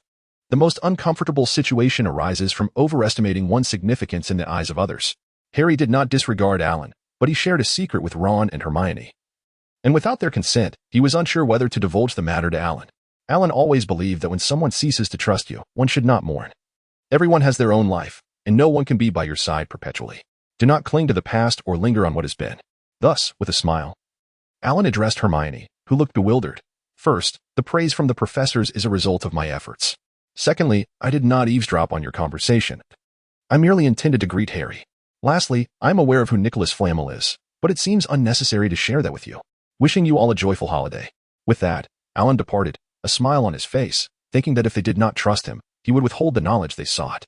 Though he was taking it lightly, Alan still indulged in a childlike act of retribution. Ultimately, they would learn the truth. He need not repay malice with kindness. Is he joking? How could he know Nicholas Flamel? Ron exclaimed, his mouth agape in astonishment. Alan seldom jested, and his love for books and vast knowledge suggested he might indeed know of Flamel. Harry felt immense frustration and disappointment, realizing he ought to have been truthful with Alan. Hermione bit her lip, declaring, "I must apologize to Alan. I wronged him." Without waiting for Harry and Ron's reaction, she hurried in the direction Alan had taken. Harry and Ron exchanged glances and followed suit. However, by the time Hermione burst out of the hall, Alan was nowhere to be seen. They hurried to the library, Alan's favorite haunt, but found no trace of him there either. The Ravenclaw common room was off limits to them, and the three returned to Gryffindor in disappointment. "Perhaps we will see him at breakfast tomorrow," Harry said, filled with hope. "That will have to suffice," Hermione resolved, deciding to wait in the library a while longer, hoping Alan might still come to read. The next day, when Hermione and the others went to the dining hall in search of Alan, he had already retreated to his dormitory to pack for the journey home on the Hogwarts Express, with the added responsibility of assisting Anna with her luggage. By the time the Hogwarts Express arrived at King's Cross Station, it was nearing evening. To Alan's surprise, it was not Mr. Harris who greeted him, but his brother Albert, who embraced him warmly. The two individuals arrived at the nearest magical lamp post via bus, and from there, they returned home through the enchantment of the lamp. Even before stepping through the door, Alan was greeted by the delightful aroma of strawberry cake. His mother had prepared a strawberry cake. Alan's eyes sparkled with excitement, hastening his pace, for there is no shame in a man's fondness for sweets. Moreover, his mother had prepared an array of delectable treats. His older brother Albert was in high spirits. Indeed, the dinner was bountiful, although it lacked the variety of the Christmas feast at Hogwarts. It was imbued with warmth and the essence of home. Festivals should be a time for family reunions, and the 7 members of the household gathered around the dining table in joyous harmony. Currently, only Alan attended Hogwarts, while his elder sister Daisy worked alongside their mother at St. Mungo's Hospital for magical injuries, yet unlike Mrs. Harris, she served as a healer in the curse damage department. Mrs. Harris expressed her satisfaction with this arrangement. Their second brother, Lorne, had successfully achieved top marks in his N.E.W.T.S. a year ago and had entered the Ministry of Magic, becoming a member of the Department for the Regulation and Control of Magical Creatures.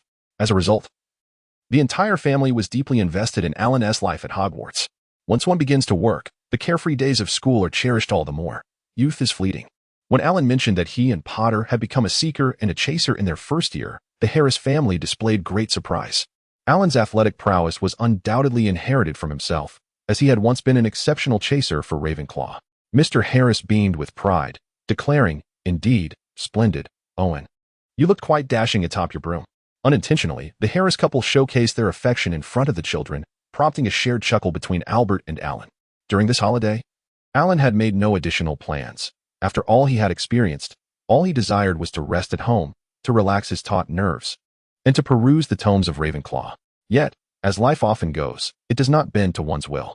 According to Murphy's Law, the more one desires something, the more elusive it becomes. When Alan next opened his eyes, he beheld the snowflakes gracefully descending outside. It appeared the snowfall would persist for quite some time, thereby thwarting his morning exercise plans. After descending to wash up, he discovered that only he and his little sister Emily remained at home. Had they perhaps agreed to work overtime together? Alan mused while pouring himself a steaming cup of milk. Although Mrs. Harris had left in a hurry, her culinary skills had ensured that breakfast was prepared for her youngest son and daughter. Upon waking, Emily clung to her brother, requesting a tale about the Moonstone. Alan noted with amusement that his little sister's interests had grown increasingly peculiar. She had once clamored for fairy tales, and now she was eager for detective and mystery stories. According to the book Emily had presented to Alan, the Moonstone is a renowned yellow diamond, first documented in ancient Indian texts. This gemstone is said to be set in the forehead of an Indian deity, the moon god, depicted with 4 arms. The gem is named Moonstone partly due to its distinctive luster, and partly owing to a legend that it can perceive the will of the moon deity, its hue shifting with the waxing and waning of the moon. As per Alan's knowledge, the magical realm has also recorded similar accounts. Unlike the revered diamond dedicated to the divine in India, the Moonstone in the magical realm is a semi-translucent gem of inferior quality. Yet it too is believed to sense the moon's influence, thus earning its name. Chapter 46. The Midnight Visitor. Emily, what prompted you to delve into such literature? Alan inquired, his curiosity piqued. This book was brought back by my elder brother Albert a few days ago. I noticed him engrossed in it even during meals, which piqued my interest. Today, while he is away, I thought it would be delightful for you to read it to me. Please, Alan, do not divulge this to brother. Emily tilted her head, her sweet smile utterly charming. Alan chuckled in agreement, serving his sister milk and cake, while Emily obediently sat beside him, enjoying her treat.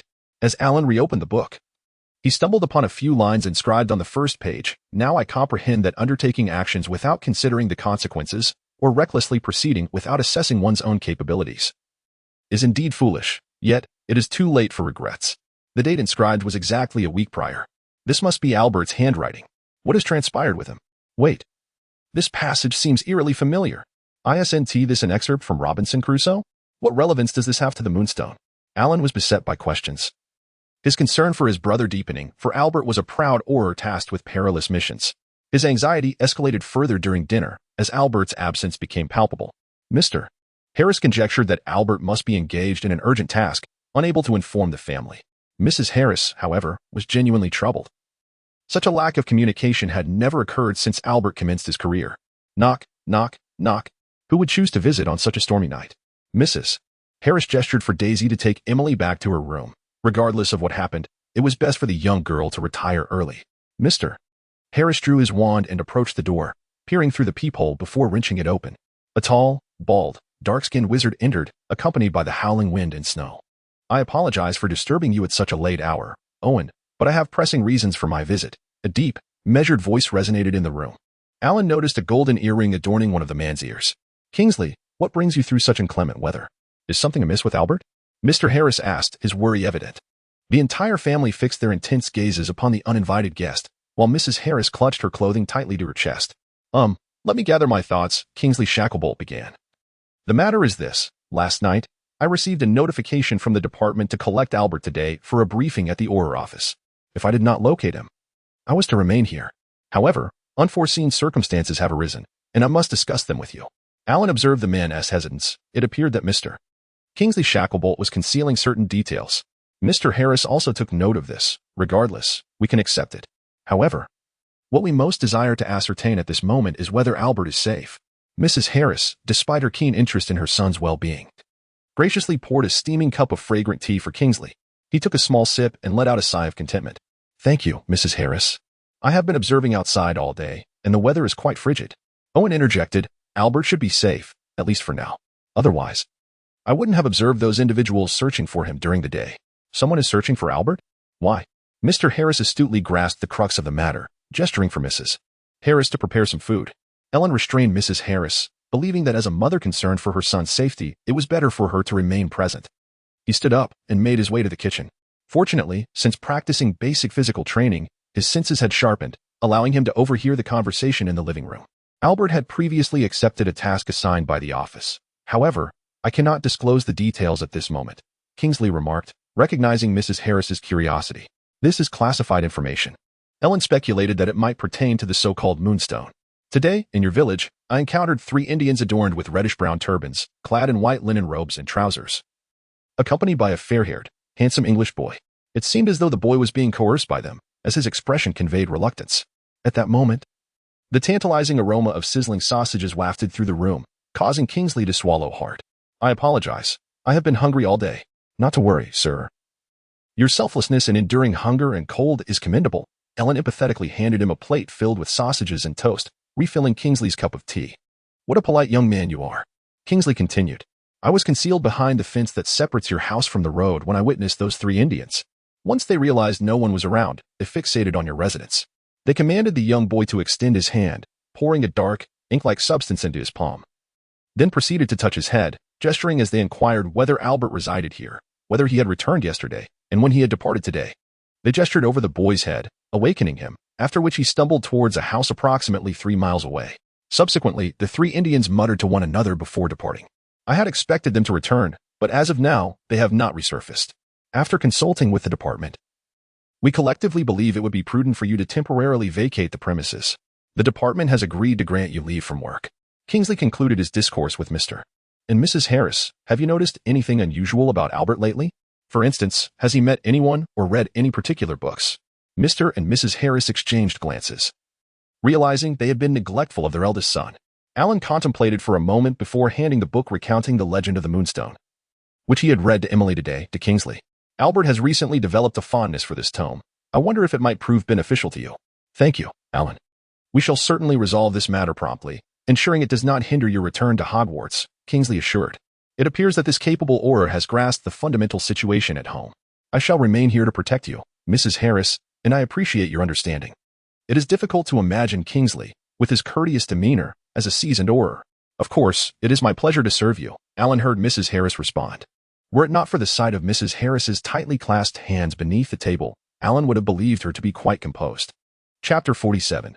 Whispers of the night. With a profound sense of concern for Albert, everyone retreated to their respective rooms. Perhaps only young Emily could find solace in sleep. In the dead of night, as Alan lay restless, he keenly discerned hushed murmurs emanating from the living room. Silently, he ascended from his bed and concealed himself behind a pillar in the hallway. It was none other than Mr. Harris and Mr. Kingsley Shackle discussing something of great import. Owen, you are aware of the department's confidentiality regulations. I cannot divulge the specifics of Albert's current mission, but please trust that we are wholeheartedly engaged in his rescue, Mr. Kingsley Shackle said, rubbing his brow with evident distress. Kingsley, I implore you to comprehend the anguish of a father who is left in the dark regarding his son's fate. From your words this evening, it is clear that Albert is embroiled in a perilous undertaking. While I do not expect you to reveal the details, could you perhaps offer a hint as to what might befall my son? This is a father's earnest plea, Mr. Harris persisted, his voice laced with desperation. Here, Owen, is a book that Albert cherished before his ordeal. You may peruse it for now, Kingsley replied, seemingly moved, yet steadfast in his principles, unwilling to disclose any specifics. Mr. Harris quickly leafed through the pages, contemplating the opportunity to discuss matters with his younger son. This volume had been presented to Kingsley by Alan, who surely had perused it. Mr. Harris was well aware of Alan's remarkable memory and keen intellect. Owen, what are your plans for tomorrow? Suddenly, Kingsley inquired as Mr. Harris continued his examination of the book. What do you mean by plans? Mr. Harris responded, perplexed, as his mind wrestled with the intricate mythos woven within the tome and its potential connection to Albert. Your children, if I may speak candidly, those Indians will undoubtedly return if they cannot trace Albert's whereabouts, and it may not bode well for you. You must prepare accordingly. Kingsley leaned forward earnestly, offering his counsel. Mr. Harris began to consider this grim possibility. Emily could stay with my cousin Josephine for a while, and Alan might return to Hogwarts. Grace and Daisy could temporarily reside at St. Mungo's Hospital for Magical Maladies. Lon and I could travel between the ministry and home. Please, do not rush to object. Let me finish, he urged, halting Kingsley's impending rebuttal. I understand your concerns for my family's safety, but as you mentioned, those 3 Indians, if they fail to find Albert, are bound to seek us out. If our home stands empty, they will realize we have taken precautions, which may incite them to commit even greater resources to capturing Albert, placing him in even greater peril. Moreover, should they dare to intrude, I would relish the chance to confront those Indians and inquire about my son's whereabouts. Lon and I have both passed our N.E.W. and are within the safety of our own home, Mr. Harris declared, his demeanor resolute, clearly having made up his mind. Well then, since you are so steadfast in your resolve, I will communicate with the department to temporarily open the flight network from the department to your home, in order to mitigate the possibility of accidents on your journey. It is late, Owen. We shall pause our discussion here as I need to report to the department. Kingsley has acquiesced to Mr. Harris's arrangements. Thank you, Kingsley. Then, good night, and may you have sweet dreams. Mr. Harris grasped Kingsley's hand gratefully and bid him farewell. Alan hurried back to his room, climbing into bed, foreseeing that Mr. Harris would soon come to speak with him. Sure enough, it wasn't long before Mr. Harris knocked on Alan's door. Alan feigned a state between wakefulness and slumber as he opened the door. I apologize for the intrusion, Alan. You must have been asleep. But I have some exceedingly important matters to discuss with you. Mr. Harris expressed his deep concern and regret, but the safety of Albert necessitated clarity. Alan stepped aside to allow Mr. Harris to enter, and they both seated themselves at the table. Outside, the wind and snow whirled violently, while inside, the dim light cast a warm glow, creating an atmosphere of tranquility and comfort that belied the looming crisis, akin to the calm before a storm. Father, you must be inquiring about that book, Alan surmised, having anticipated Mr. Harris's purpose. He recounted the origins of acquiring the book with clarity. Mr. Harris appeared contemplative. Father, have you heard of the moon god of India? Alan inquired softly. Mr. Harris focused intently on his younger son, for Alan was not one to speak without purpose. In India, the moon god is referred to as Chandra, signifying bright and radiant. According to records, the moon god is male, possessing 4 arms, one hand holds a scepter, another a potion of immortality, the third a lotus, while the fourth is poised in a defensive stance. He rides a chariot drawn by either antelope or 10 horses as white as jasmine. Alan paused at this juncture, gazing meaningfully at Mr. Harris. What do you imply? Mr. Harris inquired, suspicion flickering in his eyes. Who in this world yearns for immortality the most? Alan's softly spoken words sent a chill through Mr. Harris. Are you referring to the one whose name cannot be spoken? A tempest of thought surged within Mr. Harris. Could it be that Albert was in grave danger? As if recalling something, he asked. But he has already been defeated by Harry, has he not? Who can say? It may be him, or perhaps the Death Eaters. Anything is possible, yet we must prepare for the worst. Father, how do you intend to secure our safety? In that moment, Alan's maturity astonished Mr. Harris, making him momentarily forget that his son was but a student. Mr. Harris briefly outlined his plan. As soon as he finished speaking, Alan interjected, No, Father. I cannot return to Hogwarts, despite it being the safest place. Mr. Harris was taken aback, as if suddenly grasping Alan's intent. No, Alan, while you are indeed capable, you are still a child. You must remain at Hogwarts and not seek out Albert. In the face of Mr. Harris's sudden impatience, Alan remained composed and unhurried. Father, consider this. Emily is still quite young. Can you truly entrust her to live alone at Aunt Josephine's? Wouldn't she feel abandoned? Wouldn't she be saddened by it? If you believe she is safe at Aunt Josephine's, then having me there as well would hardly make a difference. Alan's well-structured and logically sound reasoning left Mr. Harris in a state of hesitation. Moreover, given the current circumstances at home, who would accompany me to Hogwarts? It would be far better for me to join Emily at Aunt Josephine's. With this final argument, Mr. Harris ultimately acquiesced. Very well. But you must take good care of Emily and refrain from wandering about. Chapter 48. The decaying manor on a winter morning following a snowfall. The sky was a deep azure expanse. As the window was pushed open, a sharp chill rushed in, embodying the saying that heavy snow leaves no trace. Outside lay a vast, white landscape, devoid of any footprints, yet this did not imply safety, for the snow could very well conceal malevolent deeds. Madame Harris had, as usual, prepared breakfast, however. The rich aroma of milk and cereal failed to awaken anyone's appetite. When Mr. Harris announced his plans for the day at the dining table, Mrs. Harris could no longer maintain her composure. No, Owen, I possess considerable strength as well. I can face everything alongside you at home. Father, I believe a doctor can play a significant role in times of confrontation. Daisy was equally unwilling to remain a passive observer. Hiding in safety while her kin confronted unpredictable dangers, she could not bear such a thought. A spirited debate, perhaps a quarrel veiled in love, was on the verge of unfolding. Alan served himself a bowl of milk cereal, took a plate of sandwiches, and called for Emily, leading her upstairs to her room. He deemed it inappropriate for children to witness their parents' disputes directly, as it could inflict harm upon their tender hearts. Alan, why are Mommy and Daddy arguing? Emily asked, a hint of sorrow in her voice.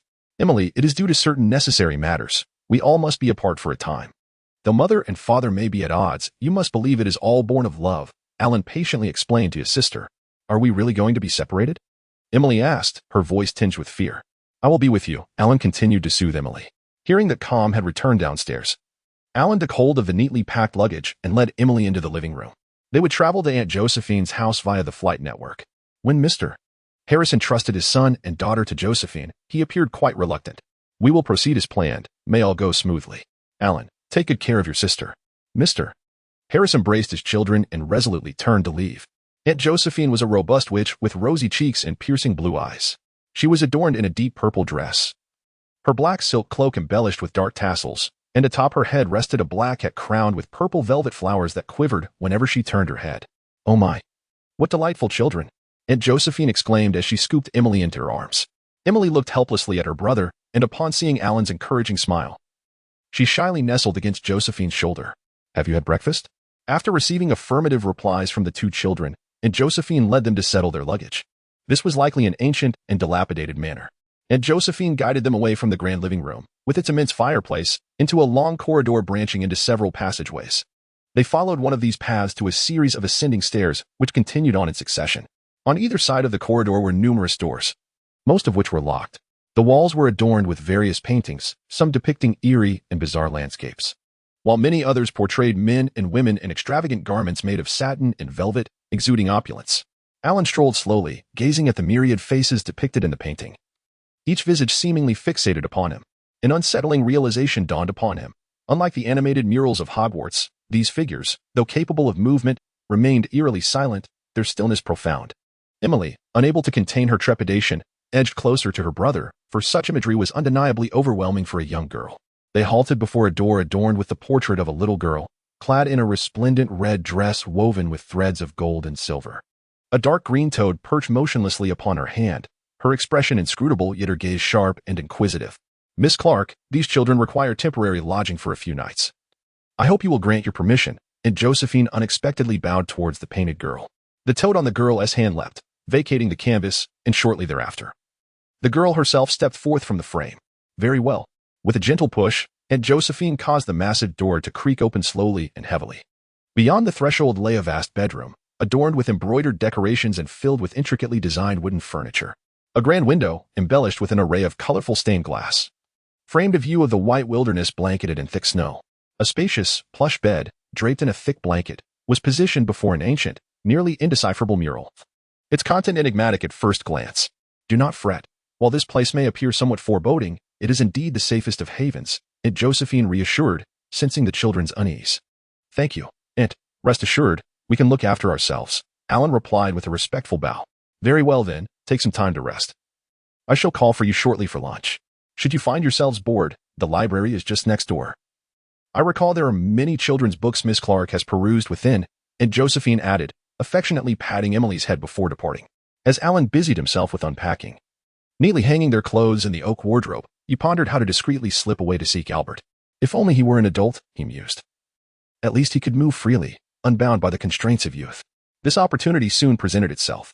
The room lacked any suitable playthings for Emily, prompting Alan to take her to the adjacent library, a space that appeared seldom used, with books meticulously arranged upon the shelves. Perhaps Aunt Josephine had recently tidied it, for it was immaculate, devoid of any dust. Emily joyfully played before a diminutive children's bookshelf, extracting all the books and stacking them high, clapping her hands in delight. The tower of books grew ever taller, teetering precariously, until, after adding a particularly thick fairy tale, it came crashing down upon her. Alan rushed forward to shield Emily, but in his haste, he inadvertently toppled the bookshelf, which fell against the tapestry behind it, causing a startling indentation. As he righted the bookshelf and lifted the tapestry, he discovered a narrow staircase concealed behind it. Alan was filled with curiosity. However, with Emily by his side, he could not disregard her and embark on an adventure. At long last, the opportunity presented itself. After indulging in a sumptuous lunch, Emily, unable to resist the allure of slumber, drifted into sleep upon the soft, warm bed. Alan implored Aunt Josephine to watch over Emily, feigning a desire to concentrate on his reading in the library, and set off to explore the secret passage he had previously discovered. Chapter 49. In search of the underground palace amidst the flickering glow, Alan, taking precautions against unforeseen circumstances, transformed his wizard robe into protective attire.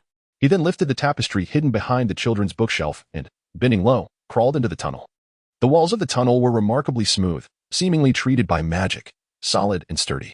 Alan descended the tunnel step by step, traversing several stretches of gentle pathways intermittently. Before long, he perceived a glimmer of light. This led him to a diminutive storage room, where the afternoon sun streamed through a skylight above, illuminating the very spot from which Alan emerged. Instinctively, he shielded his eyes with his hand, taking a moment to adjust to the brightness. Upon pushing open the door, he found himself in a once lush garden, now abandoned, with a thick blanket of snow covering the uneven terrain. Exiting the garden, he was greeted by a bleak and desolate landscape, where rustic cottages made of wood, clay, and straw were sparsely scattered across the wilderness. Turning back, he noticed a grand estate surrounded by towering walls, standing not far from the cottages. From this vantage point, the rooftops of the castle within the estate glimmered under the sun, the snow atop them catching the light in scattered brilliance. Behind the estate, lofty peaks pierced the clouds, resembling dark reefs in a distant sea. Checking the time, Alan surmised that Emily would soon awaken. He quickly retraced his steps, his mind already formulating a plan.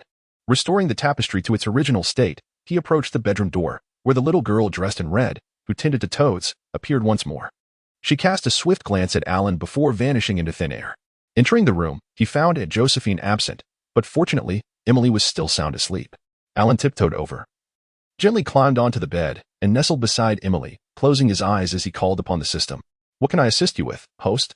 A serene voice resonated, showcasing the system's reliability. "Previously, you provided me with a map for the Lizardman task. Will subsequent tasks also have map assistance?" Alan inquired. "Indeed. To facilitate the host's successful completion of tasks, maps will be provided," the system affirmed. "May I proactively request a task?" Alan continued. "The host may issue proactive tasks. However, the difficulty level will be determined by the system, with rewards to be confirmed." "Very well, please assist me in issuing a task to locate Albert Harris." Alan skillfully navigated the conversation, achieving his desired outcome through careful persuasion. "Please be patient, host, as the task's difficulty is being assessed." The system determined the difficulty to be too low and suggested a revised task, the acquisition of the moon gem. "Does the host accept this task?" "Accepted," Alan replied succinctly, feeling Emily stir beside him, indicating her imminent awakening. As this was a proactive task, the system imposed no time constraints, encouraging the host to continue striving forward. The system was efficient, as a map materialized in Alan's mind. What transpired next, how Alan spent the afternoon playing with Emily and conversing with Aunt Josephine, remains unspoken. At 9 o'clock in the evening, after once again lulling Emily to sleep, Alan cast upon the little girl a spell of tranquil slumber. According to the Encyclopedia of Charms, this incantation was devised by a wizard who had long been tormented by insomnia. After planting a gentle kiss upon Emily's forehead, Alan turned to depart. Exiting the cottage once more, he summoned Neptune from his storage compartment, swiftly mounting it and racing towards the horizon with utmost speed. The frigid night wind howled beside him. But fortunately, Alan had prepared in advance, transforming his whimsical wizarding robe into a snug and windproof ensemble. The moon shone brightly amidst the sparse stars, and through the occasional wisps of drifting clouds, the cottages below appeared as if they had been compressed and then spread out again. Alan sped forth at an astonishing velocity, and as he approached his destination, a towering clock tower loomed into view. When Alan's feet finally touched the ground, he felt as though he were treading upon cotton. He resolved to sneak a glance at the upper-year apparition training upon his return to Hogwarts. Ascending the steps of the clock tower, he encountered an outdoor staircase spiraling around its pinnacle like a great serpent. Yet, even at the tower's highest point, he found no trace of Albert or the Moonstone. However, the map indicated that the target location should lie within this vicinity. Looking out, the direction of his goal appeared desolate. Could it be that the gem had the ability to traverse the heavens and the earth? Wait, upon seeing such a towering clock tower, Alan's first instinct was to climb it. Perhaps he needed to take an unconventional approach. How could he know without trying? He swiftly descended the stairs once more. Indeed, in the square outside the first floor of the clock tower, Alan discovered an abandoned, desiccated well, where he sensed traces of magic. How marvelous it was, with such a grand edifice standing before him, that anyone would pay heed to such a dilapidated well. As the saying goes, the bold are often the most skilled. Emboldened by the protection of his whimsical robe, Alan slid down the well-ass wall. Time lost its meaning in the darkness, but eventually he came to a halt, finding himself in a narrow, shadowy corridor leading to a vast stone cavern. The pitch-black entrance resembled a gaping maw, poised to swallow everything whole. A flickering glow illuminated the surroundings. The wand emitted a ghostly blue light that did little to enhance his sense of security, but rather heightened the sense of peril amidst the darkness of the cavern. Yet, Alan felt a surge of exhilaration. The map in his mind once again provided a clear path forward. Without hesitation, he plunged into the cavern, continuing his search. The jagged stone walls were rough and uneven, but he managed to traverse a section of solid, compact ground.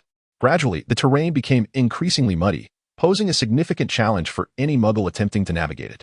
Occasionally, streams would obstruct Alan's path, compelling him to wade through the water. This subterranean labyrinth seemed devoid of anything remarkable: muddy terrain, monotonous scenery, and a stifling atmosphere. However, reflecting on his journey, it was evident that without the guidance of the map, he might have become hopelessly lost amidst the countless branching paths. As many of the stone walls bore little distinction, thus far, one could say that all had proceeded relatively smoothly. Aside from the tedium, one had not to voice any complaints. Suddenly, a steep incline led Alan deeper into the abyss, its terrifying gradient requiring him to muster all his focus to maintain his balance. After a succession of descents, the slope gradually leveled out, and within the vast subterranean chamber, the only sounds were Alan's breath and footsteps, creating an eerie silence akin to death itself. The winding paths intertwined in a labyrinthine manner, causing Alan to lose all sense of time amid such monotonous traversal. At that moment, he heard a resounding noise, reminiscent of sporadic thunder, which gradually faded into the unknown darkness. Chapter 50, The Final Battle with the Behemoth. From whence did that sound emanate? Was it a phenomenon occurring within the Earth's layers? Or perhaps a collapse of the rocks? Alan strained his ears, yet the subterranean chamber remained eerily silent. Recalling a scene from a television drama he had once watched, he pressed his ear against the stone wall, and to his astonishment, he seemed to discern the faint murmur of voices. A surge of exhilaration coursed through him. After wandering alone through the interminable, desolate darkness, the prospect of hearing human voices was indeed a blessing. Once more, he pressed his ear against the wall, and indeed, there was a soft whisper. Though the sound was ethereal and indistinct, Alan distinctly captured the word lost, imbued with a somber and mournful tone. With his remarkable hearing, he hastened in the direction from whence the sound originated. The closer he drew to the source of the voice, the more his spirits lifted. For he realized that the voice belonged to Albert, the one who had caused his family much concern. Suddenly, Alan lost his footing. The momentum carried him down a steep incline, and he began to slide uncontrollably, as if plummeting into the abyss. Helplessly, he tumbled and leaped along the vertical stone face, descending further. When he finally managed to stabilize himself, he beheld Albert, slumped despondently upon the ground. He appeared exceedingly frail, yet his striking azure eyes sparkled with joy at the sight of Alan, only to be clouded by worry moments later. "Alan, how did you end up here?" The unmistakable concern in Albert's voice stirred Alan's heart. It was evident that Albert's condition was dire, yet his immediate worry was for his brother's safety. "It's a long story. What has happened to you? Why have you left your leg wound unattended?" As an accomplished orer, Alan was not naive enough to believe that Albert lacked healing magic. "I may be under a curse, having lost all my magical abilities. I became lost in this underground labyrinth and inadvertently broke my leg." Albert briefly recounted his plight. Without hesitation, Alan summoned the mobile tower he had previously acquired from the system. Concealing it within the folds of his sleeve, he pretended to retrieve it from his pocket. The mobile tower landed on the ground, and Alan activated the control spell, positioning the tower's apex to touch the ceiling of the stone chamber. Supporting Albert, he guided him into the tower, where a roaring fire blazed. The immense fireplace instantly ignited, filling the tower's hall with warmth and comfort. Alan helped Albert recline on the spacious sofa and procured the medical kit from the tower, applying a simple bandage to Albert's wound. Then he reassured, "If you're indeed cursed, there is no need for alarm. I had an extraordinary encounter at Hogwarts, and fortuitously acquired this mobile tower along with a spell to lift curses." Alan retrieved the magical orb from Fox and skillfully cast the spell. Albert felt a familiar surge of power coursing through his limbs. His magical abilities were restored. Though still somewhat weak, Albert adeptly tended to his broken leg. When Alan returned from the tower's kitchen with food, Albert appeared to have largely recovered. "Thank you, Alan. You have saved my life." Albert refrained from inquiring how Alan managed to locate him, nor did he delve into Alan's extraordinary encounters. He understood the importance of respecting others' privacy and honoring their secrets. Within a mere few minutes, they devoured 2 plates of sandwiches and a large glass of milk, feeling utterly splendid. "Alan, this underground palace is rather peculiar. It appears one cannot use apparition here. Although I have regained my magical abilities, I still cannot discern the way out." Albert calmly pointed out the current predicament, acknowledging that their comfort was ephemeral. If they remained trapped in the labyrinth, they would inevitably face the dire consequences of starvation and thirst. "Do not worry, Albert. I believe that since fate has brought me to you, we shall not be ensnared here for long." Of course, Alan could not divulge to Albert that a wondrous map resided in his mind. Moreover, he had yet to fulfill the task assigned by the system to seize the Moonstone. After a brief respite, the two resolved to continue their quest for an exit, which, for Alan, meant seeking the Moonstone. As they advanced along the stone tunnel, the space gradually expanded, the air becoming increasingly humid. The stone walls were damp, adorned with patches of dark green moss. In less than 5 miles, an extraordinarily wide underground river obstructed their path. Before they could devise a strategy, tumultuous waves erupted upon the river's surface, heightening their alertness. Danger loomed nearby, and caution was imperative. Amidst the rolling waves, a serpent-like creature, approximately 30 feet in length, emerged like a harbinger of death, blocking their passage. Its body resembled a massive cylinder with a short tail, while its limbs resembled oars, covered in layers of hardened shell. Its head and neck were as agile as a python, rising to a height of 30 feet with ease. Its movements generated waves as high as mountains, crashing down upon Alan and Albert, who were hastily retreating. The creature had detected the unwelcome guests. "It is a plesiosaurus. Alan, you go ahead. I will entangle it." Albert shouted in desperation, his face pale as he gripped his wand, sacrificing his chance of escape for Alan. Alan felt a surge of emotion but knew he could not retreat. The mission's objective lay ahead, and failure was not an option. Besides, he possessed a means of survival. Summoning Neptune, Alan mounted the creature. "Yes, Alan, ride Neptune and escape," Albert exclaimed joyfully. Alan turned back, offering Albert a confident smile, while internally deciding to activate the remaining 9 minutes of his invincibility aura. If he could vanquish the beast within those 9 minutes, that would be ideal. Otherwise, swift escape was paramount. With determination, Alan soared towards the colossal monster. The invincibility aura manifested once more, and Alan felt an inexhaustible well of magical energy coursing through him, brimming with boundless strength. He swiftly maneuvered around the plesiosaurus, and despite the creature's remarkably agile head, it could not match Alan's speed. The two engaged in a frenzied battle, with Alan tirelessly casting one lethal spell after another. Many of these incantations were being employed for the first time, yet under the aegis of the system's invincible aura. Alan seemed to wield these spells as if they were second nature, striking with precision and ferocity against the plesiosaurus. They alternately approached the shore and then retreated, as if Alan were one with Neptune, soaring through the towering waves with grace. Albert, though engulfed in despair, clung to a resolve of certain demise, desperately unleashing every deadly spell he could muster against the plesiosaurus. Suddenly, both Alan and the creature plunged into the depths of the sea. After a brief interval, the enormous head of the plesiosaurus broke the surface, and Albert's heart raced with anxiety, uncertain of Alan's fate. Chapter 51. The fierce battle in the underwater stone palace. The head of the plesiosaurus suddenly emerged from the water's surface, towering high before crashing down heavily from the side. Its shell was battered and bruised, and its paddle-like limbs thrashed in the water, while its tubular body rolled about. After a while, it lay motionless, as if a colossal hand were gradually pulling it to the seabed, leaving only a swirling vortex on the surface. Yet, Alan was still nowhere to be seen. Albert was filled with worry, his eyes reddening and his nose tingling with emotion. He hurriedly scrambled towards the underground river's edge, the splashes of water resounding. It was Alan.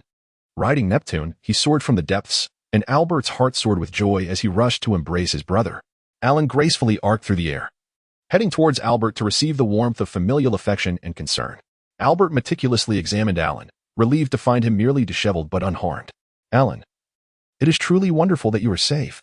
I never imagined that at such a young age, you would possess both courage and wisdom, along with formidable magical prowess, casting spells of astonishing power." Albert lavished praises upon his brother without reservation. The creature must have sunk to the riverbed. "The vortex's pull was too strong for me to observe closely," Alan thought, refraining from revealing to Albert that he had already stored the plesiosaurus in the system's inventory. The two tidied themselves up briefly before mounting Neptune once more, continuing their journey. After flying for a while, they traversed vast caverns, where staircases as wide as several stories descended into the depths. The steps were steep, and a moment's inattention could lead one to tumble into the abyss. Layer upon layer of walls adorned with numerous arched niches lined the sides, with colonnades of arches flanking each level. This palace, seemingly inverted beneath the earth, melded architectural styles of Islamic, Rajput, and European influences, exuding an atmosphere of grandeur and magnificence. At the very bottom of the staircase lay an expansive circular stone palace, surrounded by statues of animals in various forms, each crowned with an everlasting lotus lamp that illuminated every detail of the palace. In the center stood a colossal statue of the moon god, possessing 4 arms. One grasped a scepter, another held a vessel symbolizing immortality, the third clutched a lotus, while the last remained poised in a defensive posture. He commanded a 3-wheeled chariot drawn by antelopes and 10 horses as white as jasmine, resembling a call to arms. Embedded in the statue's forehead was a lustrous yellow gemstone, occasionally shimmering with flashes of light, boldly proclaiming its uniqueness. Filled with exhilaration, Alan noted with clarity from the system map that the moon gem was located there. He summoned Neptune and swiftly soared towards the gem. Just as he was about to grasp it, a withered, emaciated hand snatched the gem first. A ghostly figure descended beneath the statue, sporting a bald, swollen head, clad in tattered garments with festering sores exposed. "Hermann Sieben. He is a Death Eater," Hermann Sieben. I have seen him in the files at the department. How has he come to be in this state? Albert was utterly astonished. Meanwhile, upon seizing the gem, the Death Eater Hermann was beside himself with joy. I have been saved. I shall be rewarded by my master. Ha ha ha. Alan drew his wand and, with lightning speed, launched an attack. Albert, initially taken aback, soon realized the gravity of the situation and followed suit with his own stunning spell. Neither Albert's aura mission nor Alan's system task permitted the magical stone to be left unattended. The curses emitted from 3 wands collided with the statues in the underground chamber, sending shards of stone flying and sparks igniting the air. Both combatants summoned all their strength, intent on vanquishing the other. While Albert relentlessly wielded his wand to cast lethal spells, Alan diligently sought the optimal point of attack. After evading one of Albert's Avada Kedavra curses, Hermann inadvertently stepped on a loose stone, stumbling precariously. Albert unleashed a barrage of spells, and in his haste to retaliate, he neglected to notice how much closer Alan had crept. Perhaps he still believed there to be a safe distance, but with Alan's leaping prowess, he was upon him in an instant. Seizing the opportunity, Alan delivered a series of kicks, striking Albert on the temple, causing him to crumple to the ground, unconscious. Well done, Alan, Albert exclaimed excitedly, rushing over to extract the gemstone from Hermann's grasp, unceremoniously pocketing it. Alan remained composed, displaying no dissent to Albert's actions, for the luminous point representing their task had not shifted an inch. Alan, let us depart, Albert declared with enthusiasm. However, their escape was thwarted when 3 Indian men, who had once concealed themselves near Alan's residence, suddenly emerged from behind the statues, their presence undetected until now. The eldest among them, speaking in a peculiar accent, proclaimed, "You think you can take the moonstone and leave? Comply and become our offering to the gods." As he spoke, the 3 Indians simultaneously formed a lotus gesture, activating their ivory and golden staffs, swiftly casting a spell. 3 beams of golden light emanated from the staffs, converging towards the eyes of the statue of the moon god. Suddenly, the massive circular stone slab beneath Alan began to spin rapidly. Alan grasped Albert, attempting to leap away, but they collided with an invisible barrier, rebounding to the ground in unison. Meanwhile, the previously unconscious Hermann began to convulse violently, his body visibly shrinking until it became mere skin and bones, ultimately dissolving into stardust, as if he had never existed. Although Alan and Albert remained unharmed, this baffled the 3 Indian sorcerers, who exchanged bewildered glances. How is this possible? How could you remain unscathed? Anyone who enters this labyrinth, save for the guardian, falls victim to the moon god's curse. How could you possibly be unharmed? Upon hearing this, Alan quickly pieced together the events. He possessed Full's magic sphere, capable of dispelling all illusions and curses. Albert had indeed fallen victim to the curse, losing all his magical strength, but Alan had liberated him from its grasp. The Death Eater Hermann had succumbed to the curse as well, his body decaying, leading to his demise within the Indian sorcerer's sacrificial formation. Now, the pressing question remained, how to dismantle this sacrificial array. Since it was ensnared by a curse, it would be prudent to once again attempt the magic orb of false. Alan presented the enchanted sphere and invoked the incantation, which indeed proved effective. He sensed the latent magic in the air ripple invisibly, shattering the curse barrier set by the Indian sorcerers. You have desecrated the altar of the moon goddess. The 3 Indians seethed with rage, brandishing their staffs at Alan and his companion, launching a fierce assault. Blast of light, sharp as swords, crisscrossed through the air. Albert, unable to evade in time, was struck in the back and collapsed, his fate uncertain. Witnessing this, Alan was consumed by fury. A malevolent curse was successfully cast upon him. But in an instant, the reflective properties of the Meow Meow wizard's robe rebounded the spell, striking the Indian caster instead. The Indian let out a piercing scream and fell to the ground, much to the astonishment of his comrades. Chapter 52. Acquiring the moonstone subsequently, Alan retaliated with unrestrained vigor. The curses of the Indians were utterly ineffectual against him, for not only was he adept in magical assaults, but his physical prowess was also remarkable. In no time, several Indians lay unconscious at his feet, and after casting a few additional spells of oblivion, he hastened to assess Albert's injuries. Fortunately, he found that Albert had merely succumbed to a state of unconsciousness. Alan approached the Indians once more, focusing on the one who spoke English, evidently the leader among the trio, and employed a soul-reading incantation. Within the meditative basin of the moving tower, he gleaned the truth. These individuals were guardians of the Indian moonstone. India, once a British colony, had seen the moonstone flow into British hands during the colonial era. To safeguard the stone's potent effects, British sorcerers had clandestinely constructed this subterranean palace, erecting a statue of the moon god in a misguided quest to acquire the elixir of immortality through human sacrifice. However, upon completing the palace, all sorcerers who entered met untimely ends. Guided by the moon god, the guardians had ultimately discovered this place, though they arrived later than Albert and the Death Eater Hermann. Their knowledge from ancient texts and divine guidance enabled them to reach the statue first. They were aware that the gem lay within the statue's abdomen. Hence their calm demeanor upon witnessing Albert obtain the faux gem from the statue's forehead. As guardians of the gem, they ought to have been devoid of selfish desires. Yet they succumbed to the allure of immortality, attempting to offer the lives of Alan and his companions as a sacrifice to attain the elixir. The outcome of which is well known. After absorbing this information, Alan harbored no altruistic intentions of returning the gem. He was certainly not about to forfeit the opportunity to claim the moonstone, especially as it was a task set forth by the system. Guided by the map in his mind, he returned to the statue of the moon god, meticulously observing it once more. Drawing upon the insights gleaned from the soul-reading incantation, he unleashed a spell that shattered the statue into fragments. After a thorough search, he indeed discovered the yellow gem nestled upon the lotus pedestal within the statue's belly. Swiftly, he secured the gem into his storage compartment, successfully hearing the system announce the completion of his mission.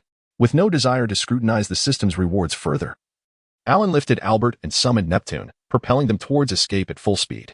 The moment the statue of the moon god shattered, the entire palace began to tremble. On the verge of collapse. Behind them, the palace continued to crumble, the thunderous sounds reverberating painfully against Alan's eardrums. Following the map in his mind, Alan urged Neptune forward with all his strength, and they finally emerged into safety. Shortly after their departure, the entire clock tower succumbed to ruin. Albert regained consciousness. Feeling the faux gem in his pocket and exhaling a sigh of relief, grateful to have survived and completed the mission. Using apparition, Albert transported Alan back to Aunt Josephine's residence. After a brief kiss for Emily, he was unable to engage in a lengthy conversation with Alan, as he needed to report back to his department immediately. However, he promised to keep Alan's secret, concealing the significant role he played in this endeavor. After all, the palace had completely collapsed, leaving no witnesses to contradict their tale. Alan reclined on his bed, the comforting mattress gradually easing his taut nerves. He reflected on the spoils of his recent mission, the most significant of which was the complete corpse of a plesiosaurus, adorned with materials of incalculable value.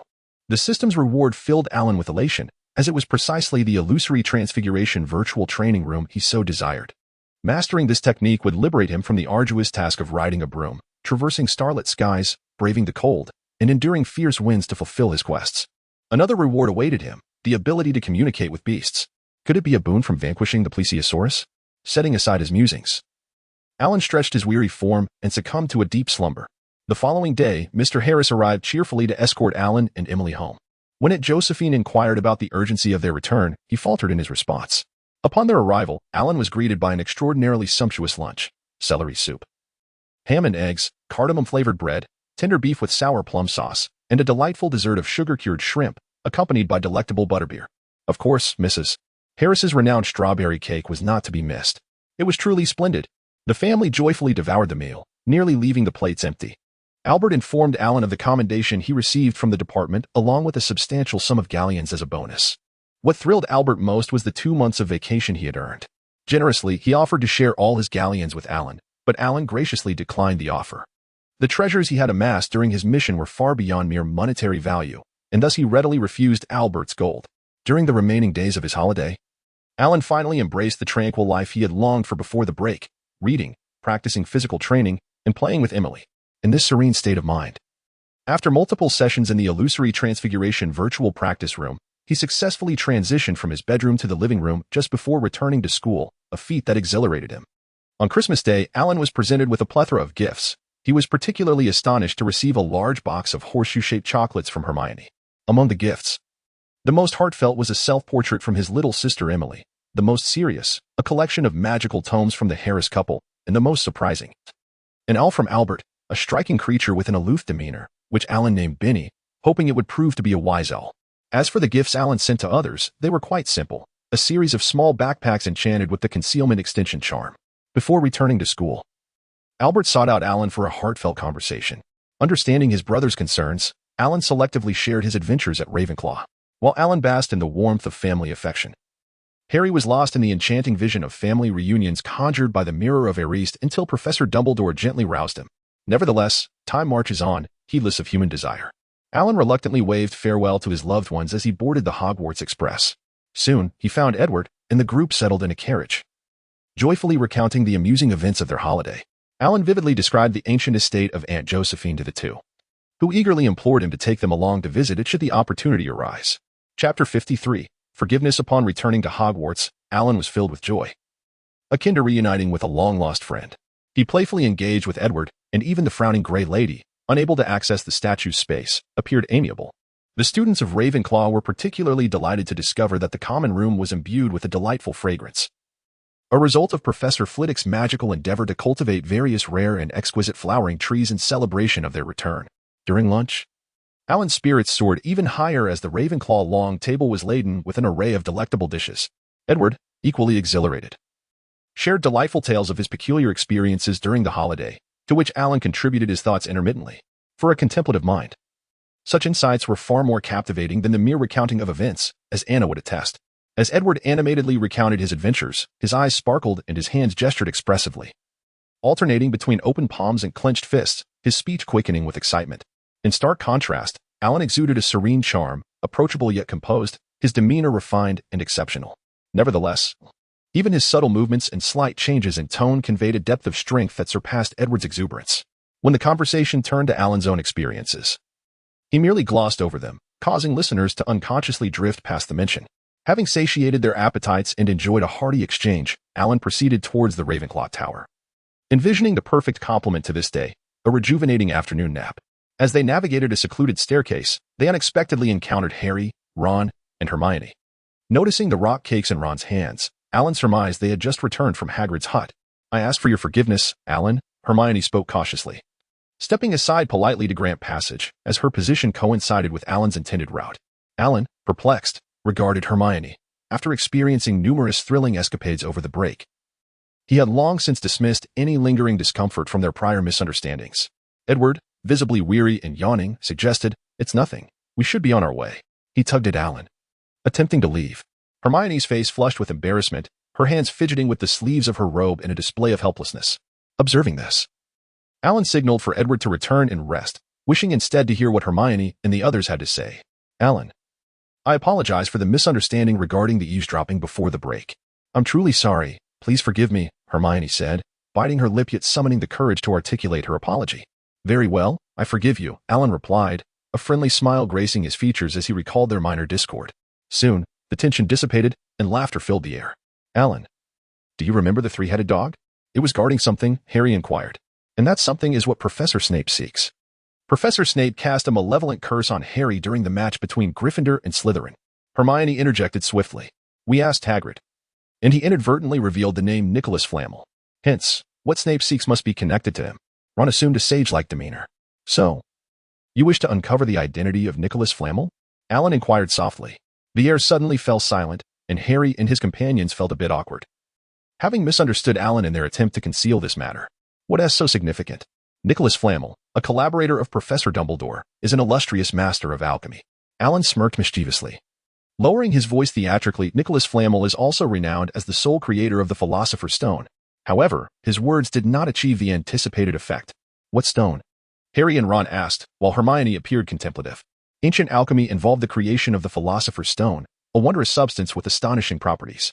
The Philosopher's Stone can transmute any metal into pure gold and also produce the elixir of life, which grants immortality to those who consume it. Alan explained patiently.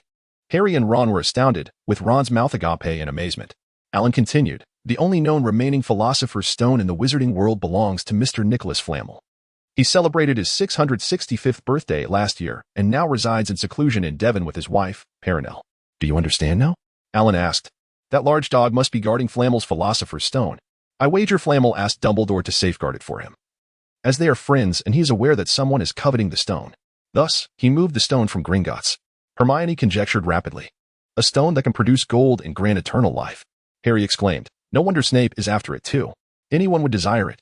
Alan felt a surge of pride within, for he not only possessed a Philosopher's Stone but was also one of its two creators. Once the semester formally commenced, Alan resumed his exceedingly disciplined and orderly life. Perhaps due to the impending final examinations, the workload assigned by the professors grew increasingly demanding. Particularly, Professor Snape, seemingly troubled by some vexation, imposed stringent requirements, scrutinizing nearly everyone harshly, except for Alan, who remained unscathed.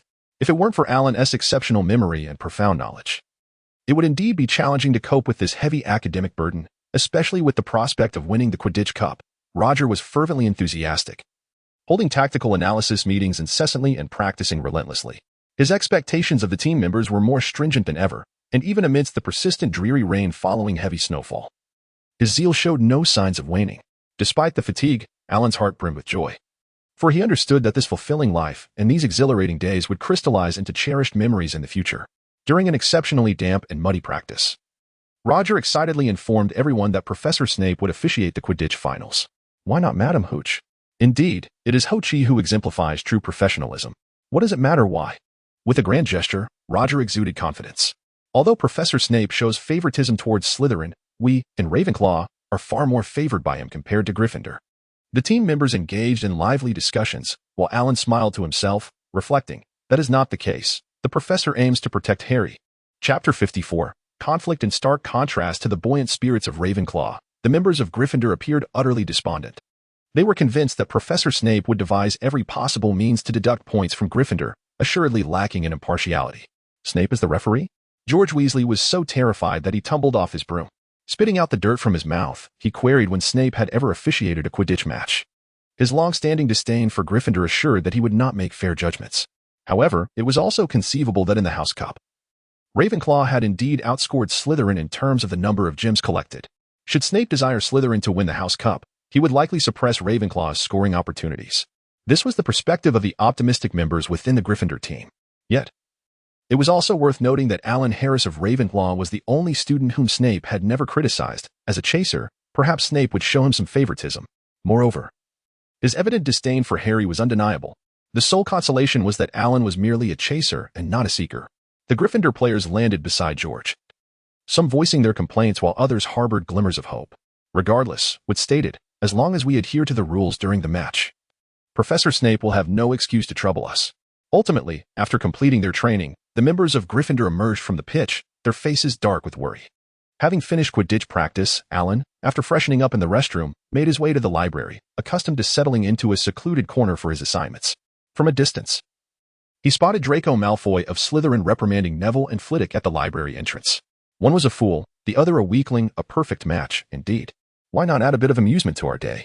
In that moment, Malfoy's once charmingly delicate features twisted into a sinister grimace as he pointed his wand at Neville and Flitwick. Neville's face was a mask of terror, while Flitwick seethed with indignation, struggling to charge at Malfoy, yet held fast by Crabbe and Goyle, unable to break free, legs paralyzed. The two spells struck Neville and Flitwick in succession, binding their legs together. The distance was too great. Alan could not arrive in time to assist. Malfoy cackled with delight, finding the situation exceedingly amusing. Malfoy, you have gone too far. How can you use spells on fellow students? Alan rushed over to lift the hex from Neville and Flitwick. Alan, you dare oppose me and Slytherin for the sake of two Gryffindor fools? Malfoy's laughter froze on his face, disbelief etched across his features. Malfoy, firstly, Flitwick is my good friend. Secondly, can you truly represent Slytherin? Do the Slytherins condone your brutish and petty bullying? Lastly, by your logic, if might makes right, can I not also strike you? Upon concluding his words, Alan swiftly drew his wand and, with a speed that could scarcely be perceived, countered Draco Malfoy, Crabbe, and Goyle by casting a leg-locking spell upon them. Malfoy immediately attempted to dispel the enchantment, but to his astonishment, he failed to break Alan's spell. The three glared at Alan with seething resentment. Crabbe and Goyle vociferously cursed him, insisting that he would come to regret his actions, reminding him that the referee for the Quidditch final was none other than their headmaster, Professor Snape. A sinister smile crept onto Malfoy's lips, as though he envisioned Alan's imminent downfall. I trust the integrity of the professor, Alan shrugged, unfazed by Malfoy's threats. I suggest you seek a professor to lift the spell. Or perhaps consult Madame Pomfrey. With a nod to Flagg and Neville, Alan turned and entered the library.